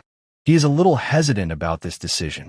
But the woman bloodily says criminals deserve harsh punishment. The gangsters themselves are in shock, of course. Su Hyok nods affirmatively, confirming his willingness to follow the plan. His gaze is forward, as if he's mentally scrolling through each step. The man makes a gesture with his hand, signaling to his allies, and begins to move forward. They have a long way to go through the desert. After a while, they dreamily arrive at the saloon. Someone in white shoes walks inside. That turns out to be Vladimir and his boys. He was told the nameless one was here. Where is he? People notice him and are shocked. What's a member of the Eight doing here? He tells them not to be afraid. Everything will be fine, never mind. He goes up the stairs, walking down the third-floor hallway. Someone approaches Vladimir with a request for support. His tone is polite, but there is an underlying insistence. The kid says he has information for Volodya. Vladimir ponders human frailties while playing with the ring on his finger. His smile hides his true intentions. The guy doesn't quite know what he's talking about. Vladimir listens to the information about the target's movements. His eyes narrow. He instantly analyzes the new data. The guy marks the pursuit route and talks about how the bandits are with them, too. He also talks about how the young elf girl will like the Russian. Vladimir comments sarcastically on the unexpected encounter. His posture expresses superiority, but there is a flicker of interest in his eyes. The man catches his interlocutor's gaze, assessing the potential of the alliance. The silence between them speaks more than words. At this point, the guy in white cuts off the informant's head. Suhek grins at his opponent, who is covered in the dust of his own blood. His posture shows his superiority, as if he had foreseen the outcome beforehand. The man coldly comments on the futility of his opponent's ambitions. He asks another guy on the staff to clean up this abomination. The action moves to the rock of the Black Fong. The boy studies the cave with markings of monster clusters. His gaze lingers on the area where the search has so far failed. Su Hyok wonders about the location of the Cosmo Energy Center. The disappointment in his voice is mixed with determination to continue the mission. An unexpected flood of water blocks the group's path. Suhek analyzes the source of the anomaly, trying to find a logical explanation. The man takes a step back, avoiding being hit by the jet. He sees a bat with red eyes in front of him. It scares him. The mouse takes off and activates his voice to shake the walls. The girl can't stand the sound. She's in pain. Guy activates a sound barrier, blocking the enemy's attack. Waves of energy disperse, creating a protective sphere around the allies. Suhek adjusts the strength of the barrier while watching the monster's reaction. His concentration doesn't weaken for a second. The monster's body emits cosmic energy, distorting the space around it. Suhek fixes the anomaly, preparing to counterattack. The girl notes the creature's connection to external sources of power. Suhek faces the main monster, whose armor resists even the blows of the wind. Guy changes tactics, looking for any vulnerable spots on his opponent's body. The wind energy concentrates around Su Hyok's hands, forming a vortex. His eyes sparkle with determination, his body tense for the final blow. The man releases a blob of energy, sending it into the monster's core. A blast of light obscured everything for a moment. She's dodging, and sends his energy in return. The guy barely manages to dodge that fireball. Suhek watches as the mouse activates a defense mechanism when threatened. Its shields absorb the attacks, forcing it to seek a new approach. The man approaches the mouse, studying its structure. Each movement is careful, as if he is solving a puzzle. Su Hyok prepares to attack the flying nasty thing. The man pauses for a second, assessing his punching technique. There's a slight weariness on his face, but there's determination in his eyes. He's throwing a hail of punches at her, and the mouse takes too much damage. She literally vaporized. The girl looks on in shock. The guy has exceeded all her expectations with his strength. The enemy with its wings padded soars through the air, flying over Soo-hek. Guy notes the enemy's lack of options. The wings were the backbone of his attack.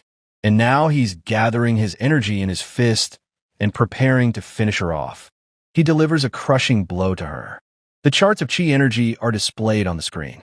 Soo-hek analyzes the data, comparing it with previous readings. Soo-hek demonstrates the technique of multiple wind fists. After a series of strikes, his energy remains at a critically high level. Guy checks the speed of chi recovery, surprised at his own abilities. His body reacts faster than he expected. The man examines the scars from the battle, noting their rapid healing. His gaze is distant as he contemplates new goals. Soo-hek tests the limits of recovery, and the results are pleasing to him. The guy sits down in front of the mouse, and it turns out to be much bigger than normal. The guy is standing in front of a huge construct, radiating cosmic energy. His shadow dissolves in the glow of the artifact. Soo-hek reaches out to the center, feeling the vibration of the space. His face shows a mixture of curiosity and caution. He's thinking about how he should destroy her right now. The man discusses with his allies the need to gather everyone in the operation. Her finger points to the Mana Stone.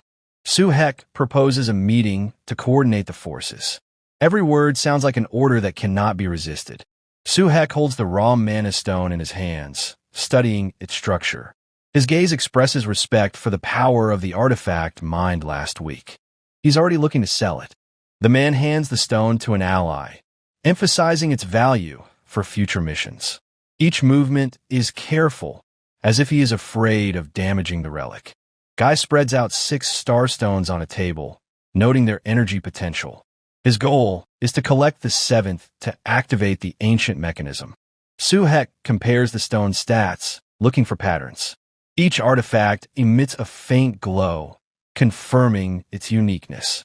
He realizes selling all the stones will bring him 2 trillion won. The man realizes that this will cover all his expenses and a dead ATV. The girl refuses the extra share, showing her modesty. The elven woman explains her worldview to Soo-hek. Her speech is calm, but her eyes have a slight disregard for earthly values. The boy nods, acknowledging her point of view, but his gaze is fixed on the horizon. He's already making new plans. An ally offers to train Soo-hek in martial arts. His posture is confident, but there is a note of doubt in his voice. The man politely declines, recalling his specialty. His response sounds like a diplomatic refusal, not weakness. The girl repeats that miracles are not her element. The girl turns the conversation to tactics, avoiding further questions. She's also embarrassed. The man is discussing plans to visit her home country with the elf. His tone is friendly, but there is an undercurrent of interest in new knowledge. They decide to go back, and already the car is driving on the ground. More specifically, on the sand in the desert. The guy talks about almost arriving at dawn. The girl stares wistfully out the window. She says to stop her, she'll come out here. The guy turns around, sadly, realizing it's already time to say goodbye to her. He stops where she asked. The elf girl thanks an ally for his help. Soo-hek says that without her, things wouldn't have gone as smoothly as they would have liked. Soo-hek exchanges parting words with an ally, reminding him of his promise to visit Elvenheim. His posture expresses confidence, and his gaze is fixed on the horizon. The boy nods briefly, confirming the agreement. There's no doubt in his voice that he'll keep his word, even if the journey is difficult. The girl expresses the hope that the next meeting will be held in a calmer atmosphere. Soo-hek thanks her for their adventure together, waving her hand briefly. His words sound sincere, but not overly emotional. The elfess says her name is actually Riel. Let him address her as such. The guy admires her and agrees to her request. The girl turns to leave, signaling that the conversation is over. She waves to the boy. The guy puts on his mask. Pressure on the gas pedal. and he says he's going to give them an entourage now. The car roars and rushes straight into the portal, bouncing at speed and flying into the portal, flying out of there at high speed. Everyone around here is shocked. They surrounded the car. The guy in the mask pulled out his trophy and showed it to everyone. Everyone is shocked at how he got the Cosmo Energy Center out of such a dangerous place. He comes out and raises the artifact above his head, flaunting it in front of everyone. People are happy and shocked how Nameless did it faster than Vladimir. The man exchanges a glance with his ally, questioning the artifact's authenticity. The questions remain unanswered, but time is running out. The allies thank the Nameless hero, offering to submit to the authority of the center. Their voices sound convincing, but there is an undercurrent of anxiety. The boy nods, accepting the terms. His decision seems hasty, but there's a cold calculation behind it. After determining authenticity, the chief praises the hero. He takes him by the hand and celebrates his victory and the success of the mission. But people aren't happy, they're shocked. Someone shouts the nickname Nameless angrily. Now the whole crowd is chanting his name. The report of the target's sudden disappearance makes Vladimir frown.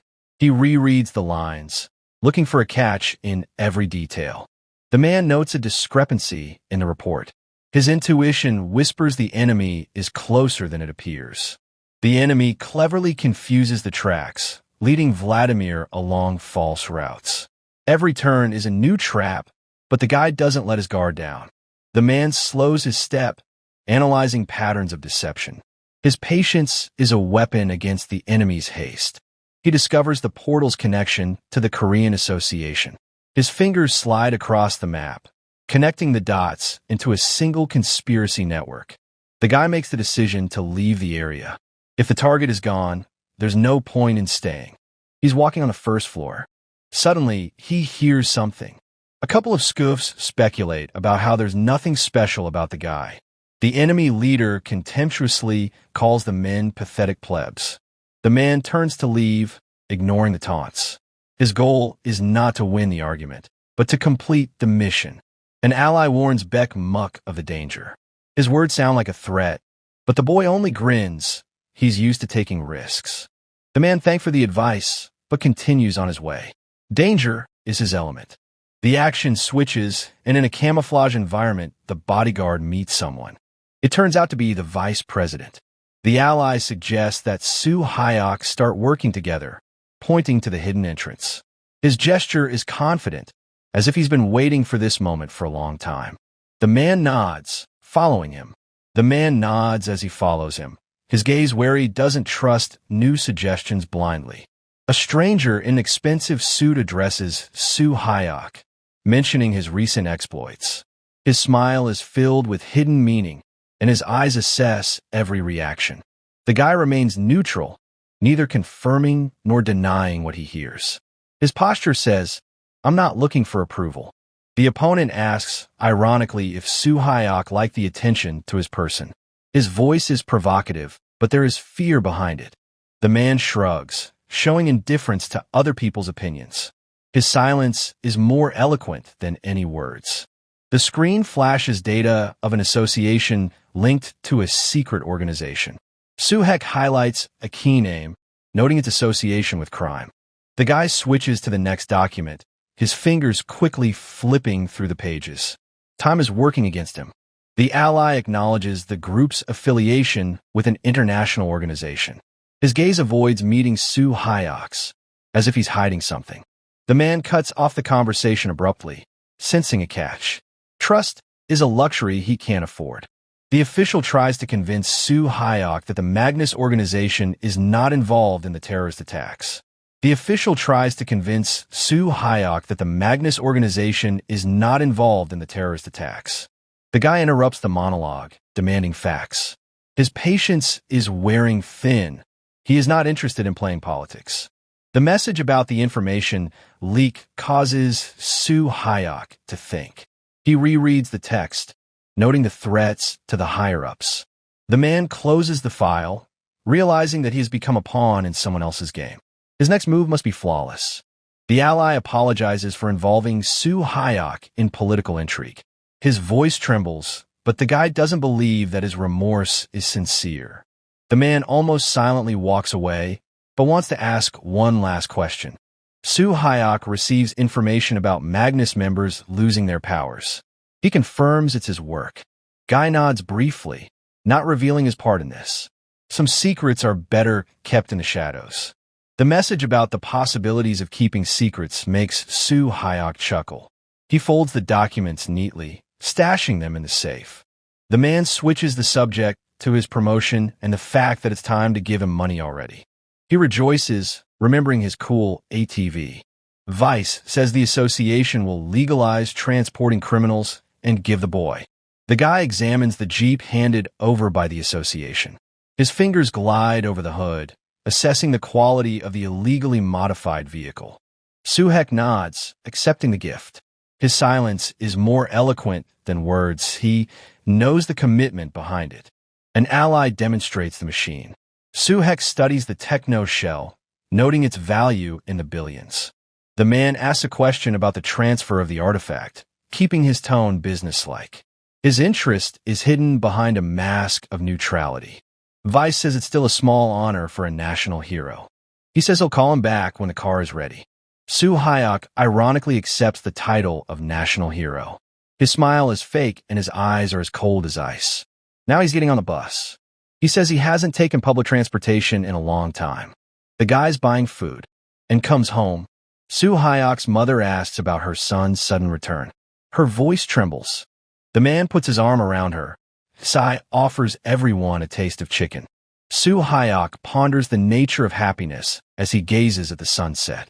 His shadow dissolves into the twilight, as if he were part of the landscape. The guy walks away, leaving the questions unanswered. Tomorrow will be a new day, and with it, new battles. The first thing we see is a shout of hooray for Korea. The guy raises his hands and laughs. The bank account shows an amount of 1.644 billion won. The association promises to compensate for the destroyed ATV, which gives the guy mixed feelings. Soo-hek decides to spend the money on his family, closing the transaction tab. His face remains neutral. Money has never been his main goal. The system notifies you when the level increase is complete. The hero reviews the upgraded characteristics, noting the increase in strength and stamina. The man closes the interface, ready for new challenges. Each accomplishment is a step toward greater goals. Soo Hyok gains the status of a gold member after another promotion. His armor now has a metallic sheen to emphasize his new rank. Guy checks out the changes to his gear, noting the improved features. Even the external attributes have become part of his legend. Newspaper headlines praise the feat of an unnamed hero who penetrated the Granin portal single-handedly. The text is accompanied by a blurry photo from the scene. A man puts the paper aside, avoiding public fame. His name remains in the shadows, as intended. The news reports are abuzz with mentions of a level 10 criminal being apprehended. Soo Hyok ironically reads about his heroism, not recognizing himself in the description. Guy notices the appearance of a representative of the World 8 in the portal. His interest in the case grows, but he maintains a mask of indifference. The action shifts to the business center. The ally displays an ancient ring that only 5 Koreans possessed.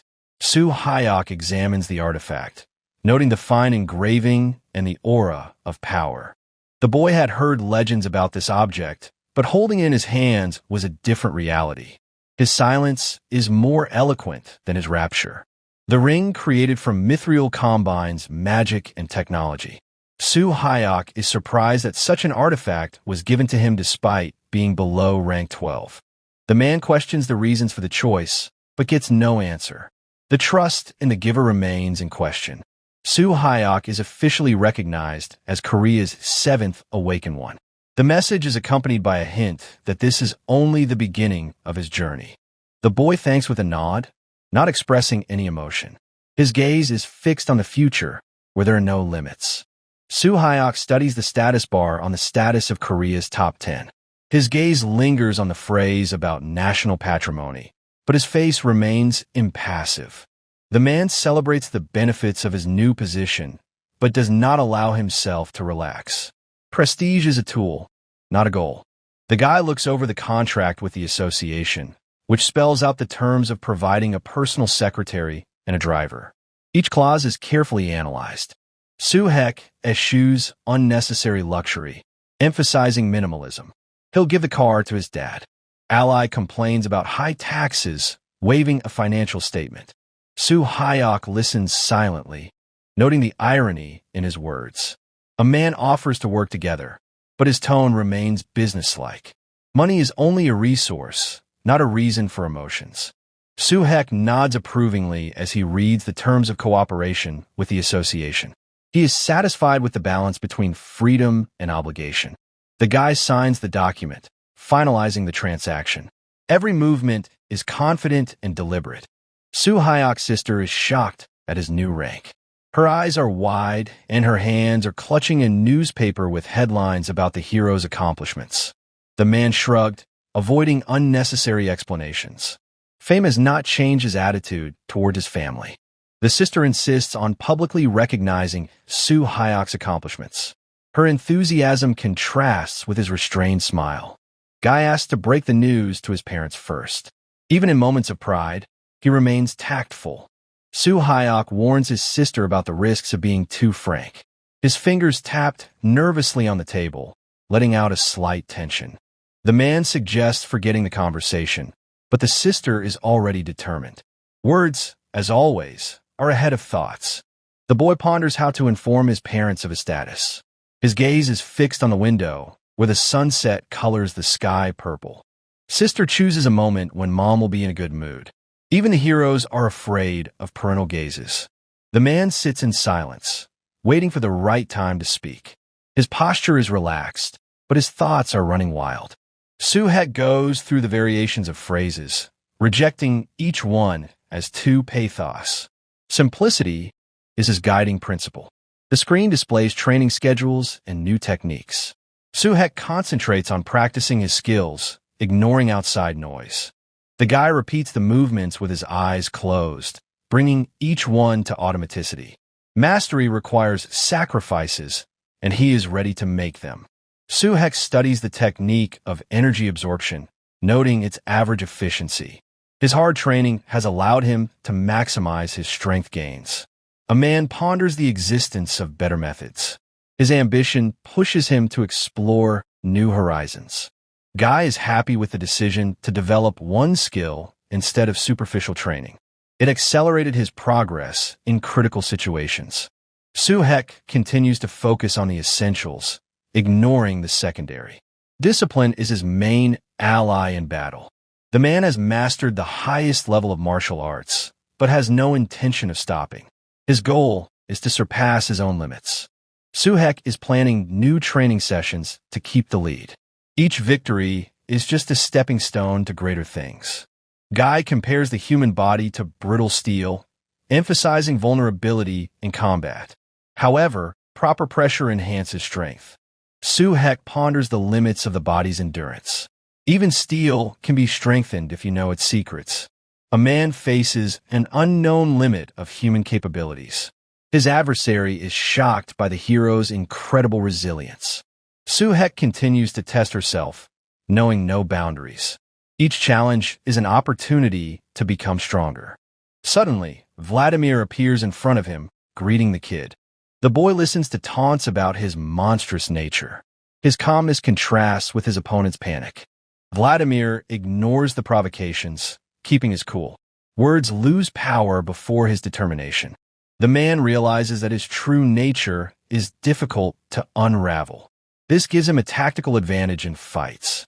Soo-hek uses his mysteriousness as a shield. Opponents underestimate him until it's too late. The boy notices that the enemy has realized his maneuver.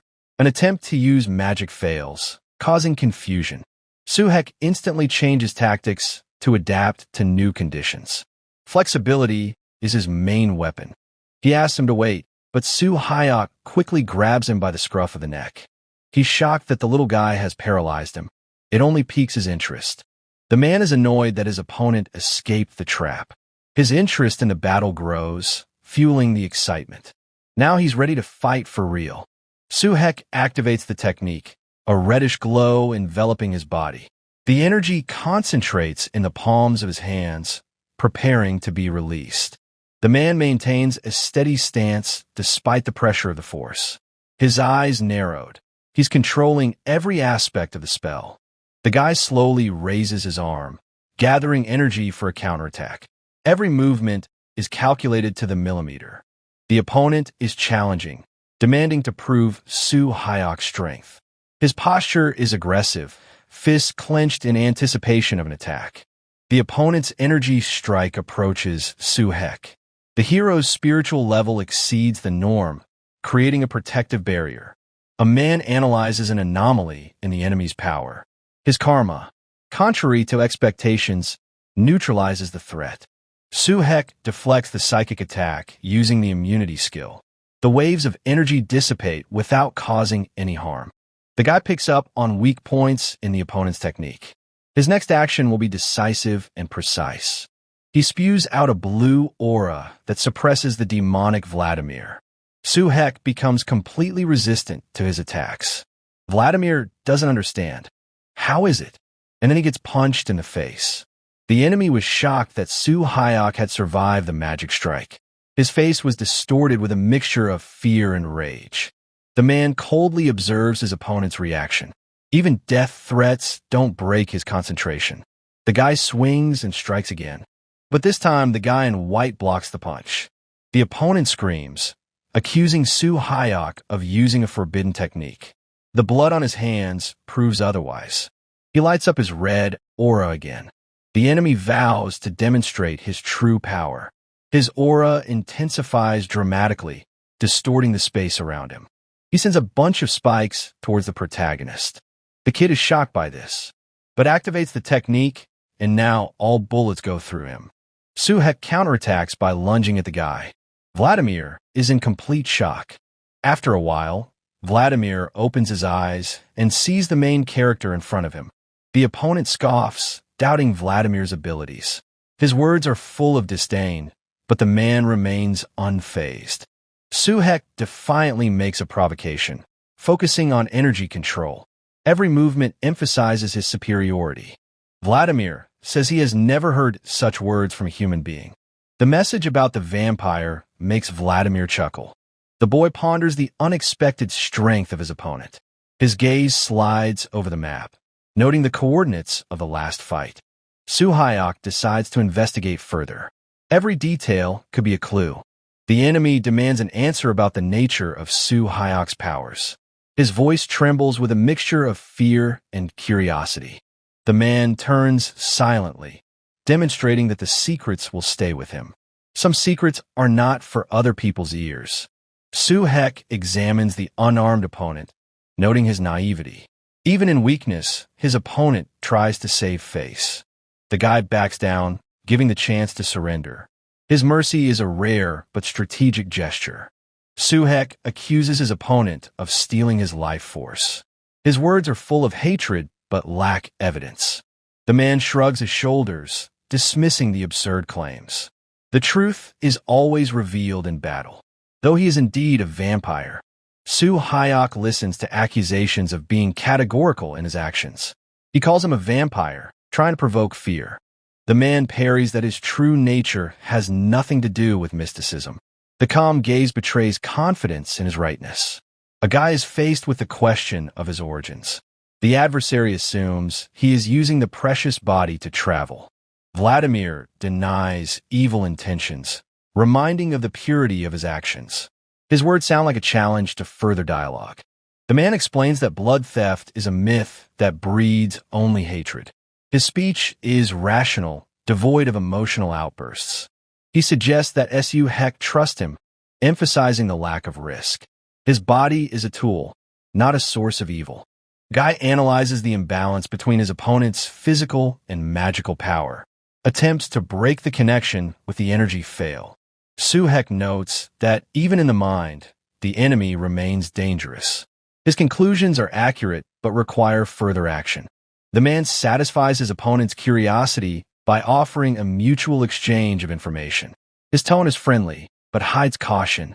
Su Hyok reminds us that he has unraveled the enemy's essence at a glance. Trust is a two-way street. The action takes place on a city street.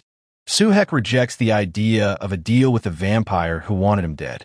His principles don't allow for compromise. The man offers a peaceful solution, but the enemy is already losing patience. Every word increases the tension.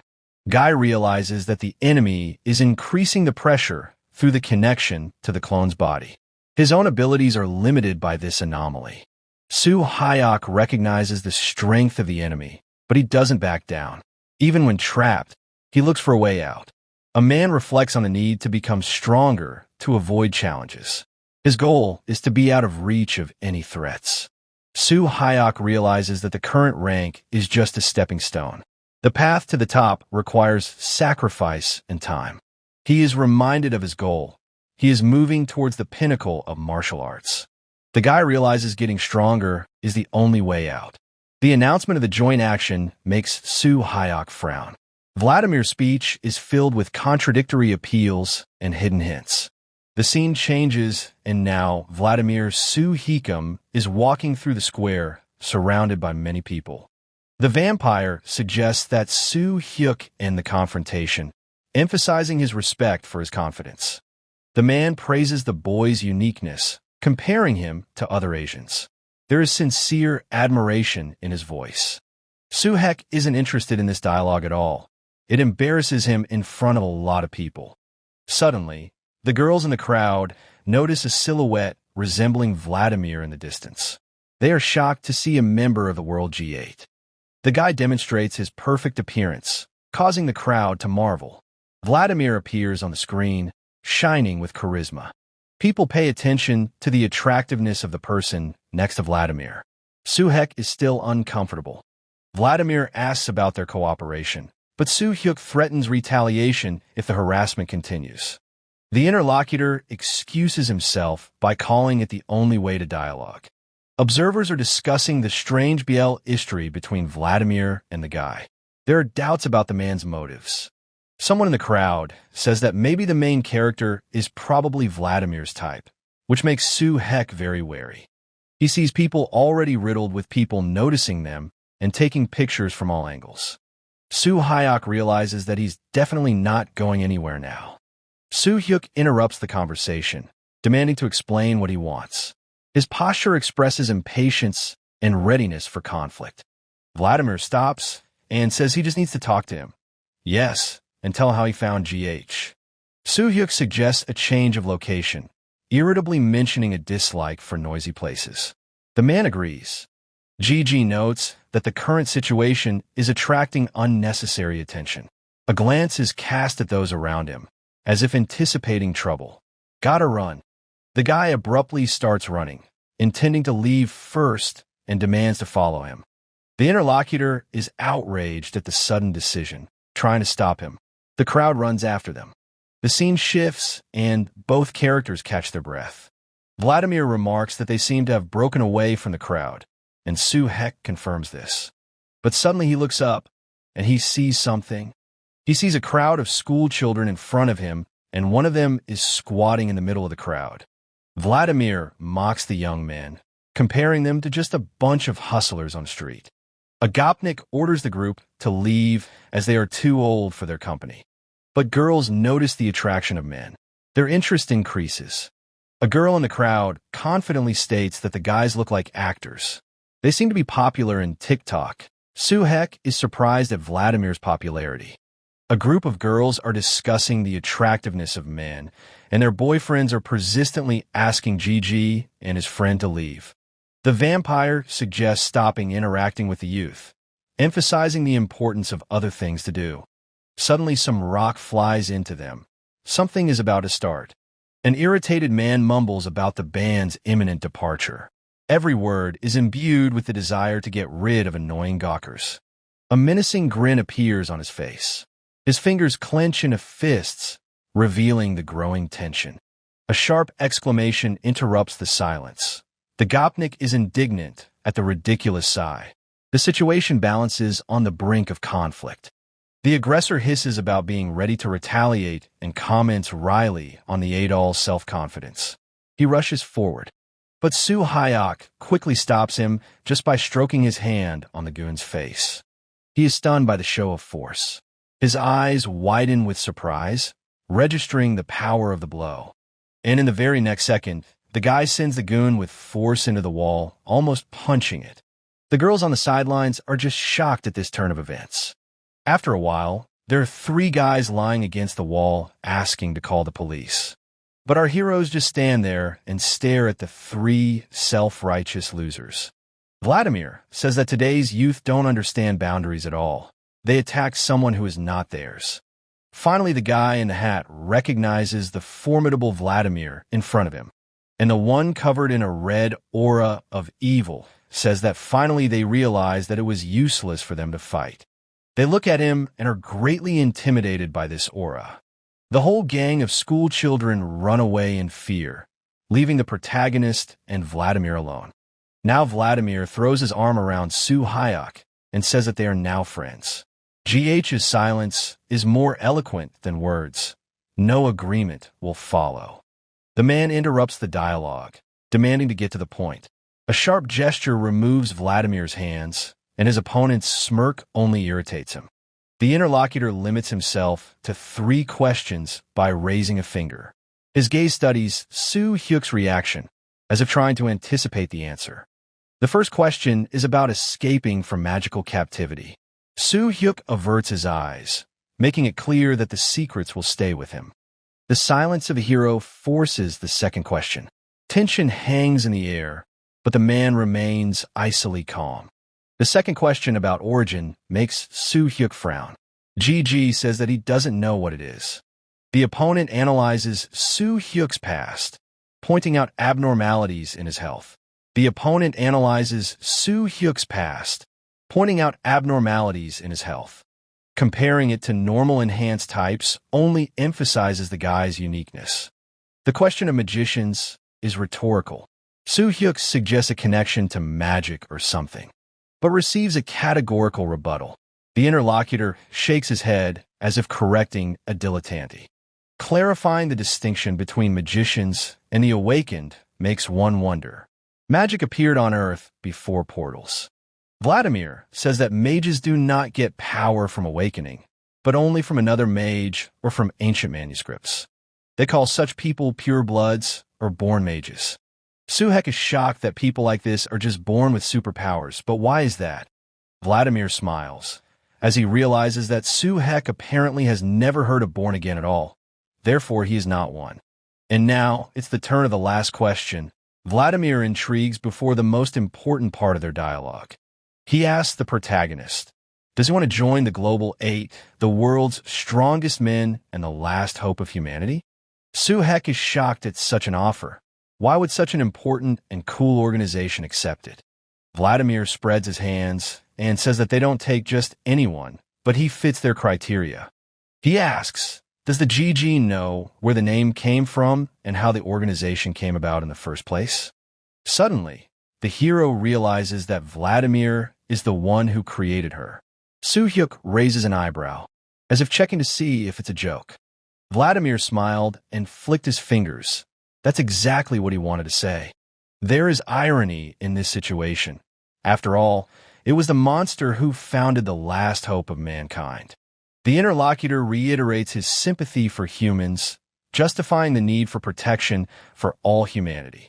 The account of the aftermath of the opening of the portals is accompanied by grim statistics. The Earth has changed a great deal since then. Vladimir began to tell about his early attempts to negotiate with neighbors who were weaker. Gradually, a team was assembled. That's how the World 8 was born, Soo Hyuk realized. Vladimir said he originally wanted to raise a dozen, but massive rejections from candidates killed his idea. The rhetorical question about the future of the 8 is cut off halfway through. The hero opens his eyes, realizing that there will be more people in the 8. Soo Hyuk ponders the existence of beings whose strength rivals the World 8. His gaze lights up with excitement, as if challenging himself. He hums skeptically, surprised that such creatures still remain in the world. His hand reaches lower. The hero realizes that his fighter instinct has awakened in him unnoticed and has been pointing all along to danger nearby. Impatience is evident in Soo-hyuk's every gesture. He's literally rushing into battle, barely able to contain his desire to test his strength. Vladimir notices the fighting spirit emanating from a boy. His eyebrows fly upward, mixing surprise with approval. Delight erupts in the vampire's voice. The hero's strength has exceeded all expectations. Now he's definitely ready to take it on. Vladimir restrains his enthusiasm, gesturing to get down to business. The tone sharply becomes businesslike, as if cutting off unnecessary emotions. The mention of internal conflicts in the organization makes the hero frown. Fingers cover his face, expressing irritation. The discourse on how power changes people is interrupted by a pause. Vladimir looks thoughtfully at the Soo-hyuk. The question of Magnus' head hangs in the air. The protagonist has never thought about it until now. Vladimir chuckles and says what he knows about the head of the Mangus. His name is Albert Crespo. Crespo's name evokes an immediate reaction. The interlocutor recalls the legends of the mad alchemist. The thought of Albert's leadership of Magnus seems absurd. Confirmation of Crespo's secret role comes with the news that he has poached an ally from the Eight. A skeptical chuckle interrupts a conversation about the strongest of humanity. The hero realizes that it is an empty sound. The proposal to reform the G8 sounds like a challenge. Vladimir is confident in the success of the operation. The invitation to join the elite and help shocks the hero. The invitation to join the elite to help shocks the hero. The man extends his hand, promising unlimited support. Soo-hyuk studies the gesture, as if looking for a catch in the generous offer. He smirks and is getting ready to say his final word back to Vladimir. A rejection sounded in the air. Vladimir was shocked. How could Soo-hyuk reject such a great offer? The rejection sounds firm. The other man is already ready to make him a hero. Soo-hyuk shrugs, making it clear that the choice has been made. The interlocutor speaks disparagingly of Oshinwa's influence, limited to Korea. Vladimir frowns, comparing the scale of ambition. The proud declaration of world class sounds like a challenge. Vladimir is trying to persuade Messrs. The demonstration of power through the mention of the Aztec group is accompanied by a generous offer. A short refusal interrupts the negotiations. The hero stands up, ostentatiously putting his hand between them, and he turns around to leave quickly. There's nothing more for him to do here. The interlocutor tries to stop the walkout, but Soo-hyuk compares the sentence to poison honey. His steps don't slow down. A clear refusal to participate in other people's games comes from the mouth of Gigi. He says that he will live only the way he wants to live. A chuckle through his teeth betrays his ambivalence about the boy's stubbornness and intelligence. His head bobbed in time with his bewilderment. Vladimir notices the guy's big ambitions, which makes him like him even more. The scene changes, and we find ourselves back in the city. Reflections of the meeting with Vladimir are replaced by a slight relief. An open conflict has been avoided. Distrust of Vladimir grows, fueled by the memory of his manipulations. By nature, the white guy is a snake. The temptation of convenience pales before the realization of addiction. Vladimir's conditions are like cheese in a mousetrap. Self-confidence resounds in every movement. Soo-hyuk raises his eyes upward and looks into the distance. He sees his house finally in front of him and keeps moving towards it. The door creaks open, letting the hero into the silence of the house. Mom waves from the threshold, her smile contrasting with the question's sudden early morning departure, and offers him something to eat first, and informs him that his dad and sister have gone to work. The suggestion of a walk after a meal sounds like a breath of normalcy. The hero nods. The clinking of dishes mingles with his mother's voice. Soo-hyuk lingers in the doorway, drawing his mother's attention. Before speaking, the guy is silent, gathering his thoughts. What he wants to say is very important. We see the clock and the time that slips away during the telling of the main character's story. The story that began that day turns out to be full of unexpected twists and turns. The boy decides to reveal the truth about the awakening to his family, starting in a hospital room. The tale of superpowers and registration in the association and first tasks is interrupted by a pause. The hero lowers his eyes, avoiding the subject of the Hyjin continent. The weight of silence presses harder than monsters.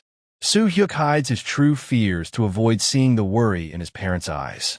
The mother turns to the hero and says she realizes that he has been through a lot in his life. His mother takes his hands, as if trying to share the weight of his worries. Her gaze speaks more than words, she guesses a lot. The boy guffaws, denying the internal struggle. A playful smile masks the shadow of fatigue flickering at the corners of his lips. Mentioning his sister's support sounds like gratitude. Without her support, he would have gone crazy for sure. The mothers praise their son for sharing his son and for the thoughtfulness of his plans, but you can hear the sadness in their voices. Even heroes need support, which they rarely recognize. Gigi says there's no need to worry. The accomplishments of rank 12 pale in the face of new challenges. He's one of the toughest hunters out there. But his mother talks about how the stronger he is, the stronger the enemies in front. This shocks the protagonist. Soo-hyuk's mother sadly notes that the dangers of the world are not limited to the city. Her words sound like a warning, but there is no rebuke, only concern. The woman cautiously mentions demons, superior in strength to humans. Her fingers clutch the edge of the tablecloth, betraying concern for her son. The question about the reasonableness of sacrificing for family or money hangs in silence. Soo-hyuk averts his gaze, as if avoiding a direct answer. The guy firmly denies the pressure of circumstances. But in his head, he realizes he lied to her a little. He remembers that he was once different and did not communicate well with his family or help at all. But after a series of losses and realizing the most important thing in this life, he realizes he was wrong. Tears stream down Soo-hyuk's face, and he calls family the most important value. He asks his mother not to say that. He reminds her that happiness is not in wealth, but in the support of loved ones. The mother's smile is mixed with tears, which she quickly wipes away. The word favorite son sounds like a hymn to their relationship. They embrace each other tightly. Soo-hyuk asks his mother to take care of herself, wiping away her tears. His gesture is gentle, but his eyes are fixed on the window where new trials await. The mother watches her grown son with pride, noting how he has become a real man. Her eyes shine with a mixture of sadness and joy. The woman gently reminds him that the family is willing to share any difficulties. Her hand rests on Soo-hyuk's forearm. The boy nods, repeating his mother's words of mutual support. His voice is firm, but a warm smile flickers at the corner of his lips. Soo-hyuk makes a promise to seek help, and his mother strokes his arm approvingly. The room smells of freshly brewed tea. Her son's happiness is her top priority. The woman adjusts his collar, hiding the trembling in her fingers from overwhelming emotion. A short thank you sounds sincere. The hero tilts his head, avoiding a direct look so as not to give away the tears in his eyes. The last thing we see is a framed family photo that symbolizes finally their complete reunion. The scene shifts to a road on which a luxury limousine is speeding along at breakneck speed.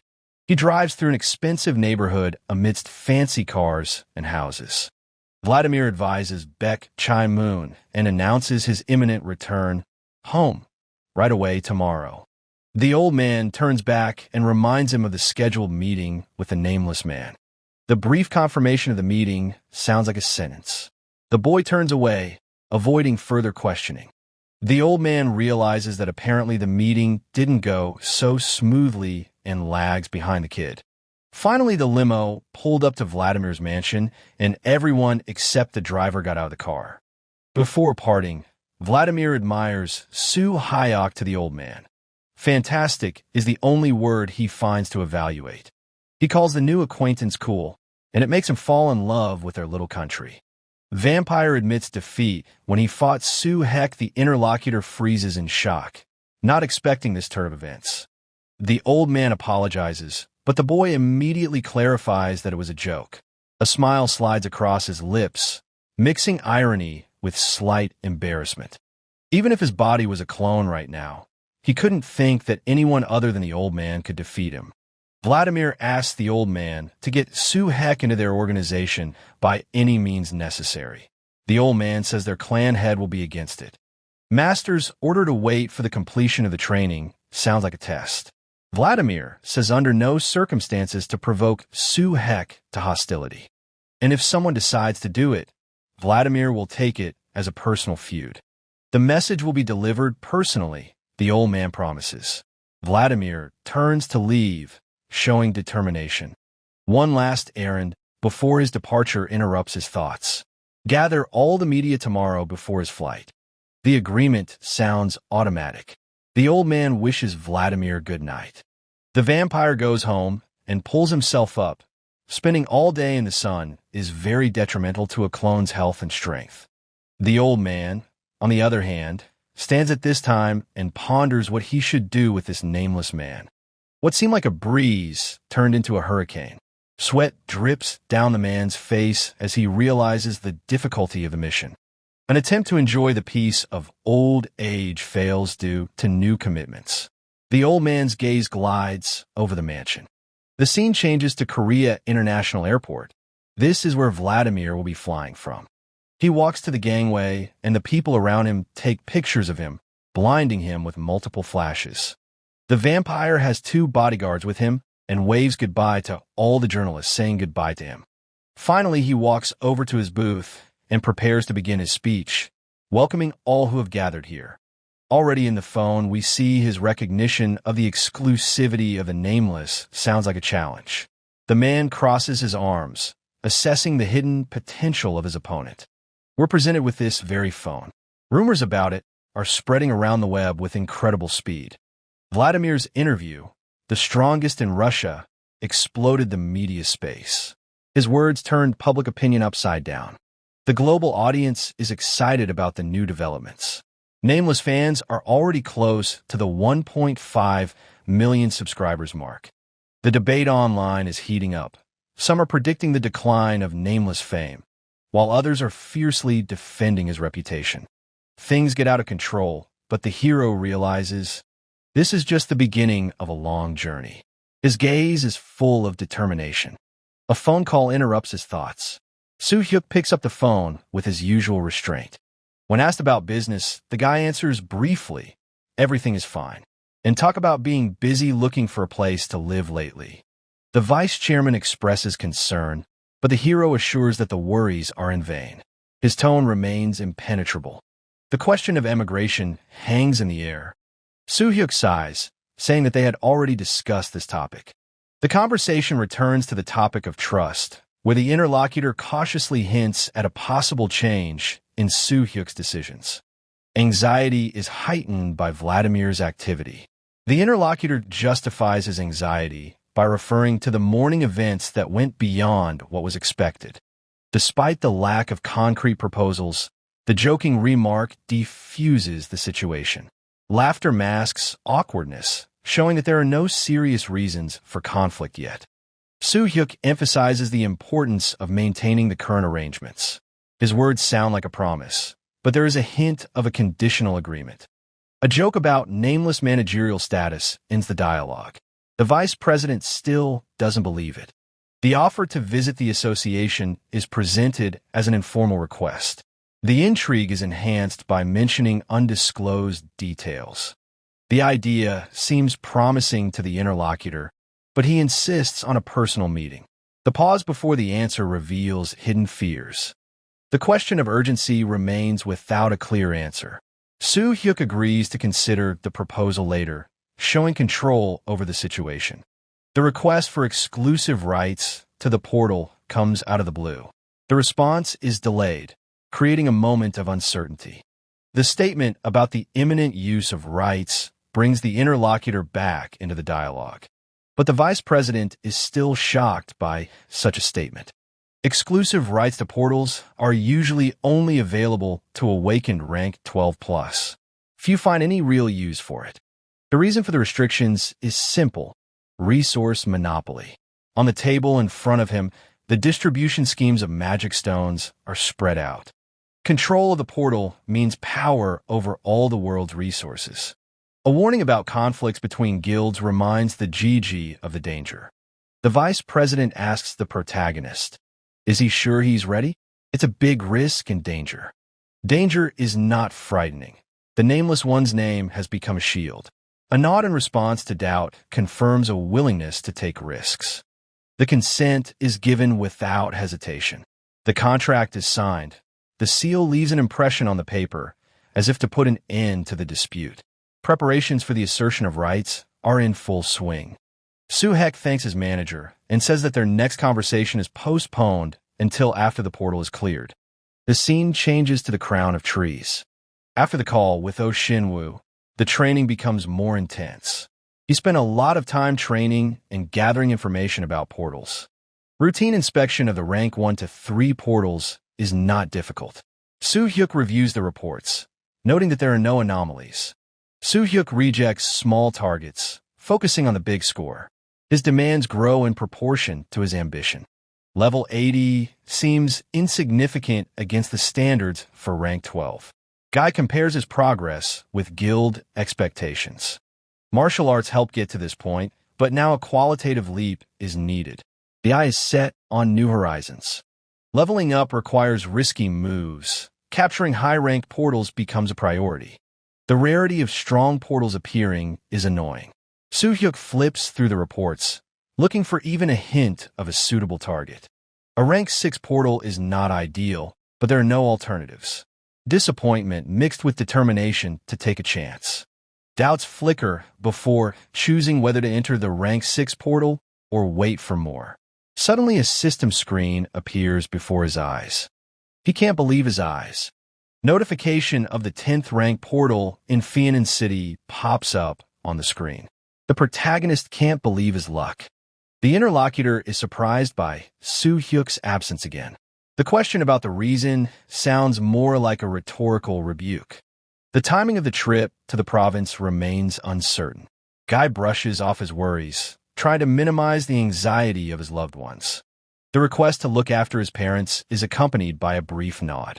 There's a familiar responsibility in his voice, devoid of emotion. The consent is reluctant through gritted teeth.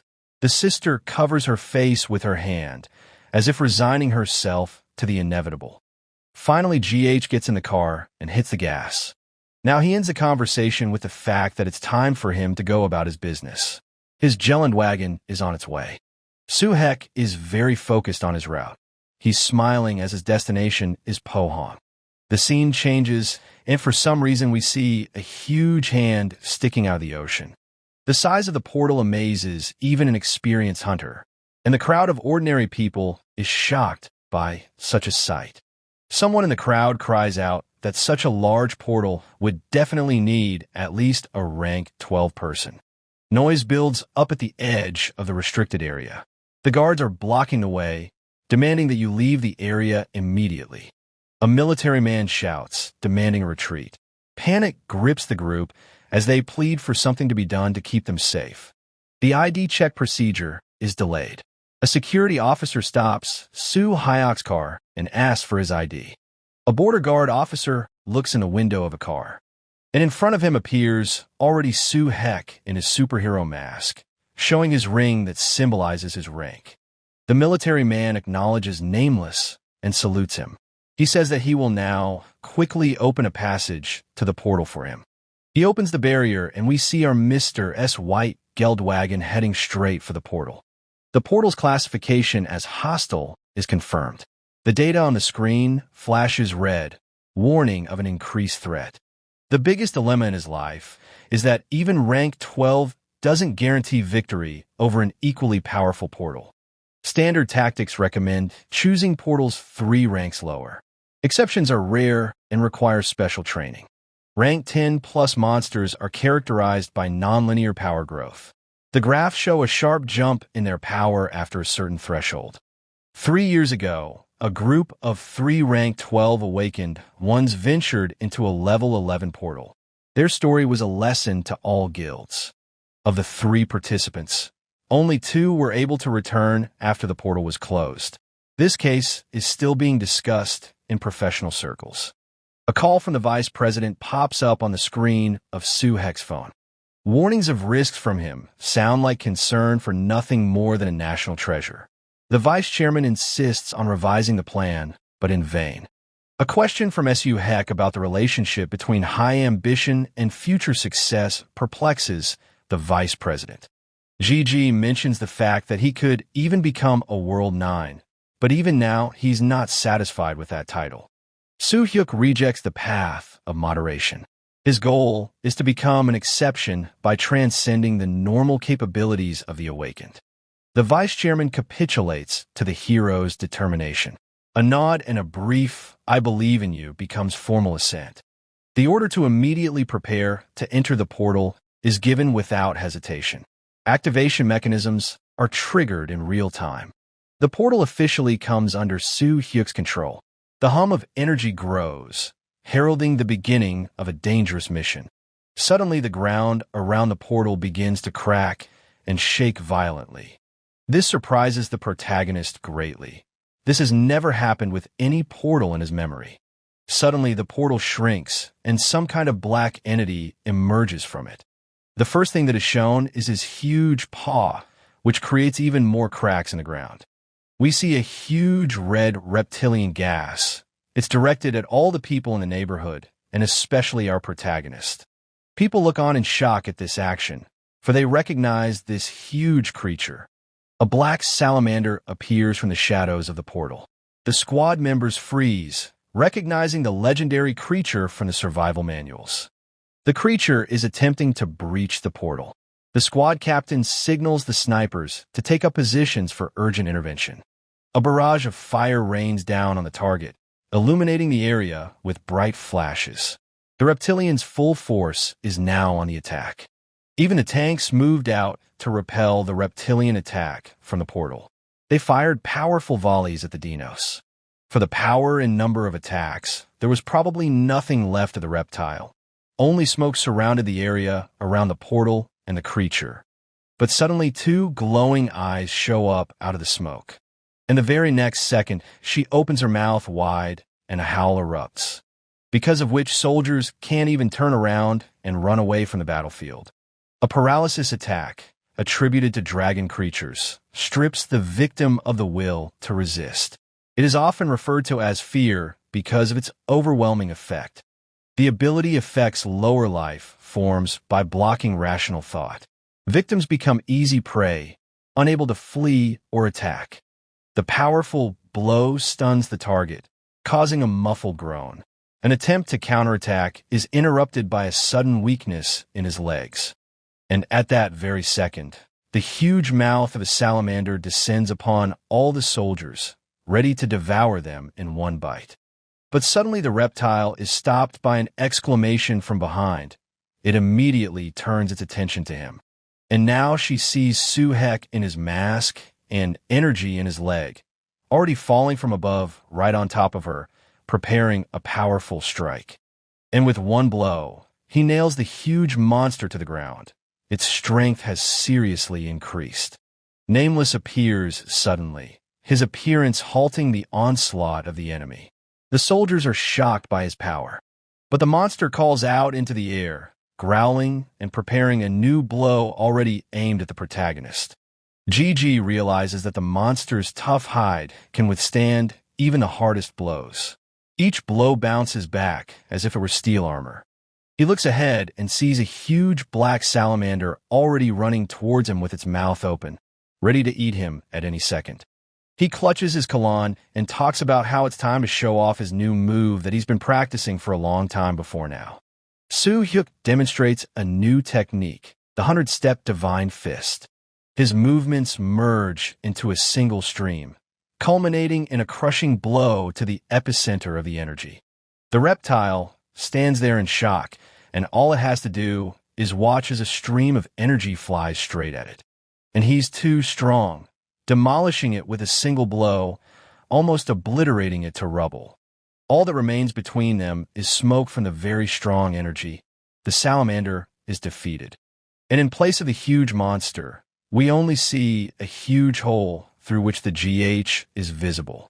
The skill level is skyrocketing. A sigh of relief bursts out from his chest. The 5th level of martial arts has been reached. The Divine Fist reaches the 3rd star, confirming its status as a legendary technique. Nameless gets recognized as an absolutely devastating force. The crowd cheers. His name is now associated with irreversible consequences in any fight. The energy is slowly dissipating around him. Suddenly, he notices something important around him. Some red shard sticking out of the salamander's body. It's very cool, but it's not clear what it is. He quickly reaches for it, and now this red thing is in his grasp. The magic stone explodes with a bright flash. The hero sees that it is rank 10. The first step towards his goal turns out to be unexpectedly successful. He can get even more money by selling it. The hero realizes that a creature capable of becoming a boss in other environments appears without warning. This means there are even stronger creatures inside the portal. A hum from the depths of the portal warns of new threats. The 10th ranked portal confirms its reputation. From that moment on, the real battle begins. The rules of the game change, requiring maximum concentration and readiness for the unpredictable. Breaking news. Nameless storms the dragon's nest. The 12th ranked awakened one challenges an area where even the elites are doubtful of success. The debate over exclusive rights to the portal is reaching a peak. There are calls to send a rescue team, but doubts about the adequacy of the decision are growing. The order for immediate rescue is met with a heavy sigh. The situation is clearly out of control, requiring unconventional solutions. Chaos reigns within the portal. The sounds of boiling magic merge into a menacing murmur, heralding disaster. The vice president reflects on all of this over a cup of delicious coffee. The turmoil in Dragon's Nest is understandable. Even experienced guilds avoid such challenges. The threat level is off the charts. The rank 10 portal confirms its reputation as a death trap. Solo passage of such dungeons is a rarity among the awakened. Only 5 of the legendary 8 have been able to repeat such a feat. Nameless risks entering that narrow circle. Success in the Dragon's Nest will put the lad among the elite. However, his meteoric rise raises more questions than admiration. Only 6 months since its debut, a period too short for such ambitions. The distance to Universal 8 remains an insurmountable chasm. He needs to grow. The scene changes, and we're transported inside a portal to some wild jungle. We see movement in the forest. The leaves are moving, so there is movement nearby. A huge reptile is running through the woods, shaking every living thing around it. We see a huge volcano in the middle of this strange wild world. And from below, you can already see a huge dinosaur running towards this volcano. Suddenly, one of the dinosaurs was struck in the face and blood splattered into the screen. All the other dinos noticed this and crawled back warily, sensing danger nearby. Suddenly, the main character's attack energy appears in front of them and is already ready to hit them. But the impact strangely whizzes past them, which leaves all the dinosaurs confused. One of them turns around and in bewilderment tries to figure out what that was. Just as suddenly the GG's punch comes back and flies into the side of this dinosaur's head with monstrous force. This throws him very far away, literally collapsing the dinosaur's body all around him. Suhek contentedly watches as his fist, charged with energy, was able to conjure such a powerful punch. After a while, he steps his foot on the carcass of a defeated dinosaur. He realizes that the attempt to catch the target with magic fails. The complexity of the task forces the guy to reconsider his tactics, but he is not used to giving up. A month in the Dragon's Nest has left a mark on everything from his gear to the way he moves. Time works in his favor. The giant dragon carcasses are now being stripped with cold precision. Every claw and scale is a valuable resource, and there are more than expected. Perfect hunting conditions turn into a new problem. Even skill does not save from unexpected obstacles on the way to the goal. The voluminous inventory is suddenly overflowing to the brim, a rare occasion when the booty exceeded even the most daring calculations. Greed is the hunter's eternal companion. The more you get, the more you feel the lack. a lesson that Soo-hyuk learns the hard way. Hundreds of dragon-like creatures have been destroyed in a month. The mountains of trophies were proof of skill, but also a source of new dilemmas. In his mind, he gets the idea that he needs to buy unlimited storage, the next step to absolute freedom of action. The bag's advertising beckons with the promise of limitless space. The misprint in the name does not hide the essence. This is the holy grail for hunters. The artifact, created by elven masters, has no analogs. Its price is justified. Magic without borders costs a fortune, but it opens up incredible possibilities.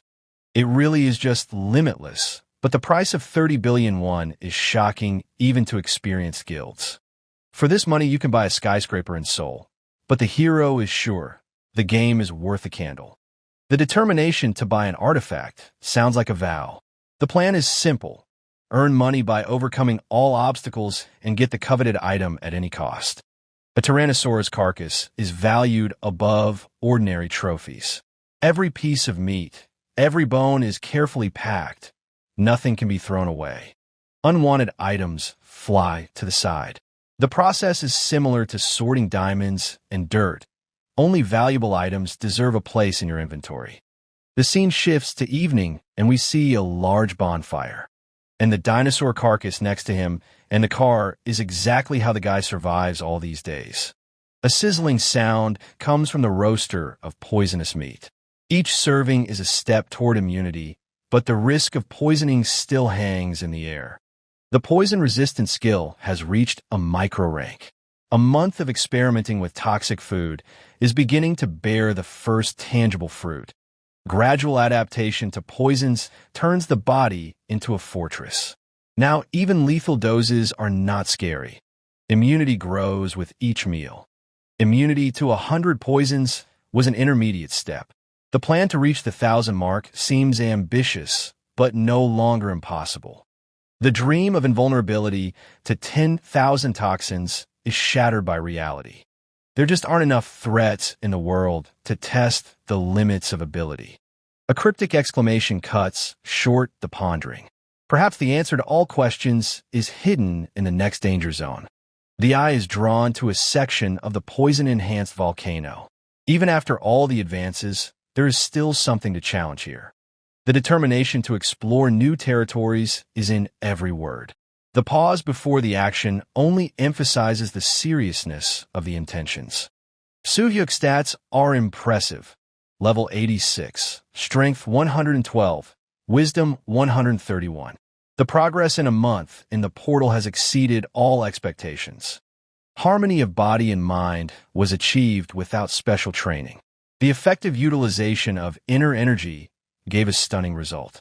2 years of inner strength in a month is the result of using a divine technique. We can make up for the shortfall with elixirs, but there's no rush. Money decides everything: artifacts, potions, resources.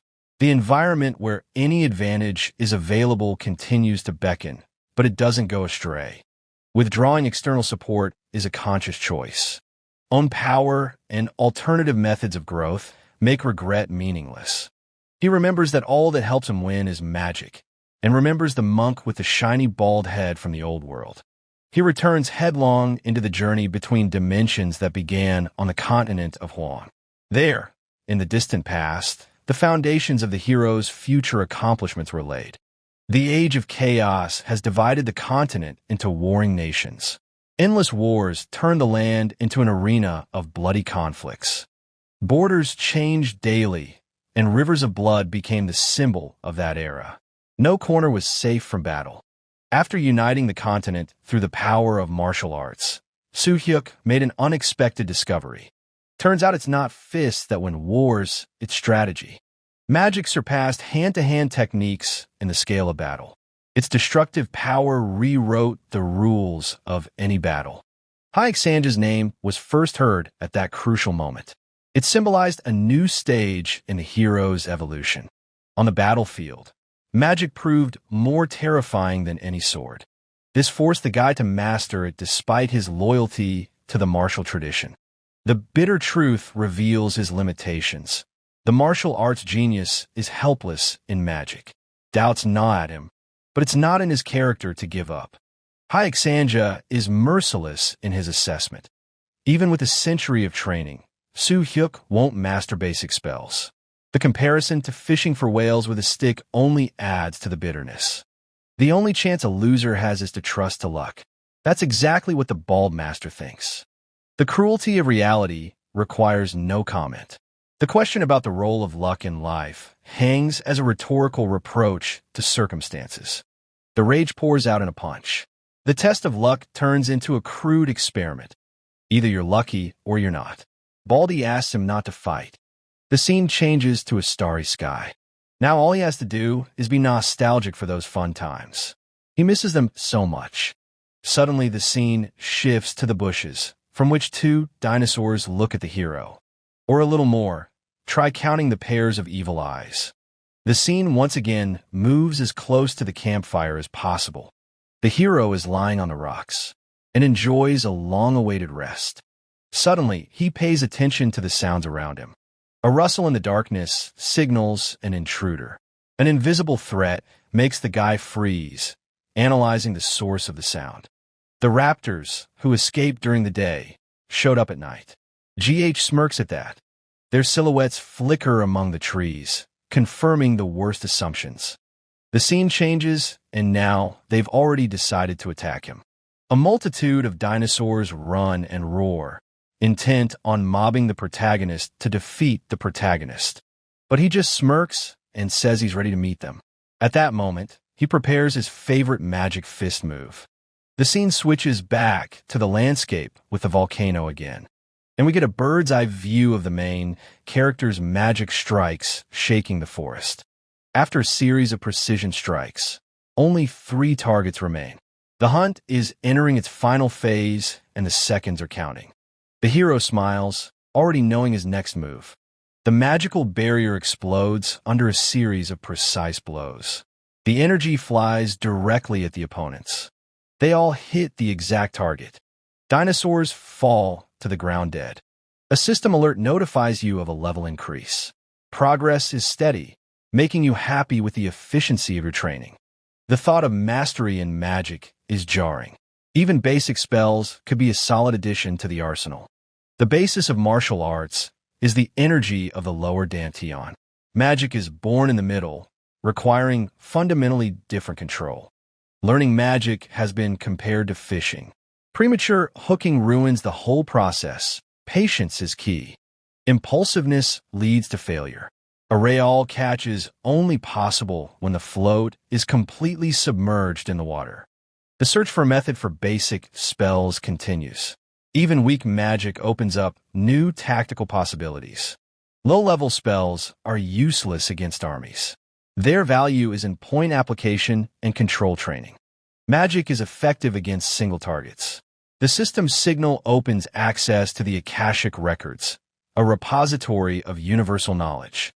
The system confirms the authorization. A greeting from the Dimension Library loads on the interface screen. Soo-hyuk is shocked. Soo-hyuk is studying the terms Akashic Records and Dimensional Library. He doesn't believe he's been able to access them. He recalled the bald man who said that magic could not be mastered by brute force. The emphasis is on intellect, analysis, and precise calculation, replacing physical effort. Hyuk-sanja was right. Magic requires erudition. The Akashic Records contain all the world's knowledge, confirming the theory. And now GH has access to them. An attempt to directly access Akashic Records is blocked. Low authority level 1 warning and stops the request. Access to information is strictly limited. The system suggests asking a specific question to obtain fragmentary data. At LV.1 access level, only browsing is possible. An auxiliary profession mage has been created, but the restrictions are annoying. He looks at his specialty, and he's just shocked. The system already knows he's a mage. Then he sees that the Awakened have 2 abilities. Esper's dual gifts of fire and flow are awakened. An unexpected discovery changes the rules of the game, opening up new possibilities. Pak Muji comes to mind as an example of such a gift. His case confirms the reality of dual abilities in the awakened world. The effect of the spell exceeds expectations. Amazement is reflected on the face, though no specific numbers are given. Testing magic begins immediately. The decision to test the power of a spell in practice sounds like a challenge to oneself. The strength enhancement spell is activated by clapping. The simplicity of execution contrasts with the power of the effect. A strong magic encompasses his body, 6 starting at his feet. System notification: D-rank enhancement magic has been obtained. The new ability is available instantly upon command activation. Stats grow instantly upon activation. The possibility of multiple uses changes the idea of magic. And for the sake of such powerful effects, but decides to activate the power one more time, palms clap. But reapplication of the spell is blocked due to the active effect. Guy switches to testing other abilities to bypass the restriction. Registration of D-rank speed enhancement is successful. System alerts confirm the addition of a new skill to the arsenal. The system blocks learning new spells. The requirement to upgrade the profession is displayed in red font on the interface. The restriction is perplexing. Guy rereads the error message, checking the access conditions. The term enhancement requires hidden conditions to be met. The instruction redirects to the status menu to check the parameters. A check of registered skills shows 6 positions, so he decides to look at the 6th. The list of enhancing skills includes strength, speed, stamina, and magic. Defense and deterrence are highlighted as untried options. The defense skill comes in handy for preserving prey. On the continent of Huang, these skills remained unused. Containment can change the course of a real battle. Practical application of the skill opens up tactical advantages. Interface records progress: 5 stars, creating A-rank linker and learning D-rank defense/deterrence. Reinforcing skills are logged. Jan Siok status is level 88. Mage as an auxiliary profession. The promotion conditions check window shows unfulfilled criteria. The conditions for upgrading to mage are 1 billion experience and an angel/demon heart. The system asks for confirmation to start the upgrade, causing bewilderment. Increasing profession can block level growth. The risk is obvious. The complexity of mining components exceeds the current capabilities. Hunting angels or demons seems suicidal. A clenched fist reflects tension. A mistake will lead to fatal consequences. The current strength is clearly insufficient for such tasks. Early promotion looks like a strategic mistake without proper preparation. The angels are untouchable as leaders of the interdimensional alliance. Any conflict with them threatens catastrophic retribution. The decision to postpone the raise has been made. The first step is to clear the rank 10 portal to accumulate resources and experience. He looks up at the volcano and realizes 6 that his next opponent is right there.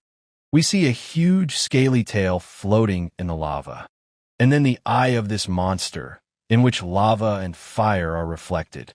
A monstrous fire snake appears before us, the protagonist's next adversary. In front of her, we see the remains of those brave men who decided to kill her before. The scene changes to a volcano that is now erupting quite vigorously. Soo-hyuk instantly recognizes the target, lurking near the volcano. His gaze captures the characteristic movement of the poisonous creature. This giant snake has not yet reached the level of a mugi, but its size already inspires serious awe in the observer. The length of the monster clearly exceeds 20 meters, making it a formidable opponent in the upcoming fight. Despite its terrifying size, the guy confidently believes the creature is just a large snake. The magician is confident that activating the enhancement of characteristics guarantees him victory in this battle without unnecessary complications. But suddenly the snake begins to beat its tail on the ground and wriggle in place. Soo-hyuk notices the snake's unusual sensitivity to the flow of chi emanating from him. The hunter realizes that even a master of harmony could fall victim to such a monstrous creature. And now he decided to try. how far he could go to defeat this scaly monster. He began to gather all his energy into a fist. It was rushing towards him in streams. Soo-hyuk released a crushing blow of the 100-step divine fist towards the snake, and a huge flow of energy began to push back the snake.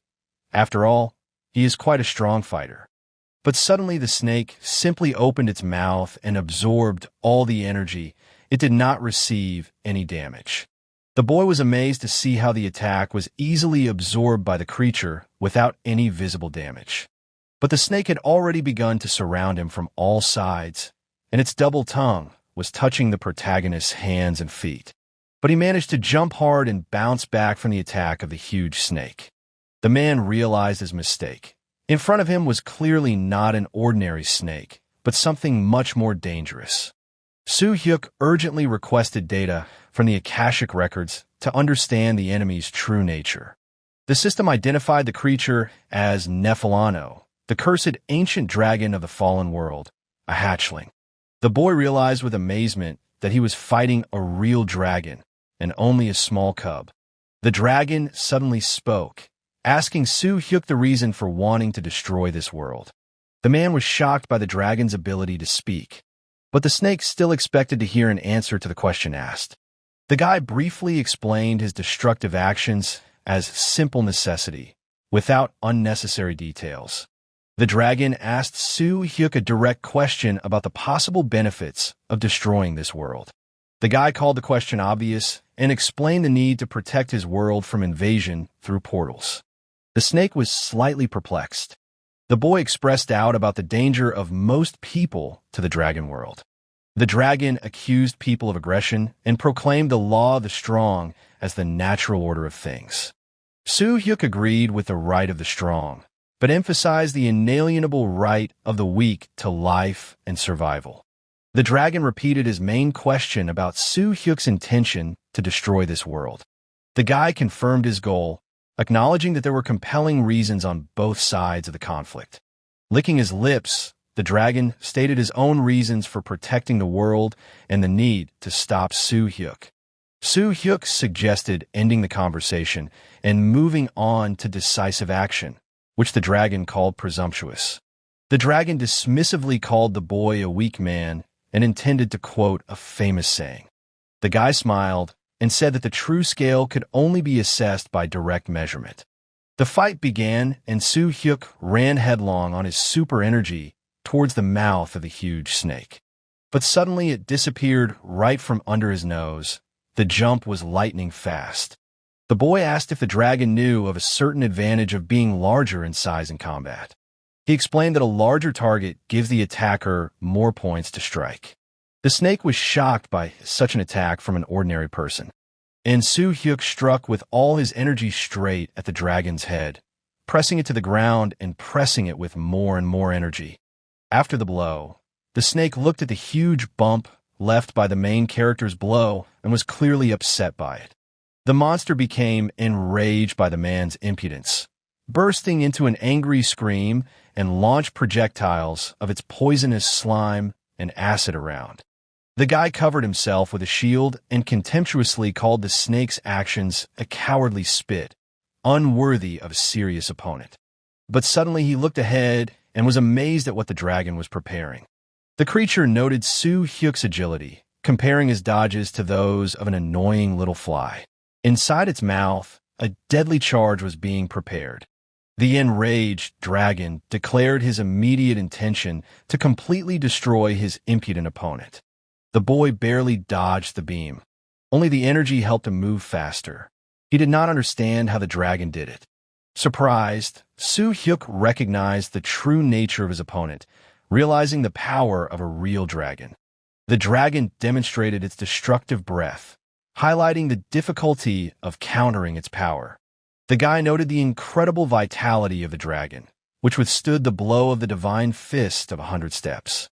The man realized the limitations of ordinary chi against such protection, which required a different approach. And now he activated 100% of the energy and made a sharp leap forward. Soo-hyuk announced that he would take serious measures, intending to show the true power of his skills. The The boy activated the first form of the Emperor's martial arts technique for a decisive attack. The technique, penetrating palm, was applied with maximum concentration of internal energy.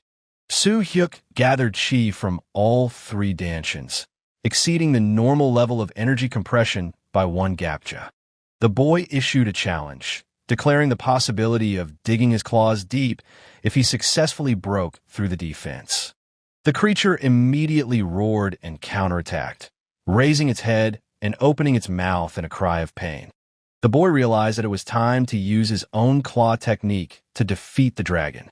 Using the second form of the Emperor's Dragon Slayer Claw technique, Soo-hyuk intensified his attack. The creature's roar turned into a sharp command to stop, pain spreading throughout the snake's body. Blood began to flow from all the cracks in the body and from the mouth. The snake begged to stop. He cast a last pitiful glance at his killer, and he fell with all his might to the ground, shaking everything around him with his enormous body. The boy made muffled sounds of pain, demonstrating the physical strain of the fight. The lack of movement of the dragon from its original position made the hunter wonder about the reason for these actions. Why did it not move? Soo-hyuk suggested that there was valuable cosmic energy inside the creature's ball. The man was determined to finish the fight, gathered his strength, and sent out a strong beam of twisted energy. But suddenly something behind him caught his attention, and he turned towards the sound. He saw a huge mouth, full of energy, rushing towards him with all its might, trying to strike as quickly as possible. And he succeeded. The guy flew into the wall, crushing stones and perhaps even his spine. Already with half his body in the wall, he began to wonder, what was that? He began to get angry, thinking about how this bastard could strike so meanly, such a sneak attack in the back. But what he saw surprised him greatly. A girl with red eyes emerged from the dust in front of him. It was she who hit him. The main character tried to get back on his feet after such a powerful blow from the little girl. Her white hair was fluttering about, and it didn't look like human hair. An even paler skin contrasted with large red snake eyes. When the dust cleared, he saw her in full growth. She was wearing some strange clothes and had a strange appearance. Soo-hyuk was surprised to realize that the girl in front of him was the evil demon dragon Nephalano. The dragon girl desperately and shakingly begged for the attacks to stop, clearly experiencing severe pain or discomfort. The creature explained its defense of the world by the need to save someone's life from imminent death. She gritted her teeth and leaned forward, explaining that if he didn't do this, the hero would die himself. She needed to protect this world. She jumped on the spot, pushing off the ground forward with force, and she raised her hand to deal a strong blow to the main character. The guy was completely shocked by such an attack from the little snake girl towards him. And at the last second, Soo-hyuk managed to jump back from the powerful blow, leaving cracks in the ground and a shock wave. The guy noticed a strange process reminiscent of the shedding of skin or the transformation of a dragon. The complete unexpectedness of what happened caused the man to exclaim, so that the Akasha system began to investigate the situation. The Akashic records have revealed information about the cursed ancient dragon Nephalano from the fallen world. The girl expressed out loud her desire to kill the guy and flashed her red eyes in his direction. At this point, the boy began to doubt her status as a cub after the changes. The boy witnessed the dragon transform from a baby to a menacing form in a matter of moments. She attacked. The girl said that if she didn't kill him, she would die herself, and began to attack the main character with even greater force. The boy's misunderstanding of the dragon's motives arose from his statements about protecting the world at any cost. The girl growled that she was told to protect this world, or she would die and attacked again. The creature demonstrated terrifying speed and strength with primitive combat tactics. The main character chose the right moment and grabbed the girl by the hair, and he hit her on the ground with all his might. After all, in front of him was not just a girl, but a real dragon monster. The dragon squealed as the force of the GG's blow caused him to slam his face into the ground. He placed 2 fingers on her neck, starting some kind of ritual. Standing over her, The MC said that the dragon's long hair created a hindrance in close combat, limiting its maneuverability.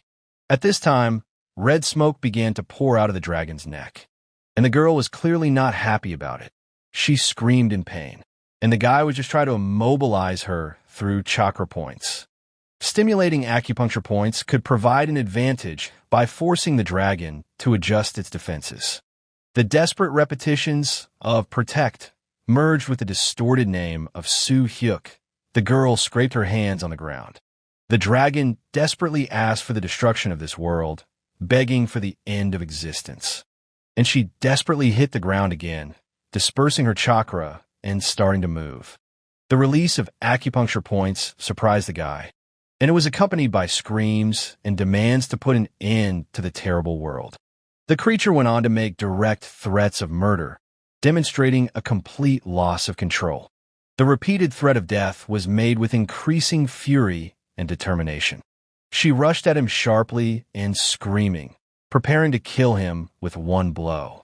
But attacking with the same techniques wouldn't achieve much. Soo Hyuk remembered them and quickly dodged.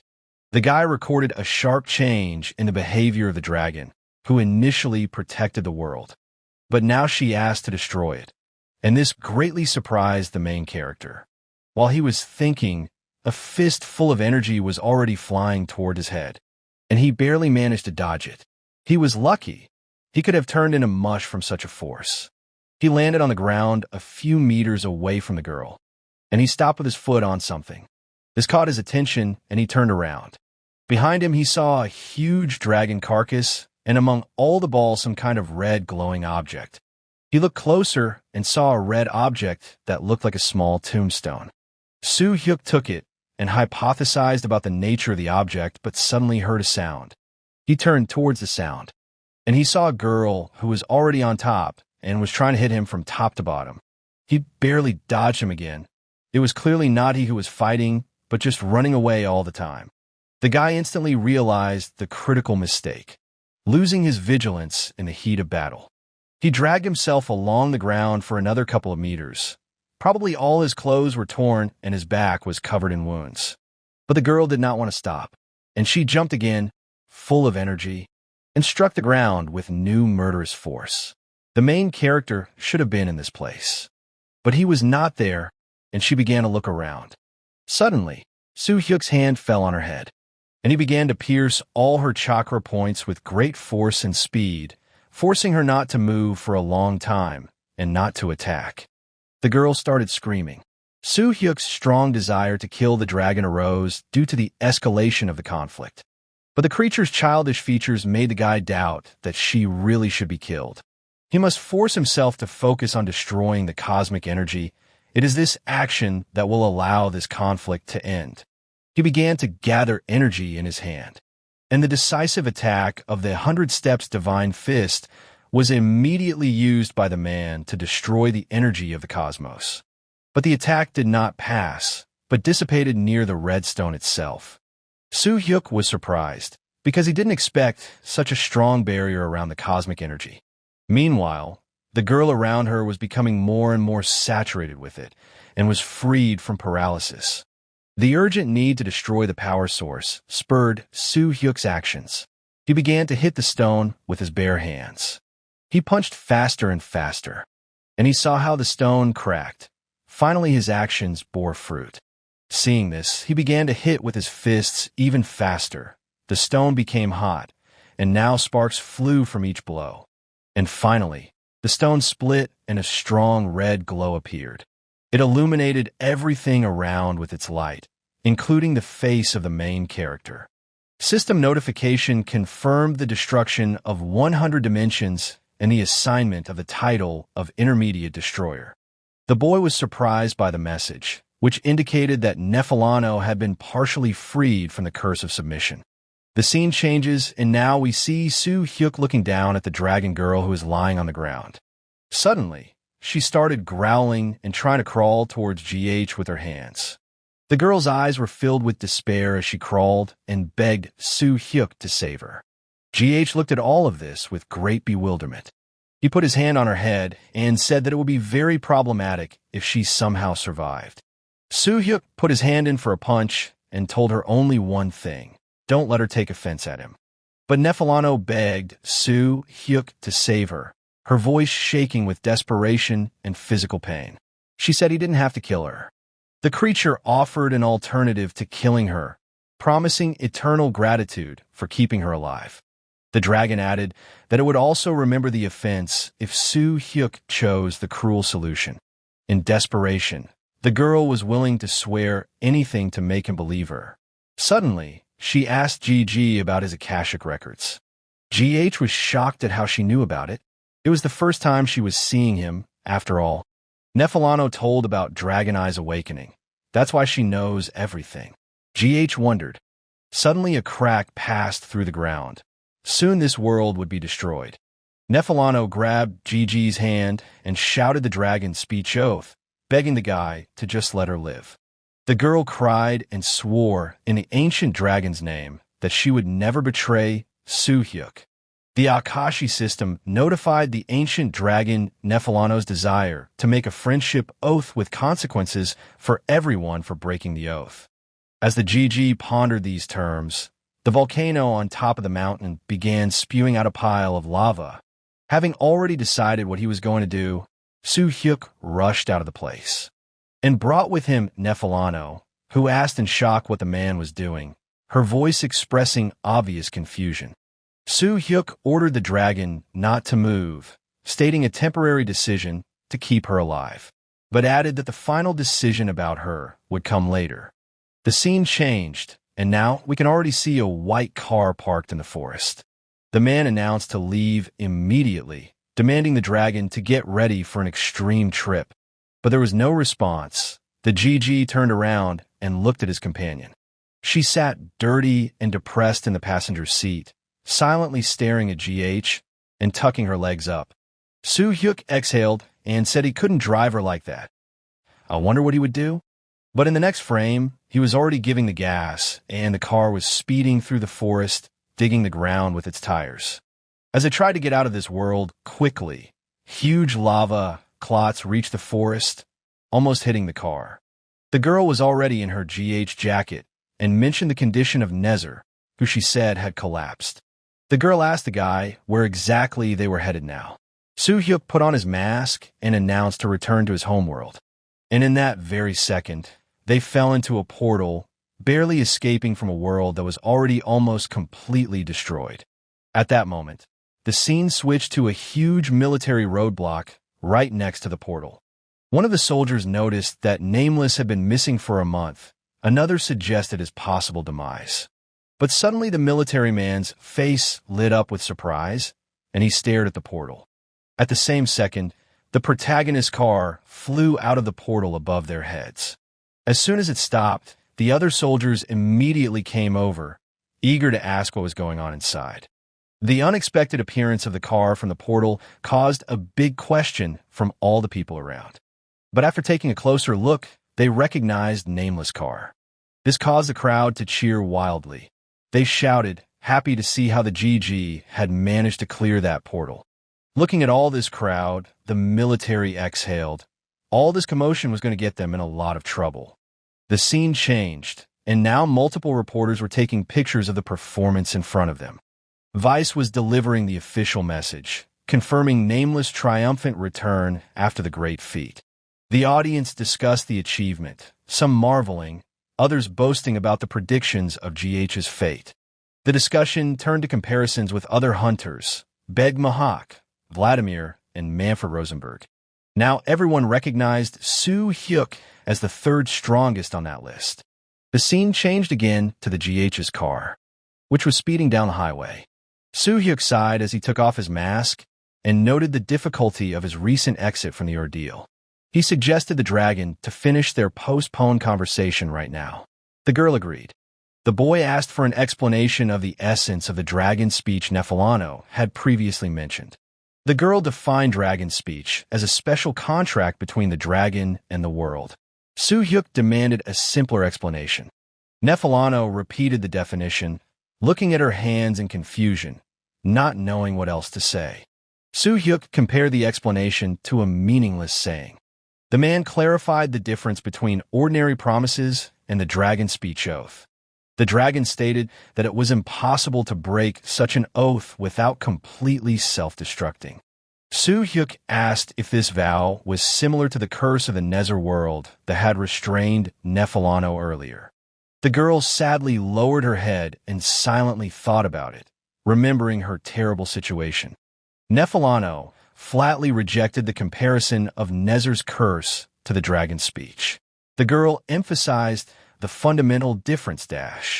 Nether was forcibly enslaving, while the oath was her choice. This dimension imposed a false consciousness, completely controlling her will. Breaking the dragon speech oath entailed materializing the consequences in reality, Nephalano explained. Soo-hyuk suddenly recalled her earlier words about dying at Nether's fall. The boy had compared that curse to hypnosis, forcibly changing the dragon's consciousness. Nether's control was a suppression of will, and the oath was a conscious vow. The dragon's speech is a mutual vow, but breaking that vow will result in total punishment and the destruction of the world. Soo-hyuk recognized the supreme reliability of such vows, showing his understanding.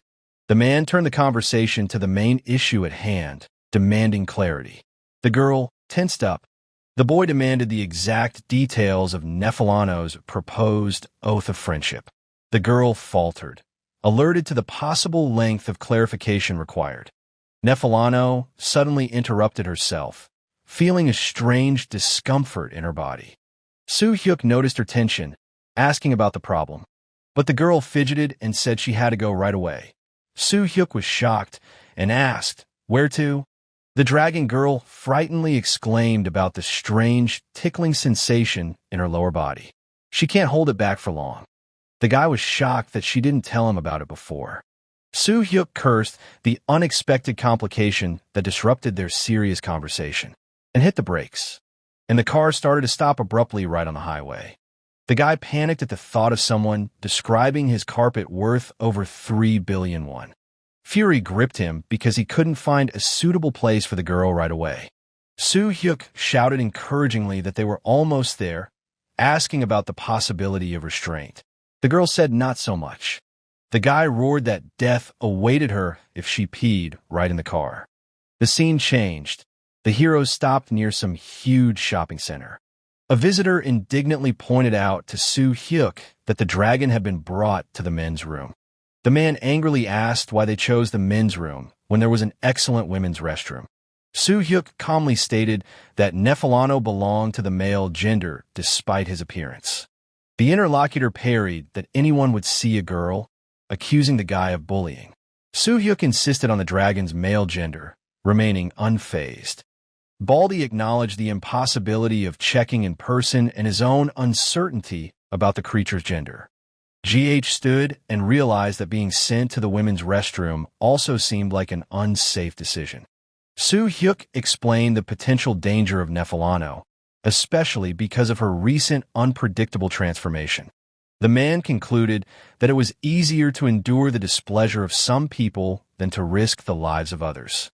Bald in turn stood and covered his eyes, angry because the youth in the present time is not well-mannered. Already in the restroom, the girl sat on the toilet and peed as hard as she could. With a satisfied sigh, Nephalano came out of the restroom and announced her return to life. Soo-hyuk ordered her to move and told her that she'd better not act like that in public.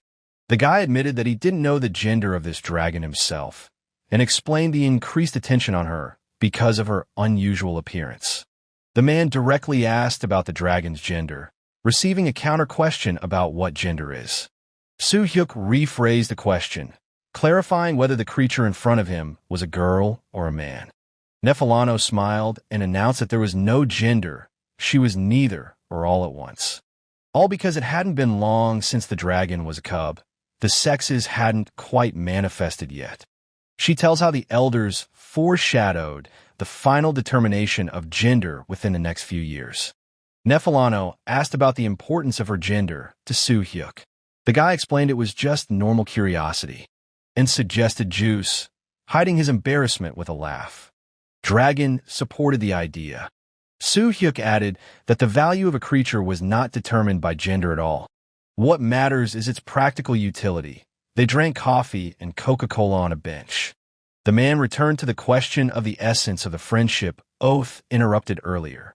Nefelano recalled the previous conversation about the oath before the toilet incident. Dragon had clearly defined the oath as a mutual vow of friendship and unbreakable loyalty. They would never betray each other. Soo-hyuk recognized the lack of traps in the conditions given the nature of the dragon's speech. Nefelano emphasized the dragon's unwillingness to befriend creatures weaker than themselves. Therefore, the girl called Soo-hyuk the only person who had impressed her in her entire life. The dragon admired Soo-hyuk's accomplishments in spite of his modest physical attributes and lack of mana. The man noted Nefelano's difference from the stereotypical proud dragons from legends, especially when the girl solemnly swore in the ancient dragon's name to never betray a boyfriend. Soo-hyuk clarified if the vow would be the basis for a permanent partnership. It was something he wanted so badly. The guy formally accepted the offer of the vow of friendship and extended his hand to the dragon. The girl was surprised that the lad had decided to make a pact with her after all. Nefelano recited a full oath of loyalty in the name of the ancient dragon. The promise of friendship was valid for life, cementing the union of dragon and human. The system gave Soo-hyuk a new title, Friend of the Dragon, and he mentioned a few additional conditions to the contract. The guy's first demand was to shorten the impractically long name Nefelano. Nefelano immediately suggested the shortened name Feli for everyday reference. Soo-hyuk moved on to the second condition, which was to publicly formalize their relationship. The dragon was surprised, and the guy reminded of the 1,000-year age difference between them. Guy explained the need to avoid strange looks from the people around them. He asked Feli to use caution in public places when interacting. The girl assumed that it was about using polite expressions. GH clarified that formality was only needed in front of other people. Feli immediately insisted on practicing. The guy deemed the discussion exhausted and suggested that they continue on to the target. The scene changed to a view of a huge metropolis with a bunch of people and cars, then moved on to a huge tall building. This is where our heroes stood. Feli rejoiced, assuming they had arrived home. The man said he only had a meeting here. Someone in a yellow suit was walking down the hallway, asking the purpose of the visit to the building. Stopping, the vice president finally confirmed over the phone his arrival at the training complex. But immediately Yellow was shocked at what he saw there. The vice president was simply shocked at the sudden appearance of a serpent carcass and piles of dragon trophies. GH greeted the vice president. The man apologized for the forced summons due to the sheer size of the booty. Soo-hyuk handed over the byproducts of the raid to Guild Oh Shinwoo for processing. The guy explained his choice of a trusted person to sell the damaged dragon scales and skins. He expressed confidence in the practical use of the materials despite the defects. The man moved on to the final question of the meeting, pausing. The topic of discussion was Nefelano's human body and its nature. The girl clarified that the observed form of the dragon was only a shell. She emphasized the importance of the essence of a living being over the outer form. The vice chairman recognized the dragon's power, superior to most awakened ones. He assured that the paperwork and finding a place to live for Feli would not be difficult. The man expressed his hope for a fruitful cooperation with his vice chairman in the future. Before leaving, he asked Soo-hyuk to spare a day in the near future. The reason was the willingness of what had been agreed upon earlier with the guy. Soo-hyuk remembered a similar request before entering the Nether dimension. He doesn't remember what the guy is even talking about, but agrees with him. He asked the dragon to stay here and confirmed Oh Shinwoo's help with contacts and the current situation. Soo-hyuk asked the vice chairman to arrange cell phone service for himself. Yellow nodded and said he'd do it. The man suggested that Feli write down his number after receiving the phone and call him right away. She crumpled, embarrassed, and agreed. The guy rubbed her head with warm feelings and assured the dragon that there were no plans to leave him, asking to be quiet. Feli briefly confirmed her complete trust in Soo-hyuk's words. The scene changed to a sunset street with cars and private houses. GH finally crosses the threshold of his ancestral home. He stretches his arms inside, feeling the long-awaited relief after a long absence.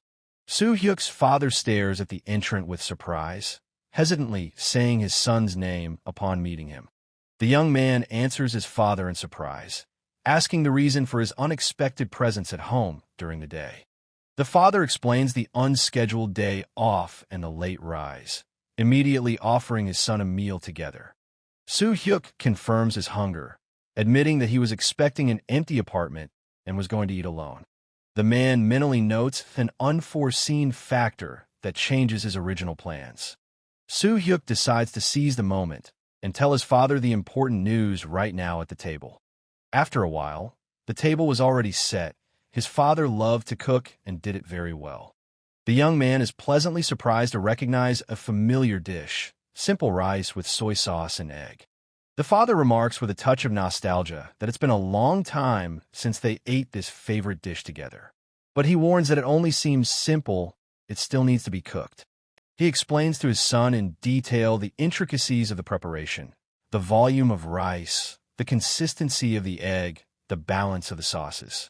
The father proudly presents his signature recipe, perfected over years of practice. Soo-hyuk takes his spoon with gusto, preparing to taste his father's cooking skills. He is struck by a bolt of lightning the first time he puts it in his mouth.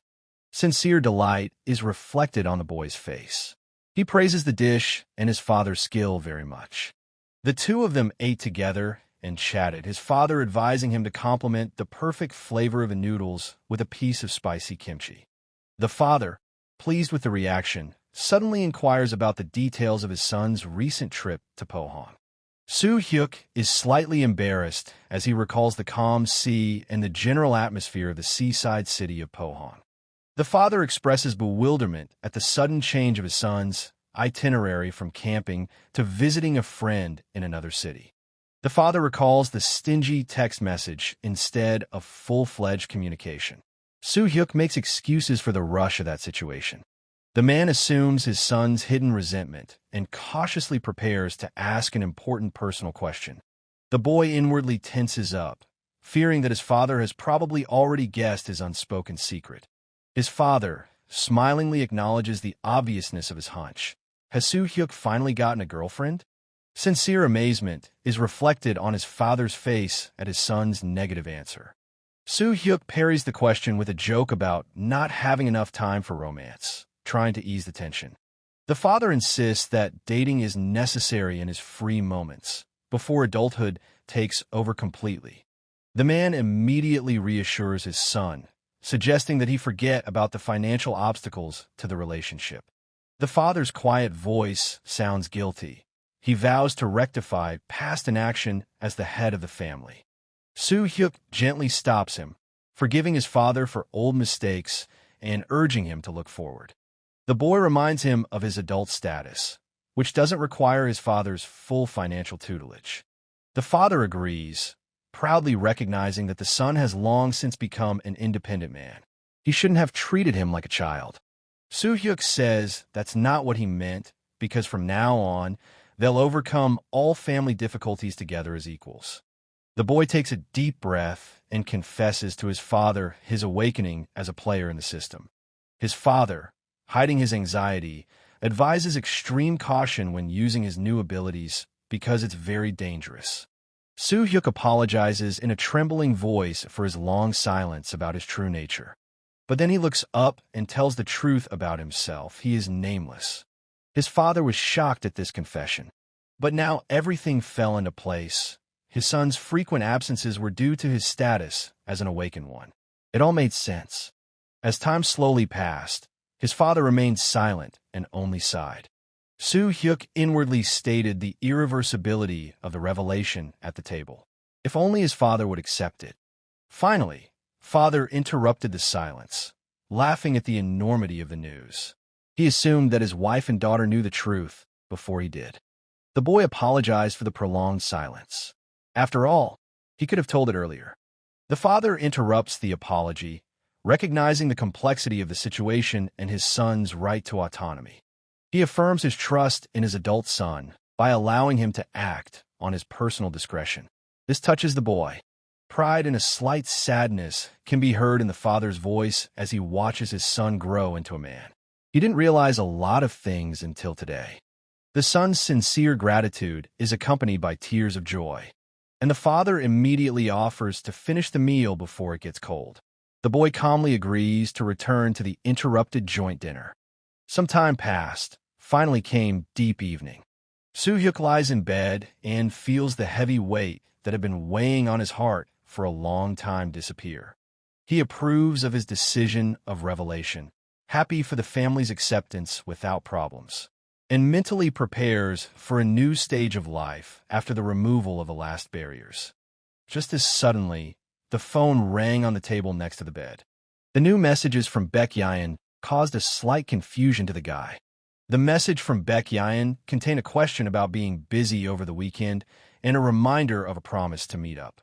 Soo-hyuk is surprised to realize how much time has passed since their previous conversation. The girl persistently specifies a specific day to meet, Saturday or Sunday. She suggests Saturday, receiving the guy's terse agreement. Soo-hyuk studies the unfamiliar number on the screen, not recognizing the sender of the new message. Feli asks to keep her contact, introducing herself with a short name for future communication. The guy notes the unexpectedly quick response after saving the number. A message from Vice President Oh Shin-woo arrives, causing surprise and suspicion of trouble. But upon opening a messenger chat with him, the guy was in complete shock and didn't understand. What is it and how is it? The vice president announces that he has begun processing a huge shipment of trophies from Nezer's world worth $3 billion. He clarifies that the price doesn't include the Nephalano shell. And Soo-hyuk mentally calculates the total capital. He already has $1.5 billion. The guy anticipates the surge in fortune after selling the remaining resources. And then, after making a couple of calculations, he stares in shock at the phone screen. A quick calculation shows almost $10 billion in his account. Soo-hyuk was just awfully happy about this amount. Soo-hyuk's sister is puzzled by her brother's strange behavior in the room. She notices that he's completely absorbed in himself, so he didn't even notice her arrival. A jubilant feeling comes over him as he realizes his new financial situation. The night has passed, and finally the sun is over the horizon. Morning has come. In the kitchen of their house, breakfast was already ready. The father again showed his culinary talent. The family was gathered around the table, and his father called Soo-hyuk to the table, noting the appetizing aroma of the finished dish. Entering the kitchen to the table, he immediately turned to all the family members in order to announce the happy news to them. The guy proudly informs the family of his wealth, confessing to sleeplessness from happiness. All family members were shocked by such news and also by the sight of the protagonist. The father incredulously asks if his brother really earned $10 billion as an awakened man. Soo-hyuk confirms the amount, clarifying that the final settlement will happen after the sale of the leftovers. The man declares the end of the family's money problems and promises a luxurious life. The father thanks, but doubts his right to accept such money. The boy insists on kinship ties. Soo-hyuk offers to move to a better house. Father recognizes the merit of his son, who says this is just the beginning. Mom thinks it's a dream, and the sister offers to pinch her. Some more time passes, and the guy is already walking down the street. Soo-hyuk stares at his phone and thinks about wanting to focus on hunting in the portals, but reminds himself of unresolved trophy cases and other obligations. The most important thing becomes an urgent visit to Oh Shin-woo, requested by the vice president. He decides not to postpone the visit, since he's going past the guild. Suddenly, a strange man in a business suit and a strange pose gets in his way. The stranger politely introduces himself to Soo-hyuk and looks at him. He was standing there waiting for him. The guy holds out a business card to him and identifies himself as Abe Tadayoshi of the Awakened Association of Japan. The diplomat speaks of his desire to speak to GH alone. Soo-hyuk states the fact that his identity as nameless has been revealed even in Japan. Guy openly expresses bewilderment at the reason for the Japanese guest's visit. Why are they coming to look at him? Abe assures the conversation is brief and suggests changing the place for a private conversation. GH says he's fine as he is. Soo-hyuk rejects the offer, and the Japanese man asks if Soo-hyuk is ready for the world to publicize nameless identity. Just as suddenly, a light blast of energy flies into his face. Soo-hyuk's raised fist stops the guest's speech, signaling a change in the tone of the conversation. The guy declares that he's a man of principle. Mutual respect guarantees peace. Aggression guarantees retaliation. The Japanese man loses his temper, irritated by Soo-hyuk's tone. But immediately the main character's hand falls on the diplomat's shoulder. Soo-hyuk sharply and menacingly, all in energy, asks if the guest understood his position after a clear warning. Convinced of the futility of dialogue, the guy announces his immediate departure. But suddenly he is stopped by something again and wonders, what's going on? A bunch more cars from companies and their representatives appeared in front of him. That's the price of popularity. The appearance of a new stranger causes Soo-hyuk to cry out in bewilderment. The woman introduces herself as Isabella Johansson, blocking the guy's path. She immediately reveals her affiliation with the American Awakened Association. Soo-hyuk dryly acknowledges the obvious fact of her background. The guy acknowledges the beginning of a series of visits and anticipates an extremely busy day. He abruptly pulled out his cell phone and stares dumbly at it, ignoring all external factors trying to distract him. Isabella politely inquires if Soo-hyuk has any other appointments. Receiving confirmation, the guy is very busy right now. The American woman apologizes for the suddenness of her visit to Guy. She offers to choose a convenient time. But Soo-hyuk immediately rejects the idea of moving to the U.S. and walks right past her. Isabella, shocked by the refusal, tries to suggest at least a joint dinner. The woman persistently begs for a short meeting over a cup of coffee. Soo-hyuk agrees, with the only caveat being that the meeting will take place much later. Isabella agrees to wait until dawn for a chance to talk to Mr. Yang Soo-hyuk. The guy calls her back late in the evening and politely ends the current conversation with the American. But going further down the road, he realizes that the problem is not solved at all. Everything remains the same. Soo-hyuk ponders a way to solve this mishap with numerous uninvited visitors. He decides to deal with all the visitors at once to save time. Suddenly, he snaps out of his seat and rushes forward. He instantly dashes through the pile of stunned scout agents, leaving an energy trail behind him, and soars into the air on his energy jumps. A quick analysis reveals they're all aliens. The man rejects the very idea of wasting precious time on such annoying contacts. Suddenly, Soo-hyuk notices an unusual presence that has gone unnoticed for a long time. Some guy in a suit has followed him. The agents decide to act more decisively. The guy jumps on some balcony and decides to stop to negotiate with this agent. The guy states his high speed of movement, unavailable for a normal pursuit. The Chinese guy admiringly confirms Soo-hyuk's unique ability and talents. The stranger excitedly introduces himself as Naziojong from Shaanxi, recognizing Nameless. He pays his respects upon meeting him, and the GH notes the agent's combat training from his movements.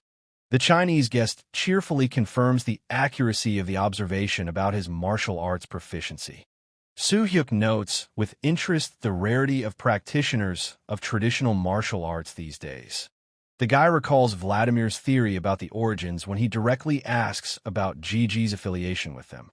Naziojung confirms the rumors about the heirs of ancient styles and speculation about the status of Soo-hyuk, a Korean martial arts master. Soo-hyuk accurately identifies the guild as the guest's true affiliation. He is not from the association. The visitor timidly asks for a demonstration of skills, but is politely refused due to Soo-hyuk's busyness. The Chinese man politely hands Soo-hyuk his business card after receiving prior consent for further communication. The guy reads the name of the Kyeonmaman, Heavenly Gate of Martial Arts, guild on the business card he received. Naziojong mentions belonging to the 8th General, an elite group of Chinese guilds. He specifies that the guild is led by Chun Yuhang and is the largest of the awakened in China. The messenger emphasizes Qian Momun's deep interest in Su Hyuk's personality. The Chinese informs him of the desire not only of the leader, but also of the guild elders to invite him to Shangxi. Naziozhang suggests establishing camaraderie between martial arts practitioners. Su Hyuk thoughtfully connects China and the concept of the origins mentioned earlier in thought. He has a genuine interest in this suggestion. The scene changes, and now we can already see some skyscraper and people around. Inside the building itself, there are also many people, pavilions, pillars, and halls. Passers-by notice an unfamiliar child in light clothing, marveling at the choice of outfit for the cold weather. It was the dragon girl, Nefalano, sitting on the floor in her light white dress. Suddenly, someone walks up to her and mentions that the guild vice president had arranged temporary housing for a new companion. It was Su Hyuk.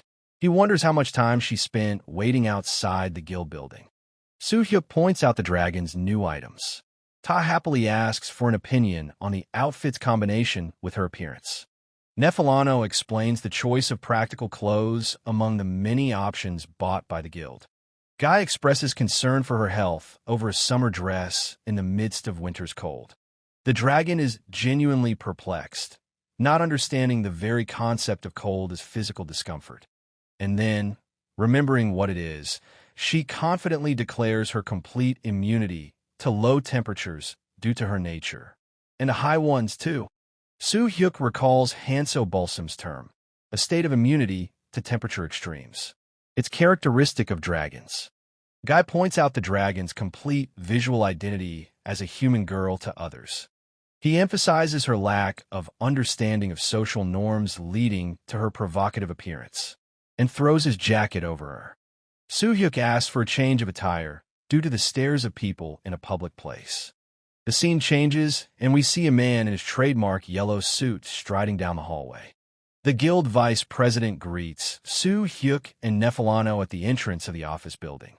The man is surprised by the guy's early appearance, as the vice president was a little late and late himself. The vice president, inquiring about the couple's joint arrival. Su Hyuk clarifies that the dragon was waiting for him at the entrance by herself long before his arrival. The protagonist offers to find a teacher to help Nefalano adapt to human society. The vice president agrees with the dress code remark, but expresses doubts about Feli's current attire. He moves on to the point of the meeting. The vice president suggests that Su Hyuk and Nefalano follow him to the back of the building. They were already in the elevator, and the vice president presses the 8th floor button. The man reveals the exclusivity of this location, only accessible to select members of the association. The group descends to the 8th underground floor, where the vice president activates the door mechanism. Su Hyuk looks around in surprise at the unfamiliar high-tech space beyond the threshold. The vice president confirms the guy's assumption. It's a secret research lab. This place has advanced association functionality beyond administrative tasks. Most of the strategic projects are realized in this hidden zone. The unfamiliar scientist cheerfully greets the vice president and Su Hyuk. The guy was shocked. It's a real dwarf. The researcher notes the guy's neatness, contrary to the rumors about him. The bearded man studies with interest the legendary nameless one he's heard so much about from his colleagues. The vice president formally introduces Su Hyuk to the scientists, and Wade calls his name. The guy briefly introduces himself, tiredly noting the string of introductions for the day. Su Hyuk mentally notes the abnormally high number of new contacts in a short period of time. The scientist shifts his attention to the girl next to them, trying to politely inquire about her identity. She abruptly turned around and dismissively threw. Her name is Nefalano. Su Hyuk then thought he should definitely teach the dragon some basic manners after her ignoring the greeting. Wade interrupts his colleague, reminding her to prioritize business matters, and hurries the group along, announcing that the equipment for the project demonstration is fully ready. And several pairs of legs in different outfits moved forward. Soo-hyuk is impressed by the unexpectedly huge scale of the association's underground lab. Guy asks about the logistics of building such a complex near Seoul without publicity. The vice president recognizes the difficulty, but insists on the strategic value of the facility. He reveals years of preparation for the project, begun long before current events, and speaks of humanity's helplessness to extraterrestrial threats before the awakening. Scientific development was a key response to the crisis, aided by fortunate circumstances. The vice president emphasizes the danger of total dependence on a limited number of awakened ones. He cites familiarity with Wade's genius as one of the decisive factors in the success of the enterprise. Wade impatiently demands an end to the protracted conversations and a move to the practical part. So they walk onward through the huge, advanced underground science center. Suddenly, Wade shows them a new invention, a huge robot in a glass capsule. Soo-hyuk recognizes the design as advanced power armor, familiar from technological fantasies. The vice president confirms the hunch and reveals the official name of the development, hyper armor. The scientists invite the guy to test the equipment, even though it's a prototype. They declare the revolutionary power of the sample, capable of changing the world's standards. The vice president offers Soo-hyuk the honor of becoming the first operator of the newest invention of mankind. Wade stood at the terminal at this time and activated the armor. The doors to the capsule opened, and in front of Soo-hyuk in full height was this new hyper armor, a universal, powerful weapon. Suddenly, the robot armor's eyes lit up and it flashed red sensors at the protagonist. The terminal screen displayed the registration procedure for the operator codenamed First. Soo-hyuk compares the process of donning the armor to becoming a futuristic Iron Man with a smile. He reaches out his hand. Immediately, a huge blue reactor full of energy erupts in the chest of the armor. Suddenly, the armor flew towards the protagonist, sucking on his body. He was already completely covered in it. Only his face was exposed. It was very cool. And then the helmet slammed shut abruptly.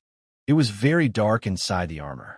Then a piece of light began to shine into his eyes, and the hero saw the outlines of his hands on the monitors inside. Now he could see everything around him. He couldn't believe his eyes. The robo-armor on him was sparking with energy, an incredible feeling. He clenched his fist and felt all the power and strength. This invention was simply incredible.